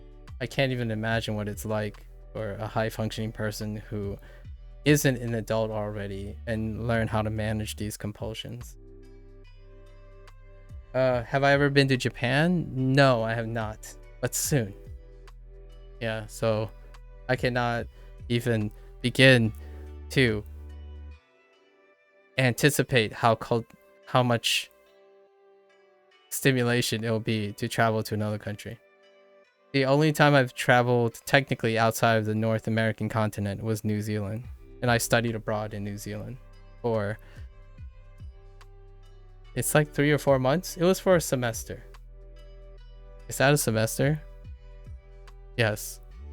I guess it would be considered a semester. That's what you mean by pre-internet age. I see. You've deleted TikTok, Instagram, and Facebook. If I want to post something, I can re-download them. Otherwise, I get sucked into scrolling. Yeah. I'm not saying that, a lot of things, maybe a little bit more about this. A lot of things people have been talking about. I'm probably going to segment this now that I've digressed quite a bit. People have started thinking like, oh, maybe I'm high functioning, or maybe I'm, for lack of a better word, maybe I'm on the spectrum, right? But I actually think they're stronger than pre-selection. When the average person, any neurotypical person is hyperstimulated, you will get to the point where it is excess and dysfunctional. So it may feel like that. So I feel now, even more so, being able to provide some way to regulate that by indirect inspiration, like watching other people, how they manage. How do you manage burnout? What does that look like? How do you manage burning out on language learning, even though you love language learning, for example? Things like that. I think the internet is working on that. There are a lot of people out there that I personally love hearing, where they are in interviews and stuff and talk about how people are capable of incredible things. They have to moderate that stuff. Like, it's very hard to moderate that stuff. Kind of like when you said you deleted TikTok, Instagram, and Facebook and use a pragmatic approach to use them when necessary. That is kind of great. That's a kind of an extreme case where you like immediately delete them. You could bar them from yourself, but deleting them definitely is one form of measure. Same, you've only been to New Zealand, and I'm planning to go to China in November. Ooh, I can't wait to hear your journey in November. How long will you be going for? I imagine you have to apply for some sort of visa, so a couple months, or are you doing like a business related thing? All right, I will provide I will try to finish some of these prompts. Say, I'm going to cancel the date. Feels bad, man. デート Although I don't think dato distinguishes between an appointment and a personal date. Let me listen to this again. デートをキャンセルします。キャンセルします。キャンセルします。ピクニックをキャンセルします。 What would be your most favorite game ever? I've just seen your list in your bio. Oh, my favorite game ever? Okay. All right. This is gonna sound, are you ready for this? I'm sure you're ready for this at this point. I've had this question a lot. So when I am asked about favorite things, there's a long answer and a short answer. So the short answer is in excellent, I'm just gonna put an excellent experience from the most recent events. That is a short answer. So in terms of games, it would be Dave the Diver. And it will change the next time I have an excellent experience. The long answer is that life is a journey. No, this is a short answer too. It's a longer issue. Life is a journey. Also, memory is it works along this thing. Memory is fluid. So some of the most richest experiences you have are the ones closest to your present. And then having the prospect in life of life is a journey is often to focus on the present. Peer into the future. And my phrase would be integrate your past. Integrate your past. So that the present experience that you have is a culmination of all the things you hold dear in the present. So when I play a new video game, I bring all my past favorites into the video game. And that in itself will constitute as the most favorite game. So I think of favorites as whatever is able to culminate everything that's in my past, mostly, like as much as my past, into the current present experience. Because memory and emotions, when it comes to like favorite and subjectivity, is most vivid in the present. So I could name a few, like Dave the Diver, right? Dave the Diver reminds me of all the indie games that I absolutely love. So it captures it's like a best of hits of 20 plus years of indie games. So inevitably it captures everything in the present, which was last year. Or actually, it might have been earlier this year. It's earlier this year. And it integrates pretty much so many of the favorites of my past. So it is inherently the favorite of today. It may change in the future.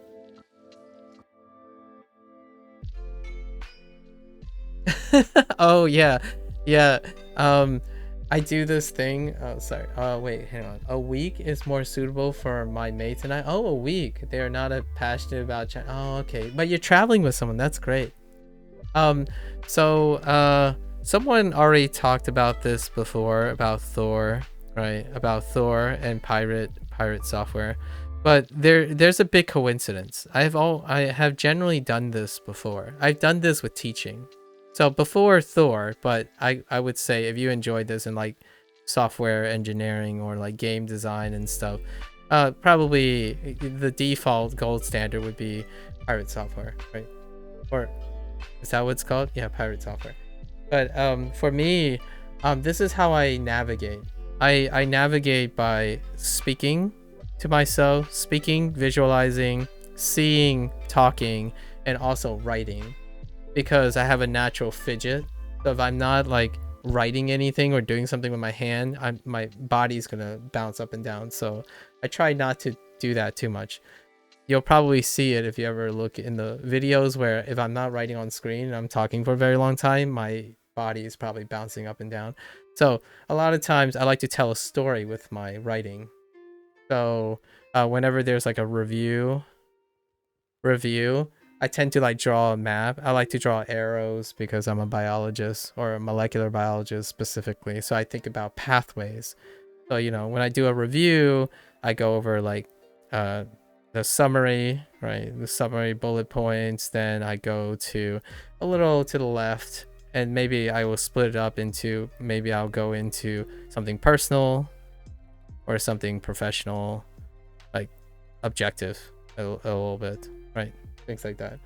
So it makes it so that I'm navigating the ideas, and at the end of the journey, it'll look like it'll look like this on the screen.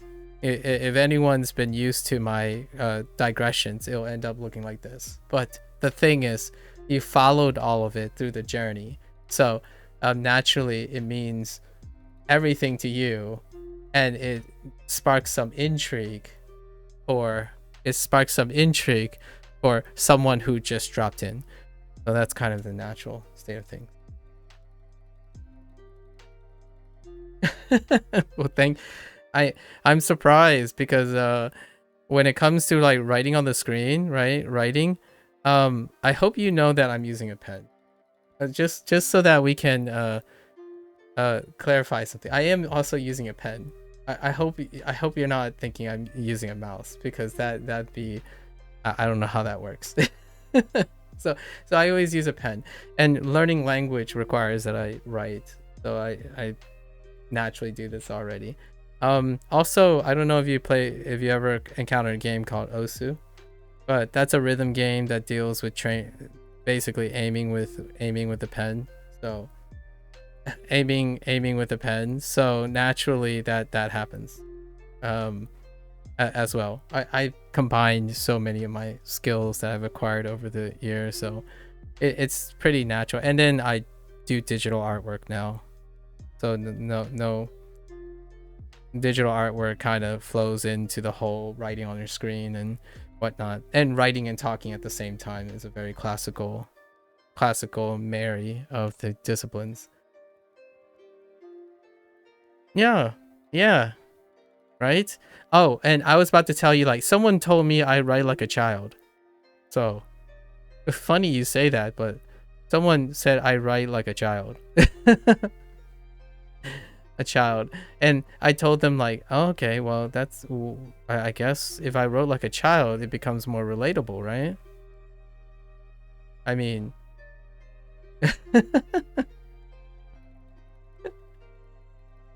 like, hey, if I'm writing like a child, then yeah, we'll make it work. You have a mate that played Os with a pen? Yeah, he got burnt out but really pursued it. Yeah.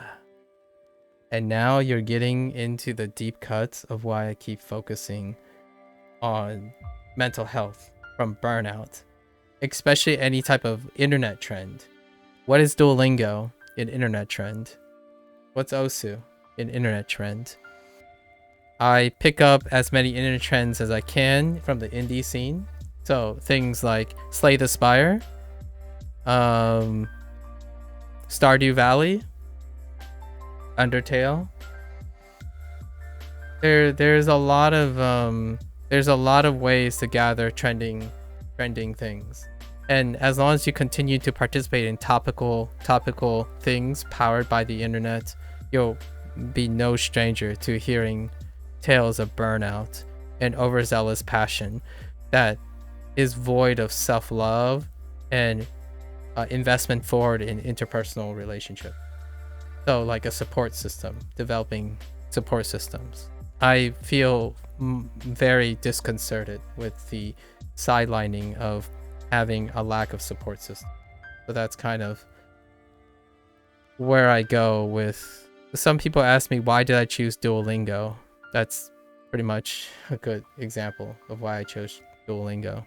It's because of its influential reach and how strongly habit forming it is, actually. Someone, I beg to differ. It's more like scrambling of an obsessed scientist. Okay.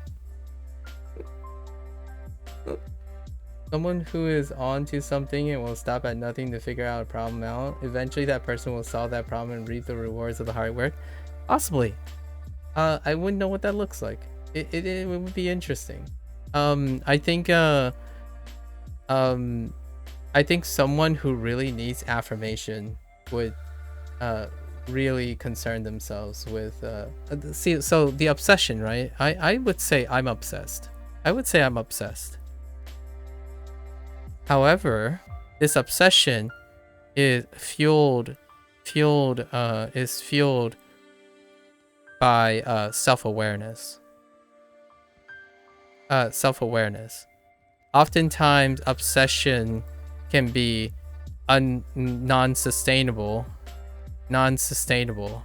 and even possibly completely narcissistic, to the point where you can start to rationalize all your actions as benevolent, right? Rationalize it as benevolent. So to ground myself in my hubris, right? To ground my hubris, I try to continue to challenge myself to be self-aware of my own obsessions. So I try not to like interlope a lot of times, right? Sometimes you need to play the observer. So this, in a very serious note, this is definitely the difference between an influencer, a obligatory influencer who requires affirmation, versus an influencer that is demonstrating something indirectly. So I'm not really planning on how I can influence people for an output. I'm demonstrating something that I do every single day without the need to even remind myself what the output is. So that's how I'm trying to keep my hubris intact, so that I don't become an influencer that is dependent on an output, which is something like reaping the rewards. I don't really do things expecting a reward. I consider that as luck. So if someone offers me a reward, like a compliment, right? It feels fantastic. I kid you not, it does feel fantastic. However, my response is, I'm incredibly lucky.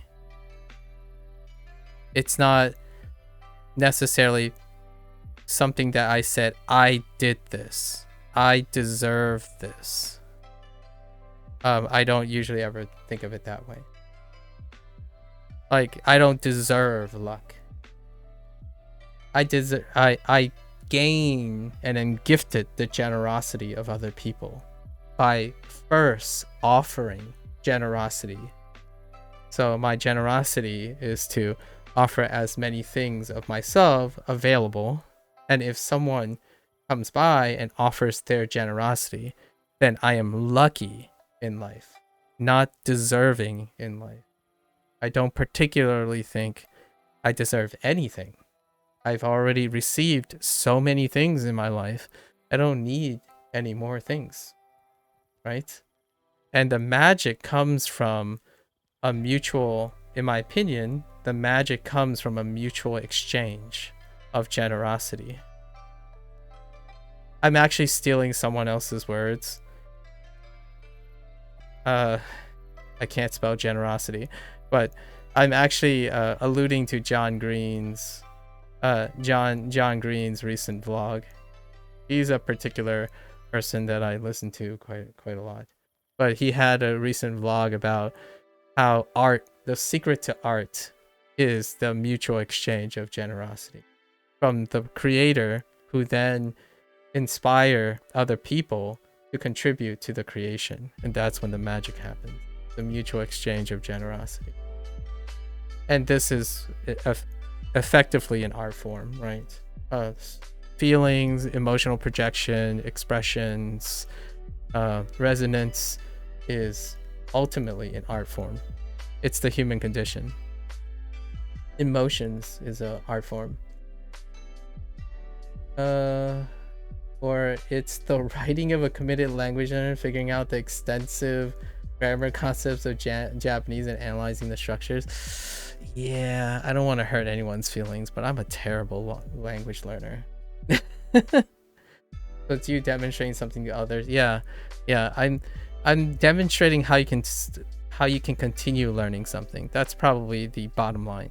I can demonstrate how you can make something insignificant significant, but I am not you're not going to get really great at literally learning language with me, probably.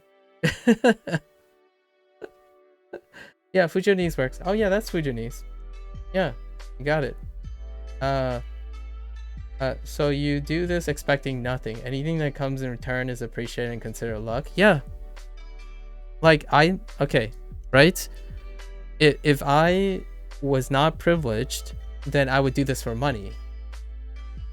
You know? Like what I mean is, I'm living a period in my life that I am not shackled by pragmatism. So I'm seizing the opportunity to having none of those social pressures. Which can happen in the near future, that I need to get a job, then I have to reprioritize, right? However, I wouldn't use this medium. Statistically, I would not use this medium as a way to make money. So things like money, career, credibility, and stuff, that would be built upon something else. This is purely for skill acquisition and experience. I jokingly phrase this a lot to the gamers out there, that I'm farming people for their stories and their ideas and the experience. Because the more I learn about different people in a pre-selected group, the more I'm able to execute on careers in the future, pivoting on careers, because the resource of my future career is going to be dealing with people. What kind of people? Well, anyone who's younger than me, because I doubt people who are more successful than me, who are incredibly healthy and functioning, yeah, they're not interested in what I have to say. They've already solved it for themselves. You have to get back to your studies, so may look for perfectly all right. Honestly, this was an exercise in playing chicken. So eventually, it's a weird flex, but I felt like I would have gone longer than you would. With it. Because I don't want to stop investing, right? If you're here, I'm going to invest. So it was like a cat and mouse game at this point. But I really appreciate the long conversation, and I hope you don't mind, but obviously you'll probably see this section cut off somewhere to section displayed somewhere, just for some like fun things and conversation that people will reflect upon. Yep, for about an hour. That's about how long the digressions go. An hour to 2 hours. Yep. Keep it between 1 to 2 hours. Yeah, this has been a super insightful and welcoming convo. I hope the best for your stuff. Definitely we have a lot of content, to talk about. Like, I would love to hear your experiences, but it doesn't always have to be like an hour or 2 hours. I think the first conversation is always worth it. Like, I go harder on the first conversation. If someone stays, we're going to invest forward on a first impression. Good luck with your studies, and I will continue with mine. I can't wait to hear about your experience in China, though. That's a long ways, so I might even start learning Mandarin right before you go. You said November. Yeah, feel free. There are a lot of these discussions roped off in the deep digression section. So if you want, ever curious what type of shenanigans I get into all the time, it's nonstop. Like, it's all grouped into the whenever I digress spot. So you can also reflect on this conversation if you want. Anyways, yeah, I'll let you to your studies, and I will wrap it up today as well. Thanks for chilling. I love seeing where this is gonna go. All right. Back to focusing. ピクニックをキャンセルします。ピクニックをキャ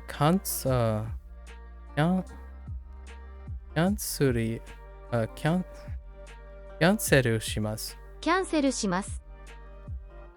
Okay, all right. I'm trying to recall all the things that.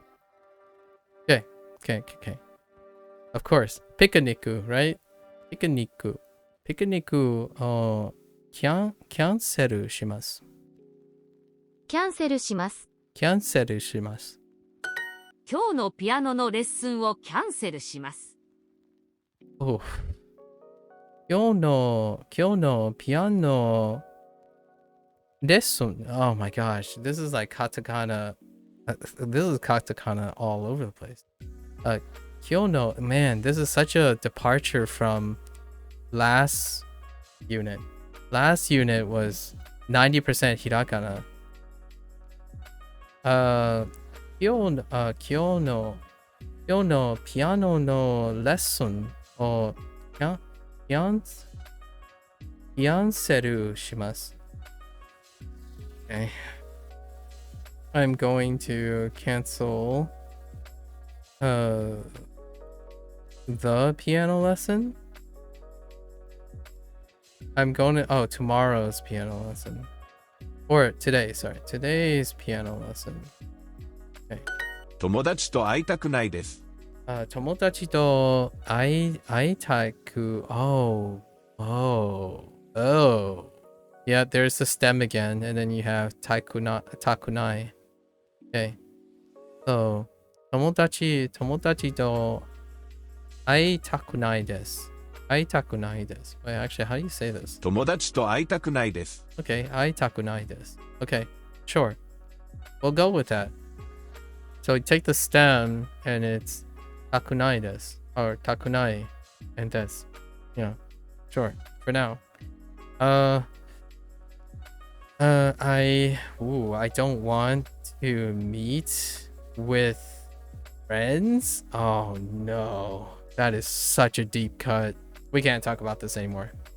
Otherwise, I won't ever finish this lesson. Okay. マネージャーと会いたくないです。マネージャーと会いたくないです。会いたくないです。You know, can I use the same for...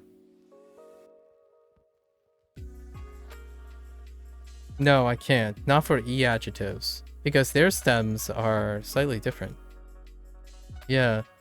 So the E adjectives can't help with how I envision grouping for pronunciation. But the predicates I can. So, 会いたくないです。会いたくないです。Wait, how does this sound? 会いたくない。会いたくない。Yeah. 会いたくない。行きたくない。行きたくない。痛くない。痛くない。Yeah, 痛くない。Okay. The question is, does this work on all of them? Probably. 食べたくない。食べたくない。飲みたくない。飲みたくない。飲みたくない。休みたくない。We'll see. マネージャーと会いたくないです。マネージャーと会いたくないです。同僚と会いたくないです。同僚と we can't skip too far ahead. Until I can see it, I won't make the assumption at the moment. I don't want to assume things. We'll just observe. 同僚と会いたくないです。I don't want to meet with my coworkers. Yeesh. Wow. Duolingo is becoming a bummer, isn't it? It went from like always staying in the affirmative and the polite to suddenly now we're just gonna keep talking about things that I don't say most of the time. Although I hear it a lot of times. So now it's becoming a bummer. Like, what the heck?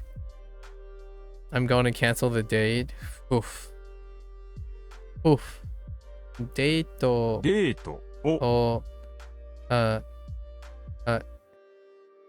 キャンセルします。キャンセルします。キャ Oh, ンセルしま and す。 the one that is really the one that sticks out is the affirmative, because I'm going to cancel the date is different than I'm not going to the date, right? So that's a negatory. This is an affirmative action. So you're canceling, you're actively canceling something. You're going to do something as opposed to you're not going to do something. This is probably far more non-American at the moment, non-American English, right? The alternative would be like, what's the opposite of cancel? Attend? I'm not going to attend the date, or I'm not going to the date. That's probably what most people would say nowadays. There's such a hyper emphasis on shaping all the English statements into the negative form. I don't know how often. Now I gotta know if in Japanese, do they do that often? I don't think they do. I really don't think they do. However, I've heard English, like Japanese English speakers, as in like Japanese people who know English, they acquire that habit really quickly, or they learn it of that habit where they phrase everything in the negative so that it has more impact. Like, I'm not going to fail, right? Like this. I'm not going to fail. Instead of saying I'm going to pass. Right? This is preferential on the internet. This is preferential up here. It has a quote unquote bigger impact, I suppose. Or a lot of times it has a bigger impact, or maybe habitual, and it's ultimately negative. So it comes off as negative. I'm not going to fail, as opposed to I'm going to pass. Right? Like, I don't want to choke, as in like choke, I don't know, a play or something, right? I don't want to choke. Instead of I'm going to do my best, right? I know these are not exactly the same, but the idea is it's often preferential to use a negative and an undesirable word, as opposed to using a prediction, affirmative prediction, like contributing to something, and using a positive. It's rarely the case. And I feel like that kind of gives that air of negativity. It's a very, very, I want to say, an obvious watermark of someone who has been online for quite some time. Kind of giving away my deductions here. Yeah, see, I don't want to meet with classmates today. Yeah, whew. At least it's I don't want to meet, as opposed to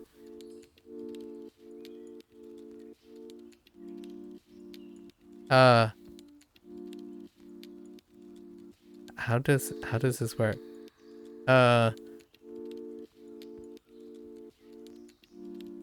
I can't think of it. It's very hard for me to think of using double negatives.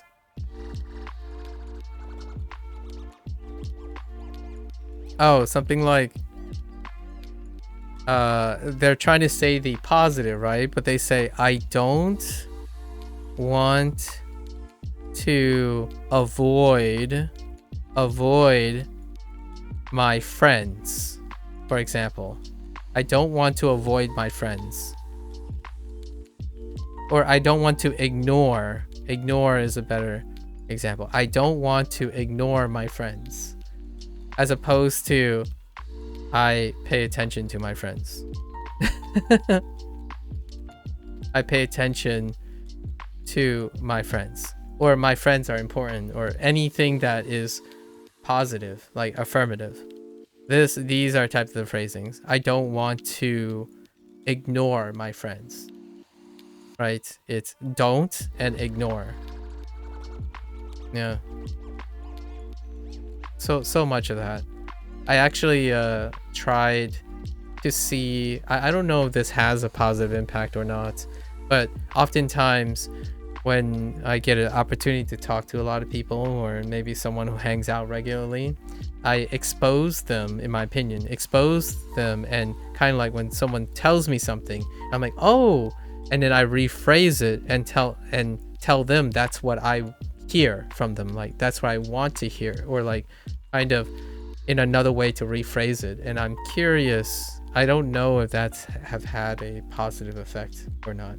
Oftentimes there are glimmers of places where when I talk to someone over a long period of time, their language shifts as well. It's a little hybrid. Like occasionally they would say something positive as opposed to constantly framing everything in the negative.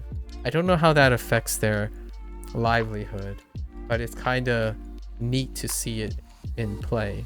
Like you develop a familect that is a hybrid between negative and positive stimuli, right? I actually do think the power of language is incredibly, wow, I'm learning another language. The diction and the command of the language can really affect one's perception of self and other perceptions of you. If you want to be a positive person or sound positive, perhaps record yourself speaking something or describing something and see how positive you actually sound. Because sometimes you can feel positive, but you can sound negative. And that happens a lot. Where someone would say like, well, I'm not mad. Like, well, you sound like you're mad. It's like, then instead of saying I'm not mad, right? I'm not mad. You could start with saying I am content if you're not comfortable with saying I am happy. Because when you're trying to inculcate that you're daijoubu desu, right? And you say I'm not mad, that's negative and another negative. Instead of saying I am happy or I am content. So I throw that out there. This happens, I would say 90% of the time when someone retorts. That's it. That's the sentiment that you get. 今日 Let's see. 今日, there's a time and place for things. I think when you're happy, it wouldn't be disingenuous to tell people that you're happy. I almost feel like people feel guilty for telling people that they're happy. Sometimes. Or feel insecure about feeling happy. If you're happy, you make people around you happy. At least in my opinion. Well, at least it's better than being negative. Then you're most likely unlikely. You're very unlikely to make other people happy when you're negative or you're speaking in negative. You're more likely to make people unhappy. You see what I did there? You're more likely to make people unhappy as opposed to you're not going to upset people. That's a double negative, in my opinion. You're not going to upset people. Instead of saying, in another way. Let's see. 今日, oh, クラスメイトと where's クラスメイト classmate? Oh my gosh, it's two separate things. Yeah. 今日クラスメイトと会いたくないです。会いたくないです Okay. So 今日クラスメイトと会いたくないです。Okay. Yeah, we're only gonna go with the exposure, so one more lesson. It was supposed to be a half day, but we'll call it a 1/3 day, right? 1/3 day.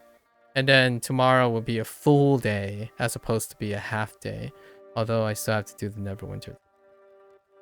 let's call it novel. Shosetsu.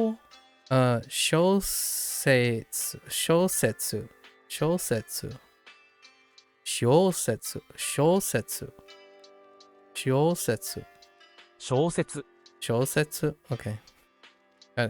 I kind of held it for too long. Shosetsu. 好きな小説。好きな小説。favorite novel, sure. 後で家事をします。What? 後で。後で。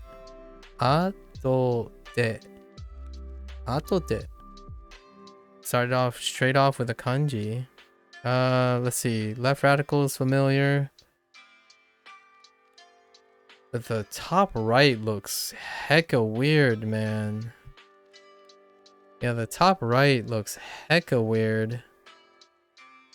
The bottom, yeah, the bottom's familiar. But the top, it's a weird looking one. Oh. 後で。後で。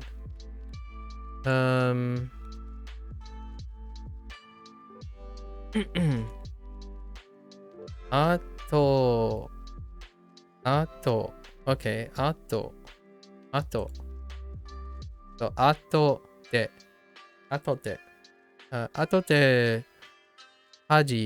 後で家事をします。I'll do chores later. I'll do the chores later, sure. Articles. Gotta keep in mind about the articles, you know? 後で家事をします。多分後で洗濯をします。多分後で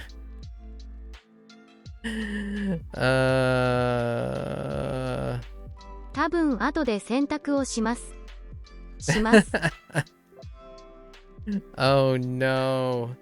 Now we got all the phrases about putting off things for later. Oh no. Oh no. All these phrases.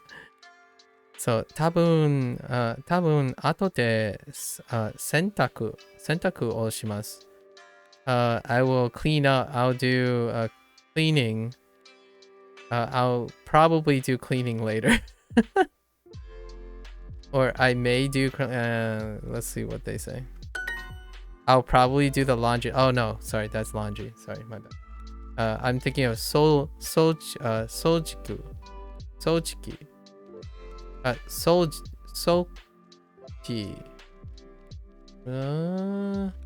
Do I know the noun version of? Yeah. Oh, maybe soji o shimasu. Sentaku. Yeah, sentakuki. Laundry. I'll probably do the laundry later. Yeah, says like a whole host of people who don't end up doing laundry later. アンドリューさん、もう洗濯をしましたか？アンドリューさん、もう洗濯をしましたか？ Have you already done?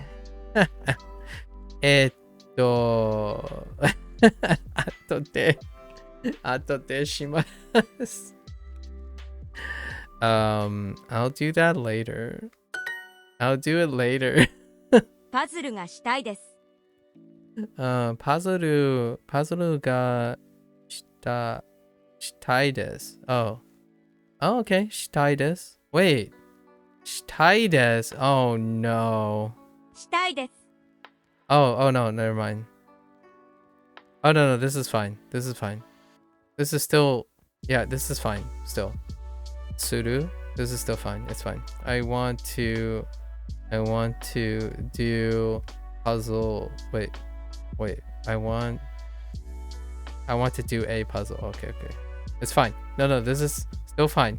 No weirdness yet. No weirdness yet. 猫と遊びたいです。Okay, yeah, 遊びたいです。That's fine. That's still fine. 猫と遊びたいです。And this is interpretive. This is another interpretive. Yeah, I want to play with the cat. with my cats. No, just cats. Play with cats. not your personal cat, just good to, you know, any old cat in the street, you know, that just pick them up and play with cats. Got it. 私の犬と遊びたいです。私の犬 Okay, that's a little bit more reasonable. 犬と遊びたいです。遊びたいです。私の犬と遊びたいです。Yeah, I want to play with my dog. Sure. 新しいゲームがしたいです。新しいゲームがしたいです。Sure. I want to play new games. Okay, so Duo stopped being a bummer for a little bit. For a wee bit. It's about what people want to do. I really enjoy listening to what people want to do. Sometimes constantly talking about negative phrases it's kind of a bummer, you know. 掃除はしたくないです。掃除はしたくないです。Oh yeah, okay. Yeah, and it holds up. You take the stem. Even for sudo, you take the stem. That's fair enough. Neat. I'm still bracing for irregularities. Somehow I feel like I'm gonna get slapped in the face with an irregular or like another family or something at some point. Don't do this to me, Japanese. Maybe give me this one. Give me this one, alright? Solji. Oh, yeah. Oh, it's just Solji. Yeah, Solji. Yeah, Solji. So, this is cleaning, right? The sucks. Solji wa shitakunai desu. Shitakunai desu. I don't want to do the cleaning. Yes. Monka? 家事 Kaji wa shitakunai desu. Nai desu. Whoops. Soji, Kaji wa shitakunai desu. Shitakunai desu. Okay. 今家事はしたくないです。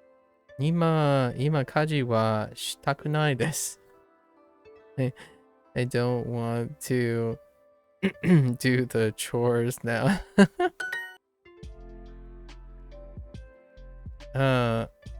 Atode. Oh, they're gonna lump it together. Atode. Oh, maybe it's a permanent phrase? Atode. Oh, what are these things? Wait. That's the I. 目で Mede. Okay. It still has me. I, huh? Wait. This is the kanji for kuruma. 車で Kuruma de. Oh, okay. It holds up. なんで And nande. 後で I'm so curious what these things mean. Oh, wait. 車で This is probably just by car. Kuruma de. 目で Maybe this is by eye. You know, like approximation. Maybe this is approximation or something. なんで Nande. By what? Like by what? What are you doing? Like by okay, maybe that's as simple as that. Just putting the de as a attached particle or something to these things. Who knows? We'll know in the future. So far, ato de. Kyoto. 火曜日 I was a little slow on that. Kayobi. 何回 Ima. Atode. 後で Okay, atode. 後で Sure. I want to play with my dog.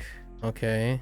私の犬とと遊びたいです。遊びたいです。Wait, can I do pasokon? Do I need no? Probably. パソコン Pasokon no のゲーゲーム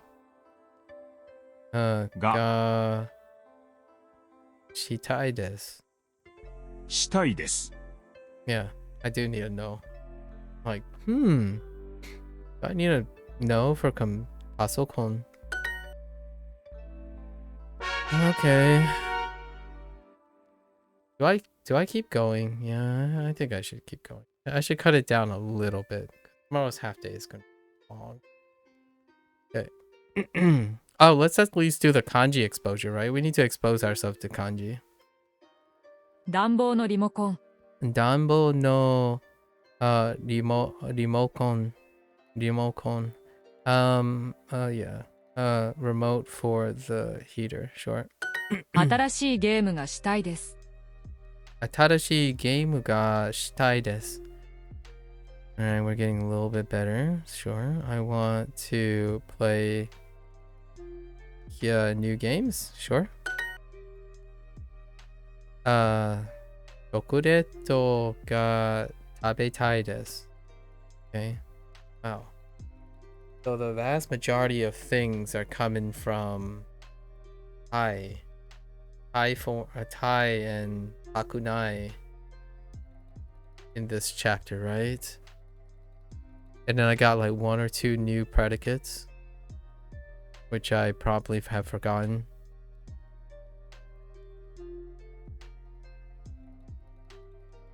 Oh, not really. Well, we have get up and sleep. Is there anything else? I saw relax again, but those are sudus. Oh, we have 3 sudu ones, which I've promptly forgotten as well. I'm sure I'll remember it. クラスメート Oops. eat. I want to eat my classmate. チョコレート Sorry. チョコレートが食べたいです。もう少し部屋でゆっくりしたいですもう少し部屋でoh, there it is. ゆっくりしたいです。Oh my gosh. Oh no. Okay. Also,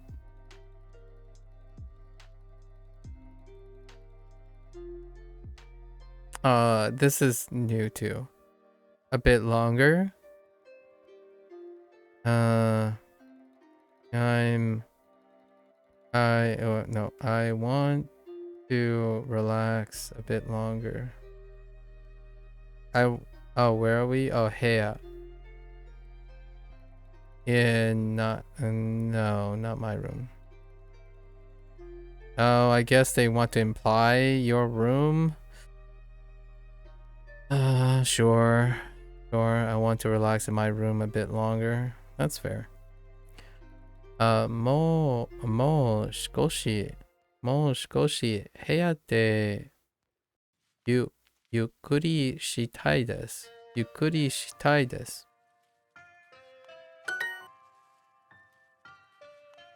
このスマホ、oh yeah, アラーム。このスマホのアラームは本当にうるさいです。うるさい。Where is うるさい？うるさい Yeah, this is the only time these were shown to. 後で家事をします。後で家事をします。I'll do the chores later. 後で。Gotta keep in mind, okay? Something do neko. 猫 And 遊びたいです。So, 遊びたいです。猫と遊びたいです。デートをキャンセルします。キャンセルします。デートをキャンセルします。デデートをキャンセルします。Yeah, キャンセルします。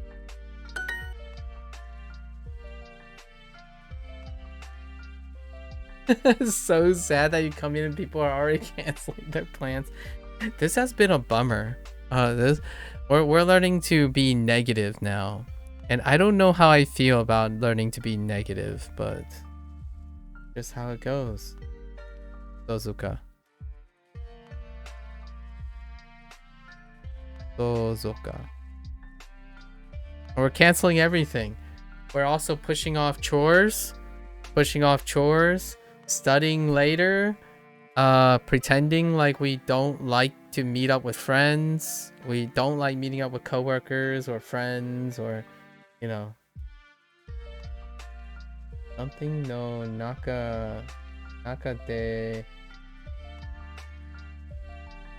That used to be a Duolingo phrase. Wait. What does it actually say?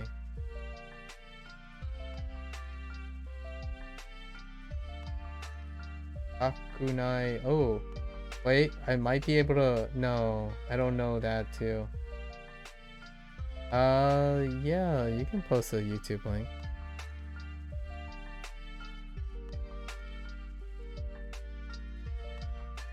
Takunai something. I don't know the kanji for that predicate.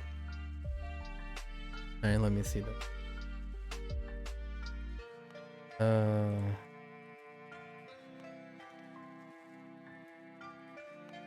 No nakakara.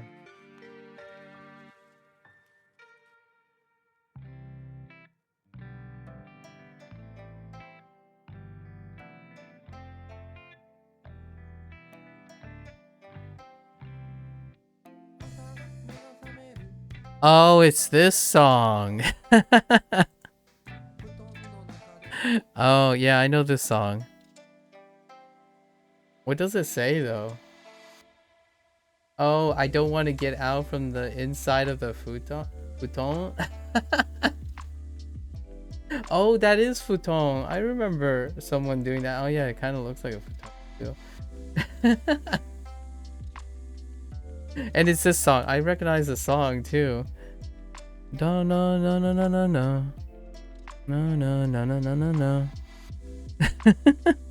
It's kind of a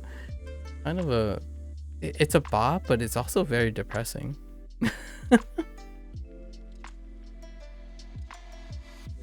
I think there's a phrase like this from today's lesson. I think it's coming up actually. Kara, it's coming up. Kara de something. Let's see. Kara de yeah. Kara de takunai desu. Yeah, this is beddo probably.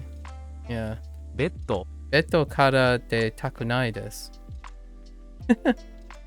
すみません、今日はうちにいたいです。すみません。今日はうちに行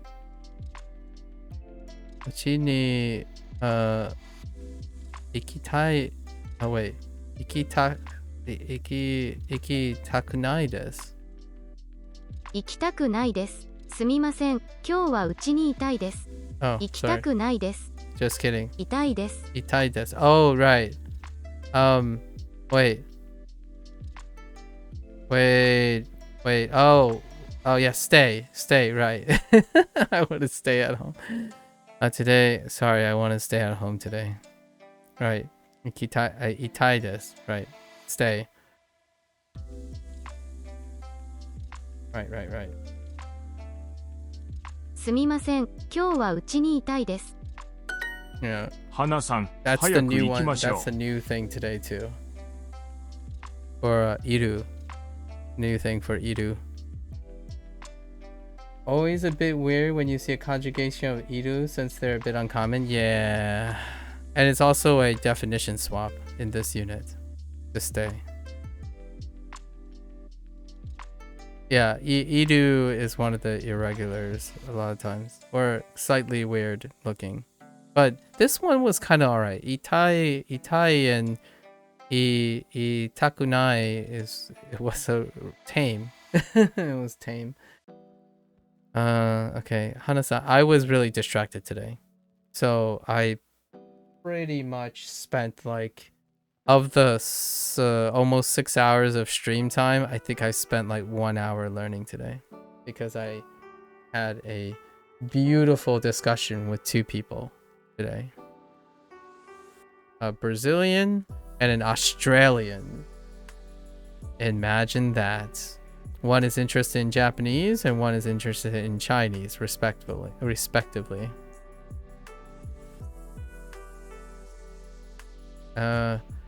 Hana-san, 早く行きましょ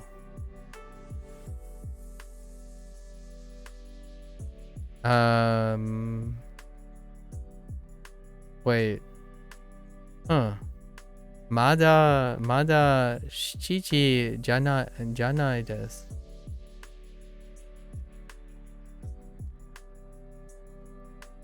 It's still, wait, it's not 7 o'clock yet.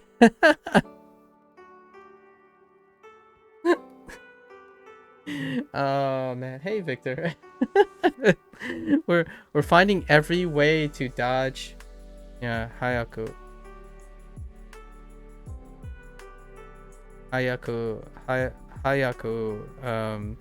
We're spending every possible way.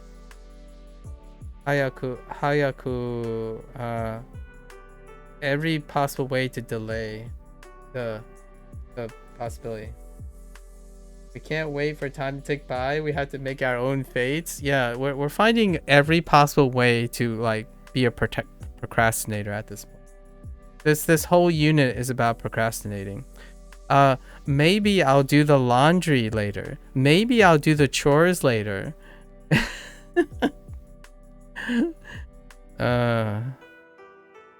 多分掃除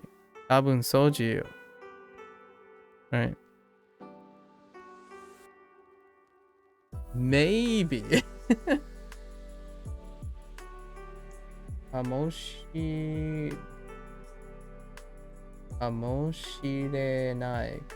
れない No one know if I'll really do the laundry. What does かもしれない What does that mean? かもしれない Maybe? No one will ever know? Is it no one will ever? I don't know. It's a negative. I don't like negative. Stop nyeing me. I'll show you a nye. I'm just kidding. It's not even 7 o'clock yet. うちでハムスターと遊びたいです。うちとハムスター。ハムスター Hamster? What? 遊びたいです。 Okay, that's kind of cute. Wait. うちでハムスターと遊びたいです。で Sorry.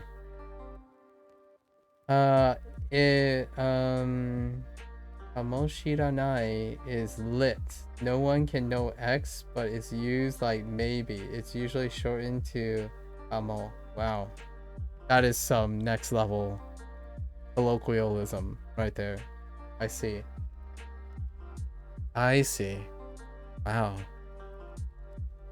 Show me a nai and I'll bust out the kunai.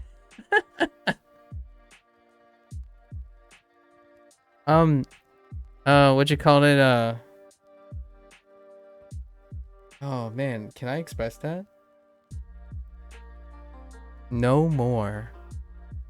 No, I can't negate moto. Like the only way I can say moto, can you say like, can you negate moto? I don't know how you say no more. No more nais. Shove your nais and swallow them. It's Thai from now on, okay? All I want to hear is Thai-des. You Thai-des everything, okay? If you takunai me or you freaking kunai me, I'm gonna I'm gonna show you some kunai. That's kind of funny. I get it though. Victor, you're making a double meaning, right? For the kunai? Because kunai is like the unit before all the E adjectives. All the E adjectives get a freaking kunai. and then all the predicates so far, all the predicates get a takunai. Freaking, there's so many nais all over the place. I don't like it. Do you know what? I already talked about this a bunch of times. It's starting to. This unit is so American English. I said this over and over again. I sound like a broken record at this time. Like, this is the internet American English. You put nai and kunai. You put kunai and takunai on everything, and that you get American English. If I recall, I is basically the same as in e adjective. I can see that. And you can also stick e adjectives onto verbs in the same way to change their meaning. Yeah. Yeah, geimu shi. Yeah. That's what we've been doing. Yeah. Yeah, that's. Yeah. Wait, that last one was a little different.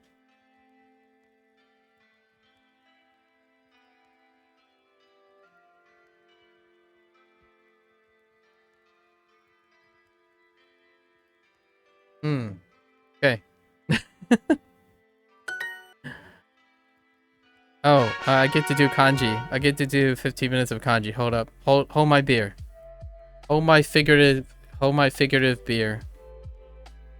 We got some kanji today. One and ima. Okay. Wait.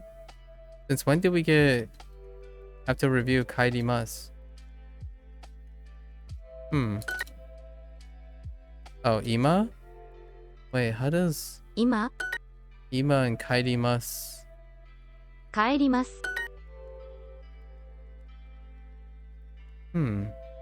帰りま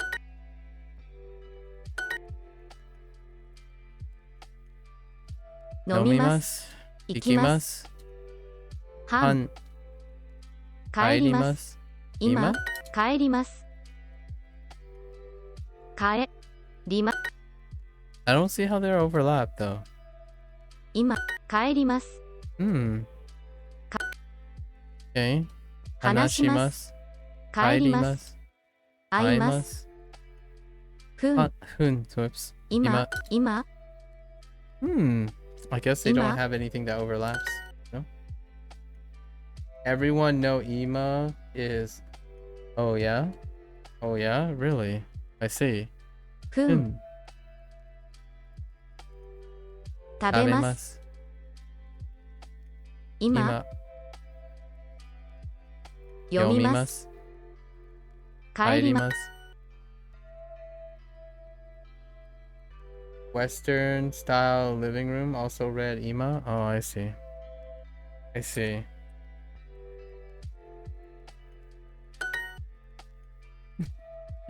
It would be very difficult for me to remember that. 帰り話します。読みます。帰ります。今。 I'll remember the English part though. 半。 Go home. All right. Okay. Right. This is ima with konya. 今夜。 Right? Yeah, ima with konya. 今。 Sure. Which is about frequency. Or like a time of day. Or like a time thing. So that's fine. 家。 Yeah. 今。今夜。1月。 日本。 Not enough overlap. 今。 They don't have enough content yet. 今夜。 Right. Konya. Yoru.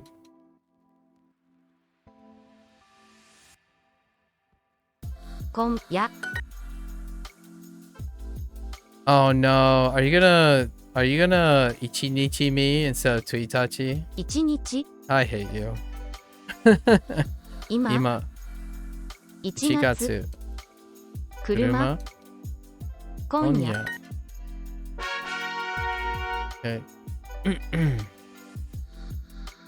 Oh, there's 今 more. 夜 Onya. Oh, and Ima again. Okay. 今 They 今 really 夜 want to make sure I Kon- don't mix them up here. 今 We demand sweet tachi. Me too. Me too. Oh, there was another one actually. A lot of the. There are a few others that we got spoiled on. There's a few other days of the month that do the same thing. I encountered one 2 days ago, but it was more like a rare bug or spoiling. 今夜 Okay. 今夜今 Okay. 今夜来週先月夜今今 I think in general it doesn't support multiple readings for the same text, which hurts the Japanese course. I think it's okay. If you don't know the multiple readings, then 今今 if you think you know the multiple readings, then you know more than you think. Or like then you know more than Duolingo. 会います I must. Although I don't think any of the multiple readings were not introduced by Duolingo. Like I don't think I've ever hit a multiple reading where I didn't already know because Duolingo introduced both the instances already. 今夜 Onya. 4つ But that's like a blessing in disguise situation 4つ as opposed to Ima. a reliance and dependency on a tool to do everything. 今住んでいま今夜 Onya. 今夜 Okay. 今夜 Onya. ふん Hmm. I can definitely appreciate how it triggers some people. I'm not 3 one of 月 them. 夜 Yoru. 今今 It's kind of like being angry at a game for its jank, but then falling in love with the jank of the game because it ends up defining the game. 今今 Only the game you love, rose-colored goggles, versus the game you don't like, then you're triggered. That's you know, emotional dissonance, right? Onya. But I digress. 見ます Imas. 今夜 Onya. Some people would say, well, this isn't a game. Language learning is a life skill. It's like, yeah, I agree. 1つ Dotsu. So, taking advice from a self-proclaimed influencer isn't committing the same issues? 1つ Dotsu. Right? Those are the Ima. deep cuts. So I don't draw a line between any of those, really. 今 Ima just has Ni. like a slight deep cut. We have too many deep cuts today, so gotta go on a diet here. There was also like a comment about using AI, but be wary of their hallucinations. You mean like how other humans hallucinate and pass on misinformation based on their consolidated fluid memory? I mean, step back, take some perspective, right?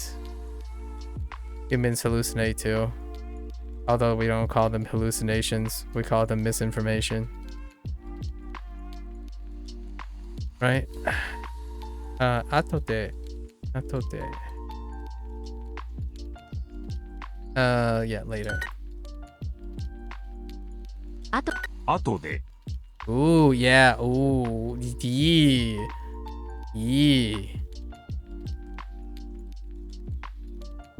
Interesting.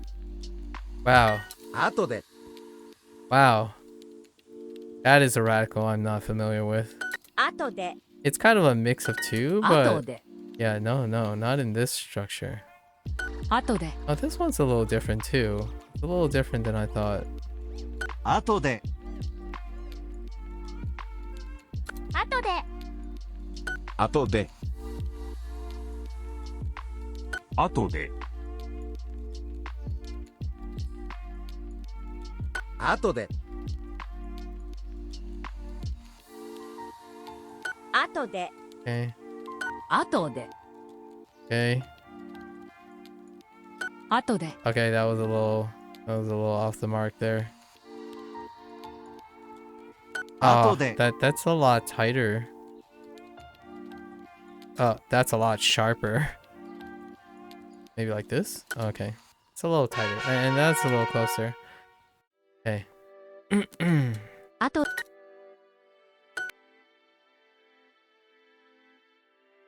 後で、後で I'm way over time today. 後で Way over time. Someone save me.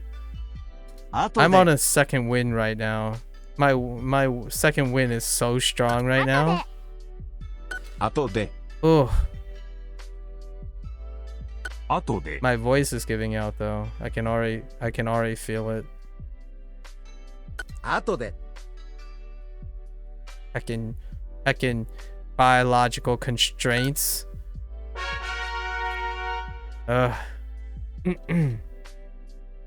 What the heck is going on? I don't actually know what that is.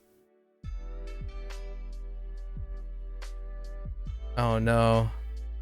You know what? If atode was later, could this possibly be 午後 something to do with time? It is. Okay. I don't actually know what that term is. That's sometimes a thing. Okay. All right. 午後、午後、 Okay. 午後、 Throwing you into the deep end, yeah. 午後 That's like 50% comprehensive Go, go. input right there. 50%. No, it's not really like 50%. I cheated. Go, go. Like I knew that it was time related, Go, go. so maybe like 60%. 60% 午後 comprehensible input right there. Right. Because I had a lot of context Go, go. clues, and then I also had choices as well. So yeah. So I would have put my guess at not even 33%. It was more like 70% chance. Even to understand the meaning, really. 後で So not too bad. This happens. It happens a lot in the kanji section now, because they need to, like, if you're learning a new kanji, if it's a novel kanji, they need to pick up two different words to separate the two pools. So they often pick up something that I didn't know the other kanji, but it's a recurring kanji in another thing. And it's generally a hirakana thing already occurring in my unit. So of the three, Gogo was the 後で、 most reasonable choice. So that's kind of like how I went about it. So the odds weren't really, I mean, technically in pure Atode. chance, it would have been 33%, 後で right? I purely guessed, but I had Atode. enough context clues to make an educated guess that was 後で pretty much, 後で、 I felt fairly confident it was 後 a で、 choice. And then 後で、 you can always just learn by the process of, not the process of elimination, but the correction, right? You get it wrong and just get it right the next time. You learn by making an error. That's a pretty reasonable way of learning. 後で Atote. I don't like being wrong. I'm just kidding. It would have been funny if I was way off base. I have been way off base before.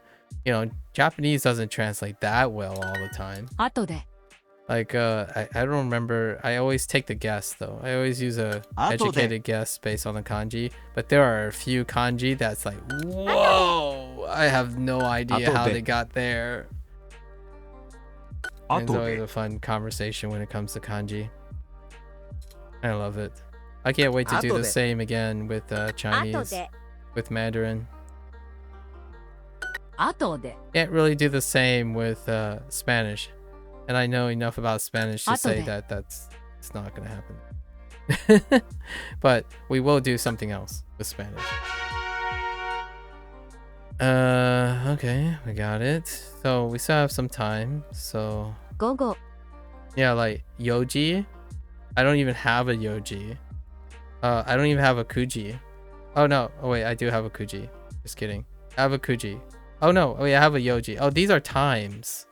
Oh yeah, these are times too that I already know the kanji for. Just kidding. I haven't seen yoji represented in this way at all. But yeah. Wow. So I didn't even get a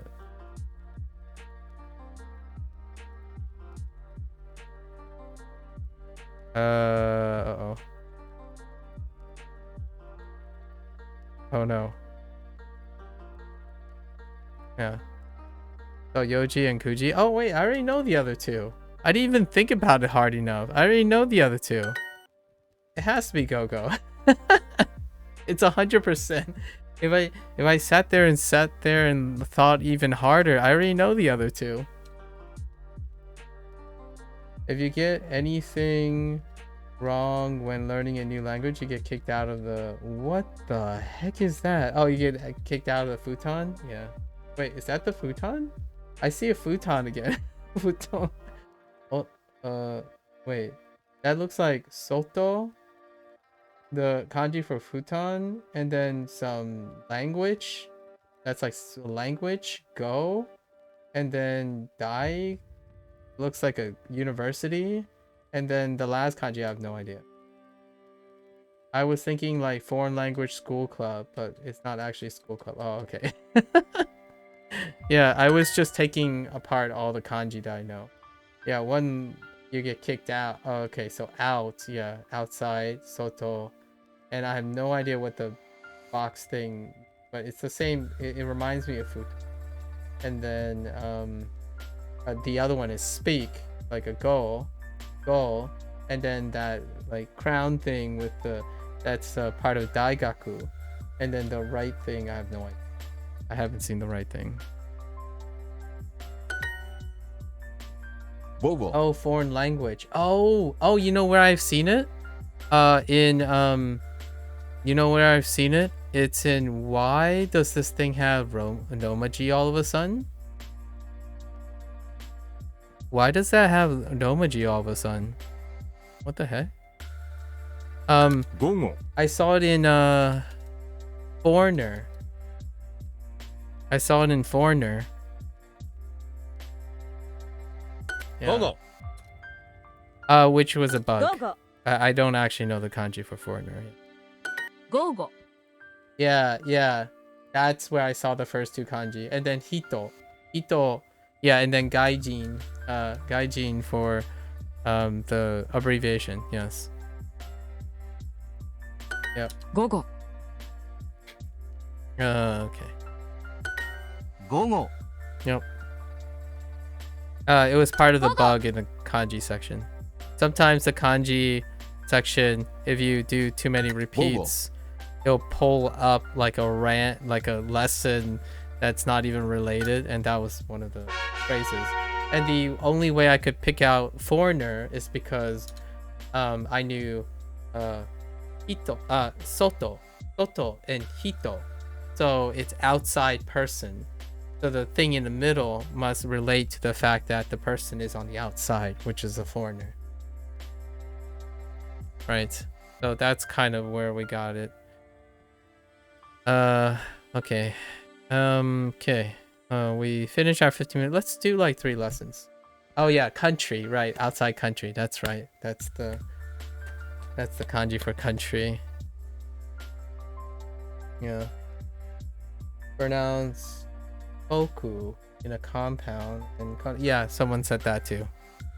Which it will be a while before I can absorb that because I need like more repetition and stuff to output it.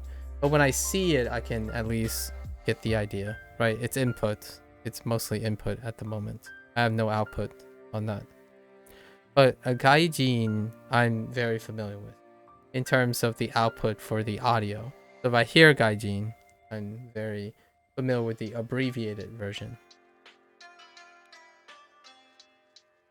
Because I'm a foreigner in many ways.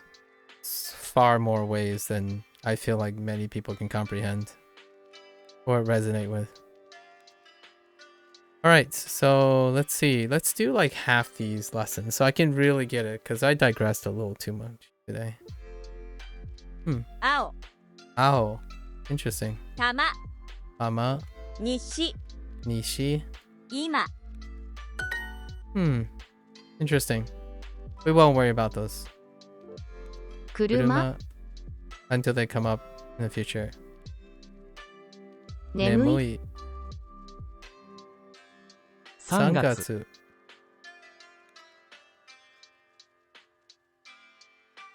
4月 チーズ 今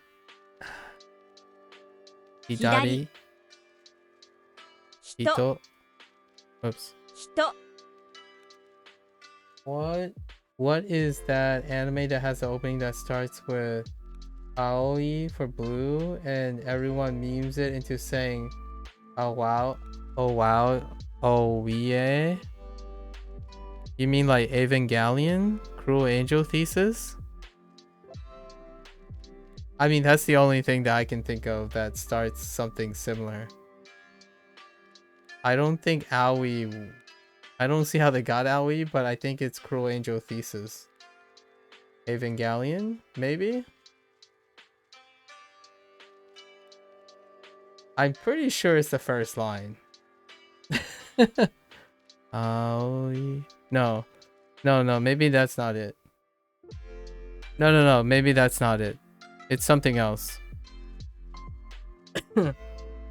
Aoi...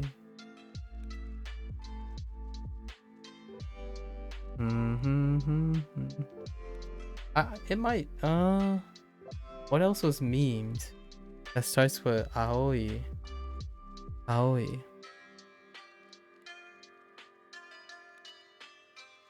Yep, that's my only guess. Wait, let me listen to the beginning. Wait, hold up.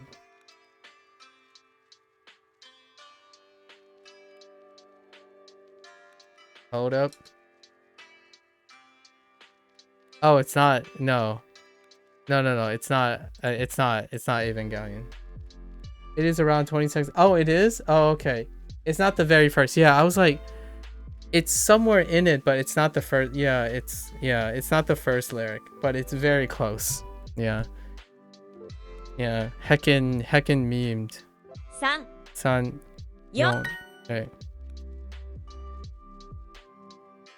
Why do I know that? I don't want to talk about it. It's Osu. Osu is probably the reason why I know that. Not that I haven't watched Evangelion well before even the Osu community was flourishing in that sense, but I watched Evangelion. I watched Evangelion predating Osu. So that just demonstrates how old I am. I'm done. We're gonna stop talking about Evangelion now.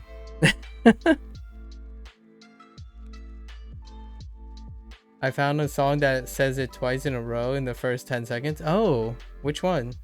But not as a first word. Oh, okay. Aoi. So wait, how do you pronounce it? Aoi as in... Am I pronouncing it properly? Like Aoi as in English Aoi? Like Aoi, like it hurts Aoi. Is that how people are getting Aoi? Oh, okay. So Aoi. That's kind of funny. Actually. Oh, you know what? I get it. That's why people, when I say Aoi, someone said Aoi to me. I'm like, oh, okay, Aoi. Oh, I think Indie did that. Indie totally did that. Yeah, I'm pretty sure Indie memed me. When I learned Aoi in way back, like 60 days back, I'm pretty sure someone memed me and say Aoi, and I'm like, all right, well, say Aoi from now on.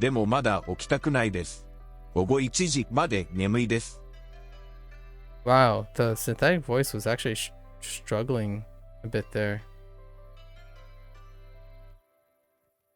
He wishes he could sleep more. Indeed.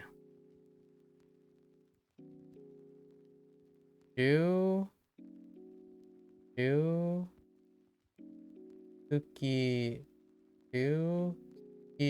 desu. No, Tuki desu.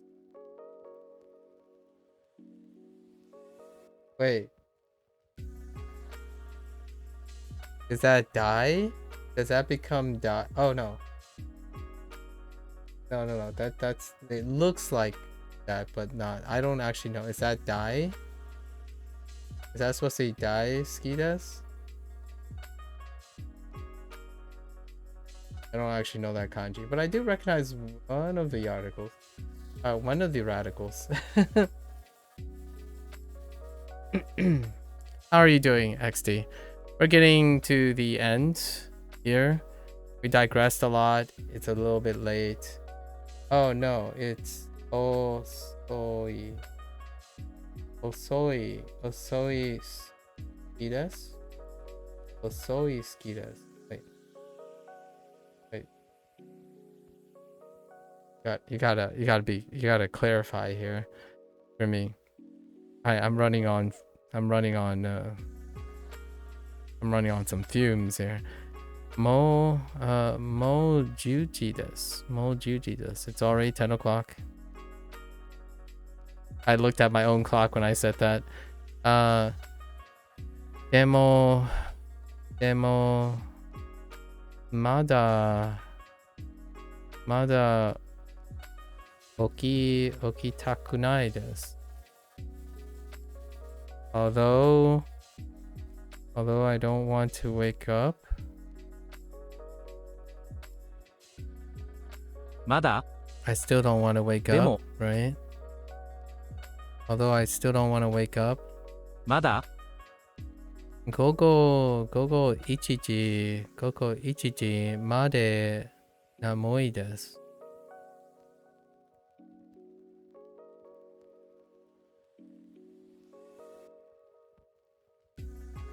I am sleepy まで until Why so late today? It's too late. Oh wait. Oh, it's too late. So遅いです。遅い is late, and he is too or very much. Oh.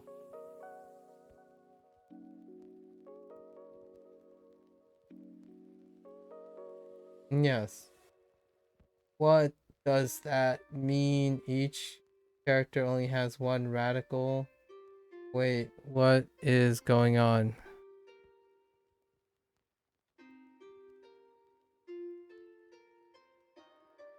What is happening? I don't understand any of you.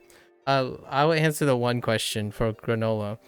Today was American Mother's Day, so I know. Oh my gosh. Okay. Hold up. Today was American Mother's Day, granola, so I went out for half the day and then I came back and then I met two people today that basically I spent 4 hours talking to. Oh, and there's Lotus. And then there's Lotus. Oh, is that what that says though? Yeah, new people. So this person we met. Yes, and then there's Lotus. Yeah, we met a Brazilian who's interested in Japanese, who started their Japanese learning journey, and then we met wait, does this relate to anyone? Oh no, Sub-Zero's not here. Oh, Shady is not here either, because I also met an Australian who's interested in Mandarin and has done a lot of Mandarin studying already, and is going to visit China soon. Yeah, because Shady is next to Blue, and maybe, I don't know, Victor, you know Chinese, right, Victor? I'm starting to just assume everyone knows my target languages. Lotus, you know Chinese too, right? So you could have like exchanged Chinese things with them. You know very little? Oh, darn it. Yeah, Shady already learned Japanese to a great extent, and then he is learning Chinese at the moment. You're on unit 2 of Duolingo. You're basically a master, Lotus. What the heck? You should have started using that. They've got a really good pitch thing actually. Oh, that's what I've heard actually. I'm kind of curious. I will be able to tell. Like, hands down, I think that's going to be one of the more interesting experiences I will have, because I can actually tell pitch in Chinese. You know, house Chinese and some school Chinese. Yeah, that's pretty much all you need to meet most people's families. You know what I mean, Victor? That's all you really need. Kidding, but in a really funny way, I'm not kidding. That if you know house Chinese, that's about that's yeah. I will be able to kind of rate the pitch in you're gonna go to bed, but oh man, I gotta go to bed. Well, I'm not gonna go to bed, but I have to finish this lesson and then head out. Thanks, Lotus. Thanks for coming back. And then you know, take care. Sleep well. Okay, so they want to sleep more, but I'm having a trouble. Wait, go ichiji made nemui desu. So I'm sleepy until 1 p.m. I guess. That's kind of a weird expression.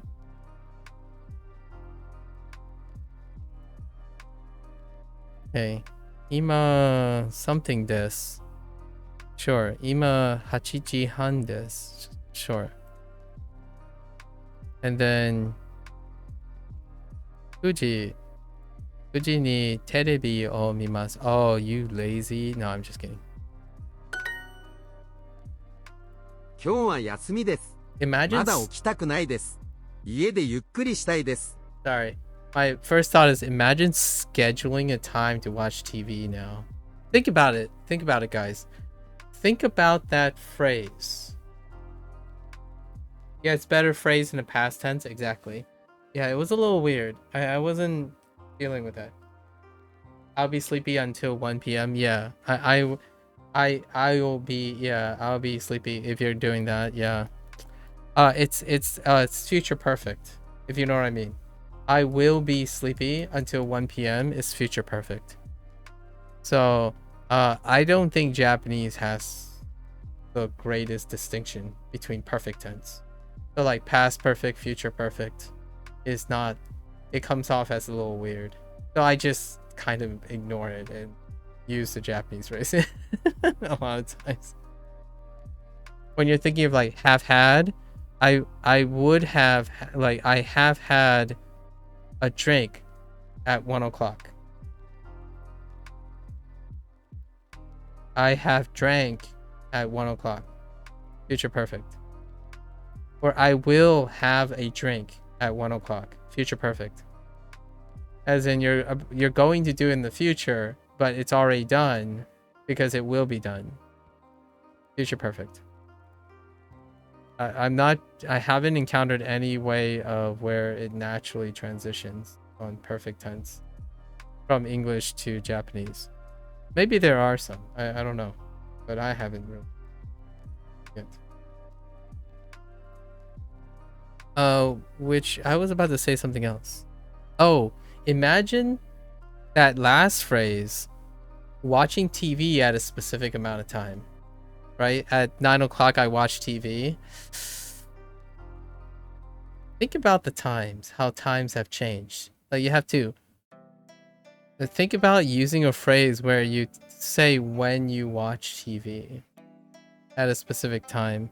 I know, like, some people still watch things at specific times, but I just think about it like, oh yeah, remember the days when you actually have to catch up programming at a specific time. You still do, but it's obviously not the, now it's more the exception, not the rule. The normalized thing is now everything's on demand, or most things are on demand, and now you set your those are like special events when you schedule a specific time to watch things. Times have changed. I still lived in the era. I lived at the end of that era, right? The era where programming was fixed.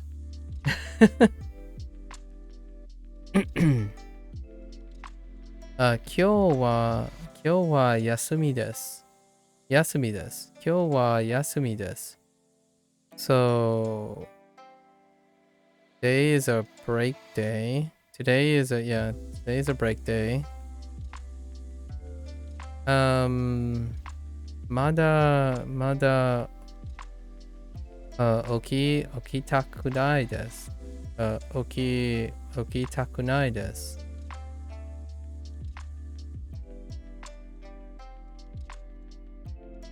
I still got up. Okay.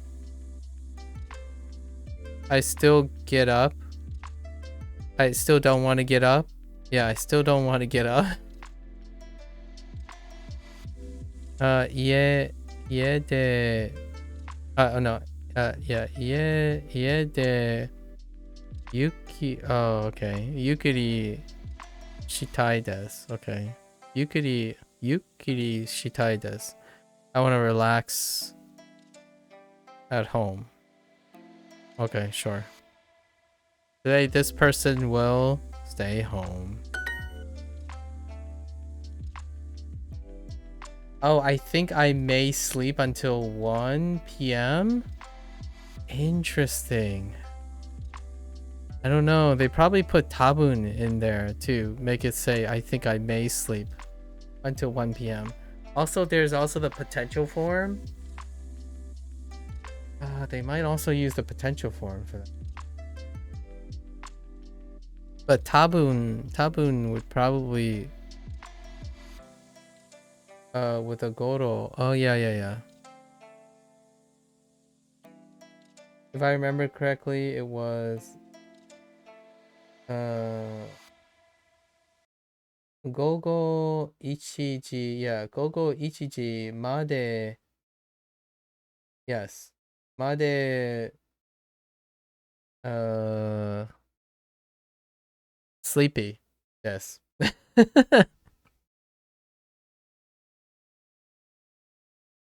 まで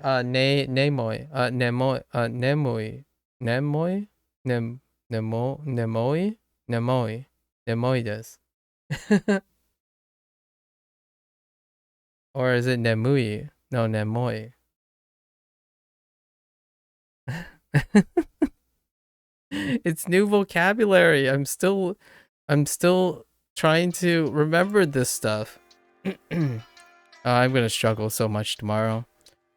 今日 let's see. 今日7時です。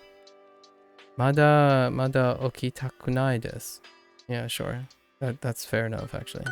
今日は起きたくないです。Yeah, you're really drilling that in, aren't you? 今日は起きたくないです。Today, I don't want to get up.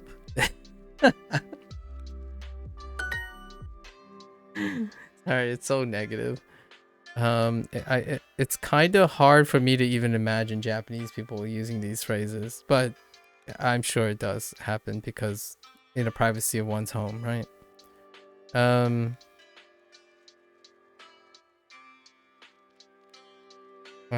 まだ8時じゃないです。I don't want to get up though. でもまだ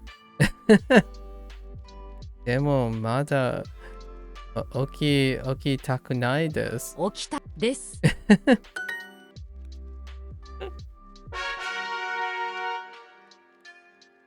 Oh, we got a new leaderboard. Let's check out the leaderboard. Okay, well, got some serious. Can I hang with these peeps? Oh, I think I can hang with some of these peeps. I don't want to try too hard. I think I can hang with some of these peeps. I always look at the leaderboard to see how many streaks there are. Ooh, we have a 5-year. Oh, we have 2 5-years.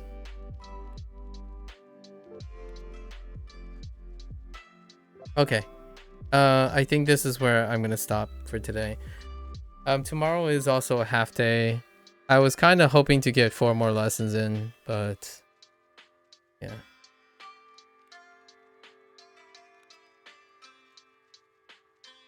We're gonna wrap it up here. I'm very, very physically exhausted.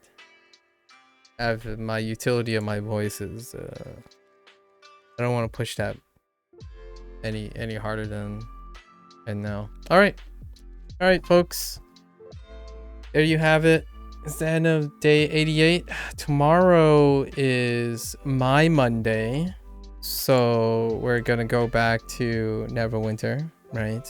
For the 4th week reset, and then hopefully I can complete unit 9. So we're gonna have to swap up how I do the recall for the double half days. I think we're gonna keep doing half days on Monday and maybe Sunday.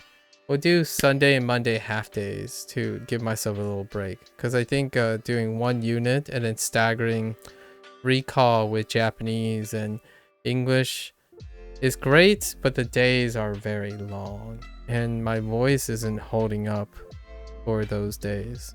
And then if we include like discussions and stuff, that will just balloon. So try to play it by ear for now. All right, folks, it was a great discussion today. What are some take-home messages? I've been doing take-home messages at the end of the day. I think the one thing I wanted to express today is that oftentimes when you're at your high, okay, all right, I'll save this for later. Okay. What is this? What song? Which song is this?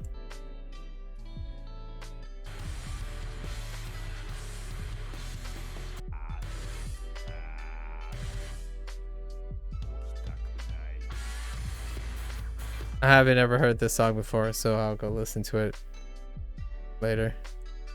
Okay, so let's thanks for the link. I'll listen to it later. It kind of reminds me, at first I thought maybe it sounded like Maximum the Hormone, but then I heard the guy singing and I'm like, no, it's not. So okay, so what are my closing remarks? I think one of the remarks, the take-home message I want to leave today is when you're incredibly healthy, right? If you're healthy, you're living it up, you find sustainability, you have excess resources. Sometimes maybe you don't have money, right? You don't have those resources. But if you're comfortable right now and you have some excess energy, some excess enthusiasm, I think there's a place in this World Wide Web for individuals who's able to demonstrate what they use with that excess energy. As in, a lot of times I feel so much of it is related to the prospect of results. Like, what is your return on the excess energy? And less doing for the sake of inspiring and returning if it happens. So one of the comments I made today was the idea that a lot of times someone, there's so much goal-oriented discussions and questions nowadays, and oftentimes it's pretty alien, at least for someone like myself, that I say I'm incredibly privileged in this time. It's not going to be forever, but it's going to be as long as I have excess energy and the resources to support myself without the shackles of requiring to have goal-oriented thinking in order to keep my life sustainable. Like, for example, how can I pursue this passion if I don't have money to support it, right? Those are the shackles. So if you find yourself in that, then definitely stick with pragmatism. But if ever you find yourself in a privileged position, which I count all the days and the blessing of that I have, so whether it's 1 year or 2 years or however long I can stretch this period, I have excess energy, not shackled by maybe sheer need for pragmatism. So with that privilege,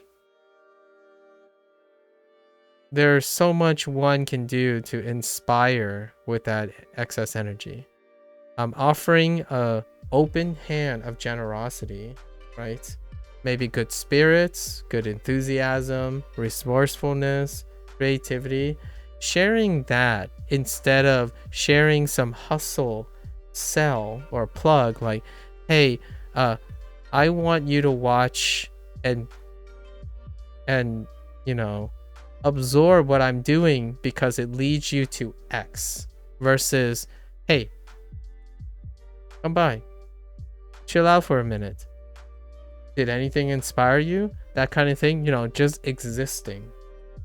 Sometimes I think that phrase, I no longer use that phrase too much, because oftentimes just existing is no longer a euphemism. It's a stigma. It's stigmatized. Just existing means drifting along each day in order to wait for the goal to come closer. So like grinding is almost like just existing now. Working towards a goal or a career feels like just existing these days. So if you're ever in a privileged position, and that's the message I wanted to make clear, I'm in a privileged position for the time being, maybe for another year or two, perhaps. And I want to use that time to stay well rested, maybe well practiced, and do something to reinvest in open arms, to demonstrate that you can be incredibly productive, enthusiastic, and find life incredibly rewarding when you're not necessarily always looking at a distance goal that requires payback. Because keeping your eyes on that goal can sometimes also make you forget, when you become too focused, make you forget about enjoying the times you have and the open opportunities that are in front of you or in the present day. So much like that person who burns bridges and closes every door because every door is not related to the goal you're looking at, that is what the message I want to end the day with. Being non-shackled also alleviates a lot of the narrow focus or the tunnel vision that may happen with desperation and emotional pragmatism that's required to sustain your life. Money is a really tough subject, right? So whenever I think about my life when I get up, how I'm happy and stuff, this is usually due to the privileges that I have. Either I was lucky to be blessed with them, or through my hard work, whatever the situation is. I like to maximize the situation in order to make things happy for the time being. It's that is a currency that I personally think there isn't enough of. You can't quantify this currency. You can't quantify how being happy makes someone else be happy, or reassure them that the thing they're doing can bring them happiness by witnessing it. You cannot quantify that. It's something that I feel is overshadowed by career, lots of career hustles, like here's my secret 10-step to bus and whatever, or like making millions, or here's my how to condense 5 years into a 30-day program to be a superstar, that kind of thing. That's goal oriented. It's going to be hit or miss, and you're always operating on expectations. And much like many things, when you choose to dedicate your time, there's always that constant consternation of, what is it called? Opportunity cost, right? However, when you spend some time, and if you're ever in a place where you're healthy and you're not quite strapped to have to do certain things, opportunity cost doesn't come into play if everything you choose and do is opportunity, right? Whether than looking at opportunity cost in a sense, usually opportunity cost means you pick something, then you lose your chance out in another thing, right? So you're weighing two things, and if you pick one, but the idea is either or presents opportunity. So it's a plus regardless of which one you pick, not at the cost of the other one. These two doors are possibilities. So to balance all the other things that you have as an opportunity cost, sometimes the last message I want is have something that you do, regardless of what you do, is a positive. So every action, nearly all the actions you can possibly make with this one or two things, I imagine for me, for a healthy individual, they would have at least 2 or 3 things in their lives so that they can like mix and match and bounce between them. Be it music, I don't know, artwork, breaking glass, blowing glass, making stained glass. Blowing glass, that's kind of really specific, but have those things. Gardening, whatever action you do with that, it's not an opportunity cost. It's not a problem of opportunity cost. It's a gain. It's a gain of function where you can constantly participate in when you have the luxury of not being shackled at the moment, be it 1 hour of your day or 30 minutes of day. And to me, this is it. So since I'm not shackled by a day job or anything right this moment, I'm still building towards something that I may use, but at the same time, it's always about focusing in the present at the time. I think there's not enough people out there who show how things can go slowly and still be fantastically rewarding. There are too few people who move slowly out there that are influential, and as they move slowly, they can appreciate that this person is having the time of their lives while going slowly. I think we've become so accustomed to going so fast that even questions and thoughts come at like 2 or 3 year periods. Like, oh, so when are you gonna do when you master Japanese? Well, I don't know. That might be like never. Right? So things like that, like it's so peering. It's it's contracting the meaningfulness of the moment into like 3 years, 4 years. That's a 9-year project. When you're done with the 9-year project, well, when you keep asking and keep thinking about it every single day, the 9 years, oh yeah, it's getting closer by one day, you start losing out of your present day, starts falling out of focus. It becomes lifeless, right? It becomes gray, and you just exist until that 9-year period comes. And here's the really harsh, deep cut.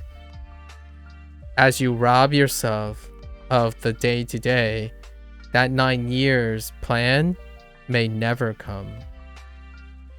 Now, if you have a chance to balance your present day-to-day activities and maximize its colorfulness, even if you have that goal out there, that goal might not even be the same goal at the end.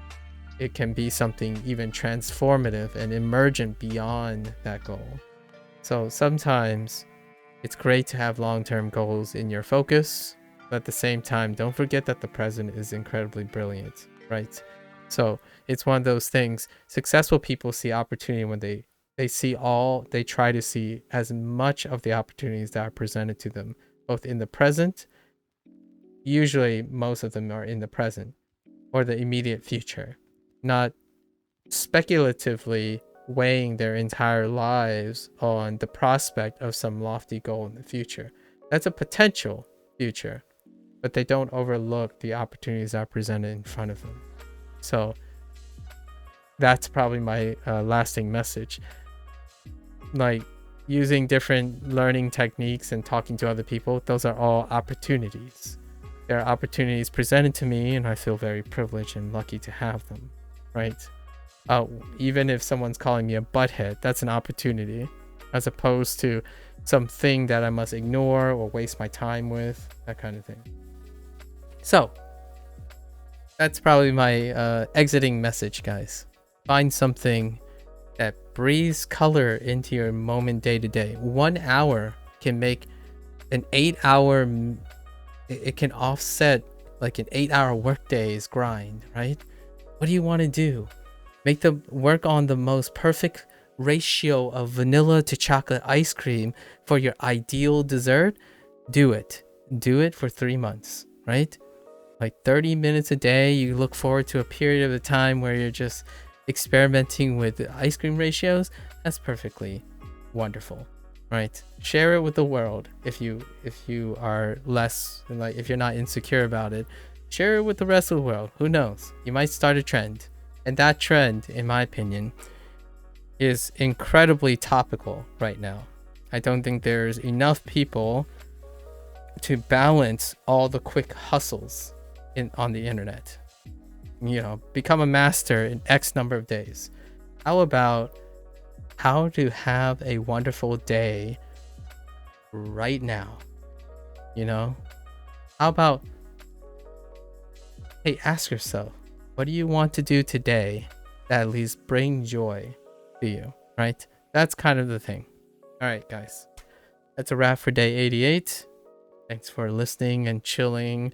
And I don't know how I'm gonna edit this one now, cut this one out, but hey, it's a work in progress. All right, guys, until next time, stay safe, stay healthy, you know, keep doing what you got to do, and also think about that message, right, outside of the things you got to do.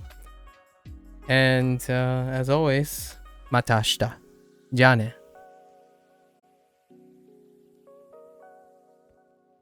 Good night, XD.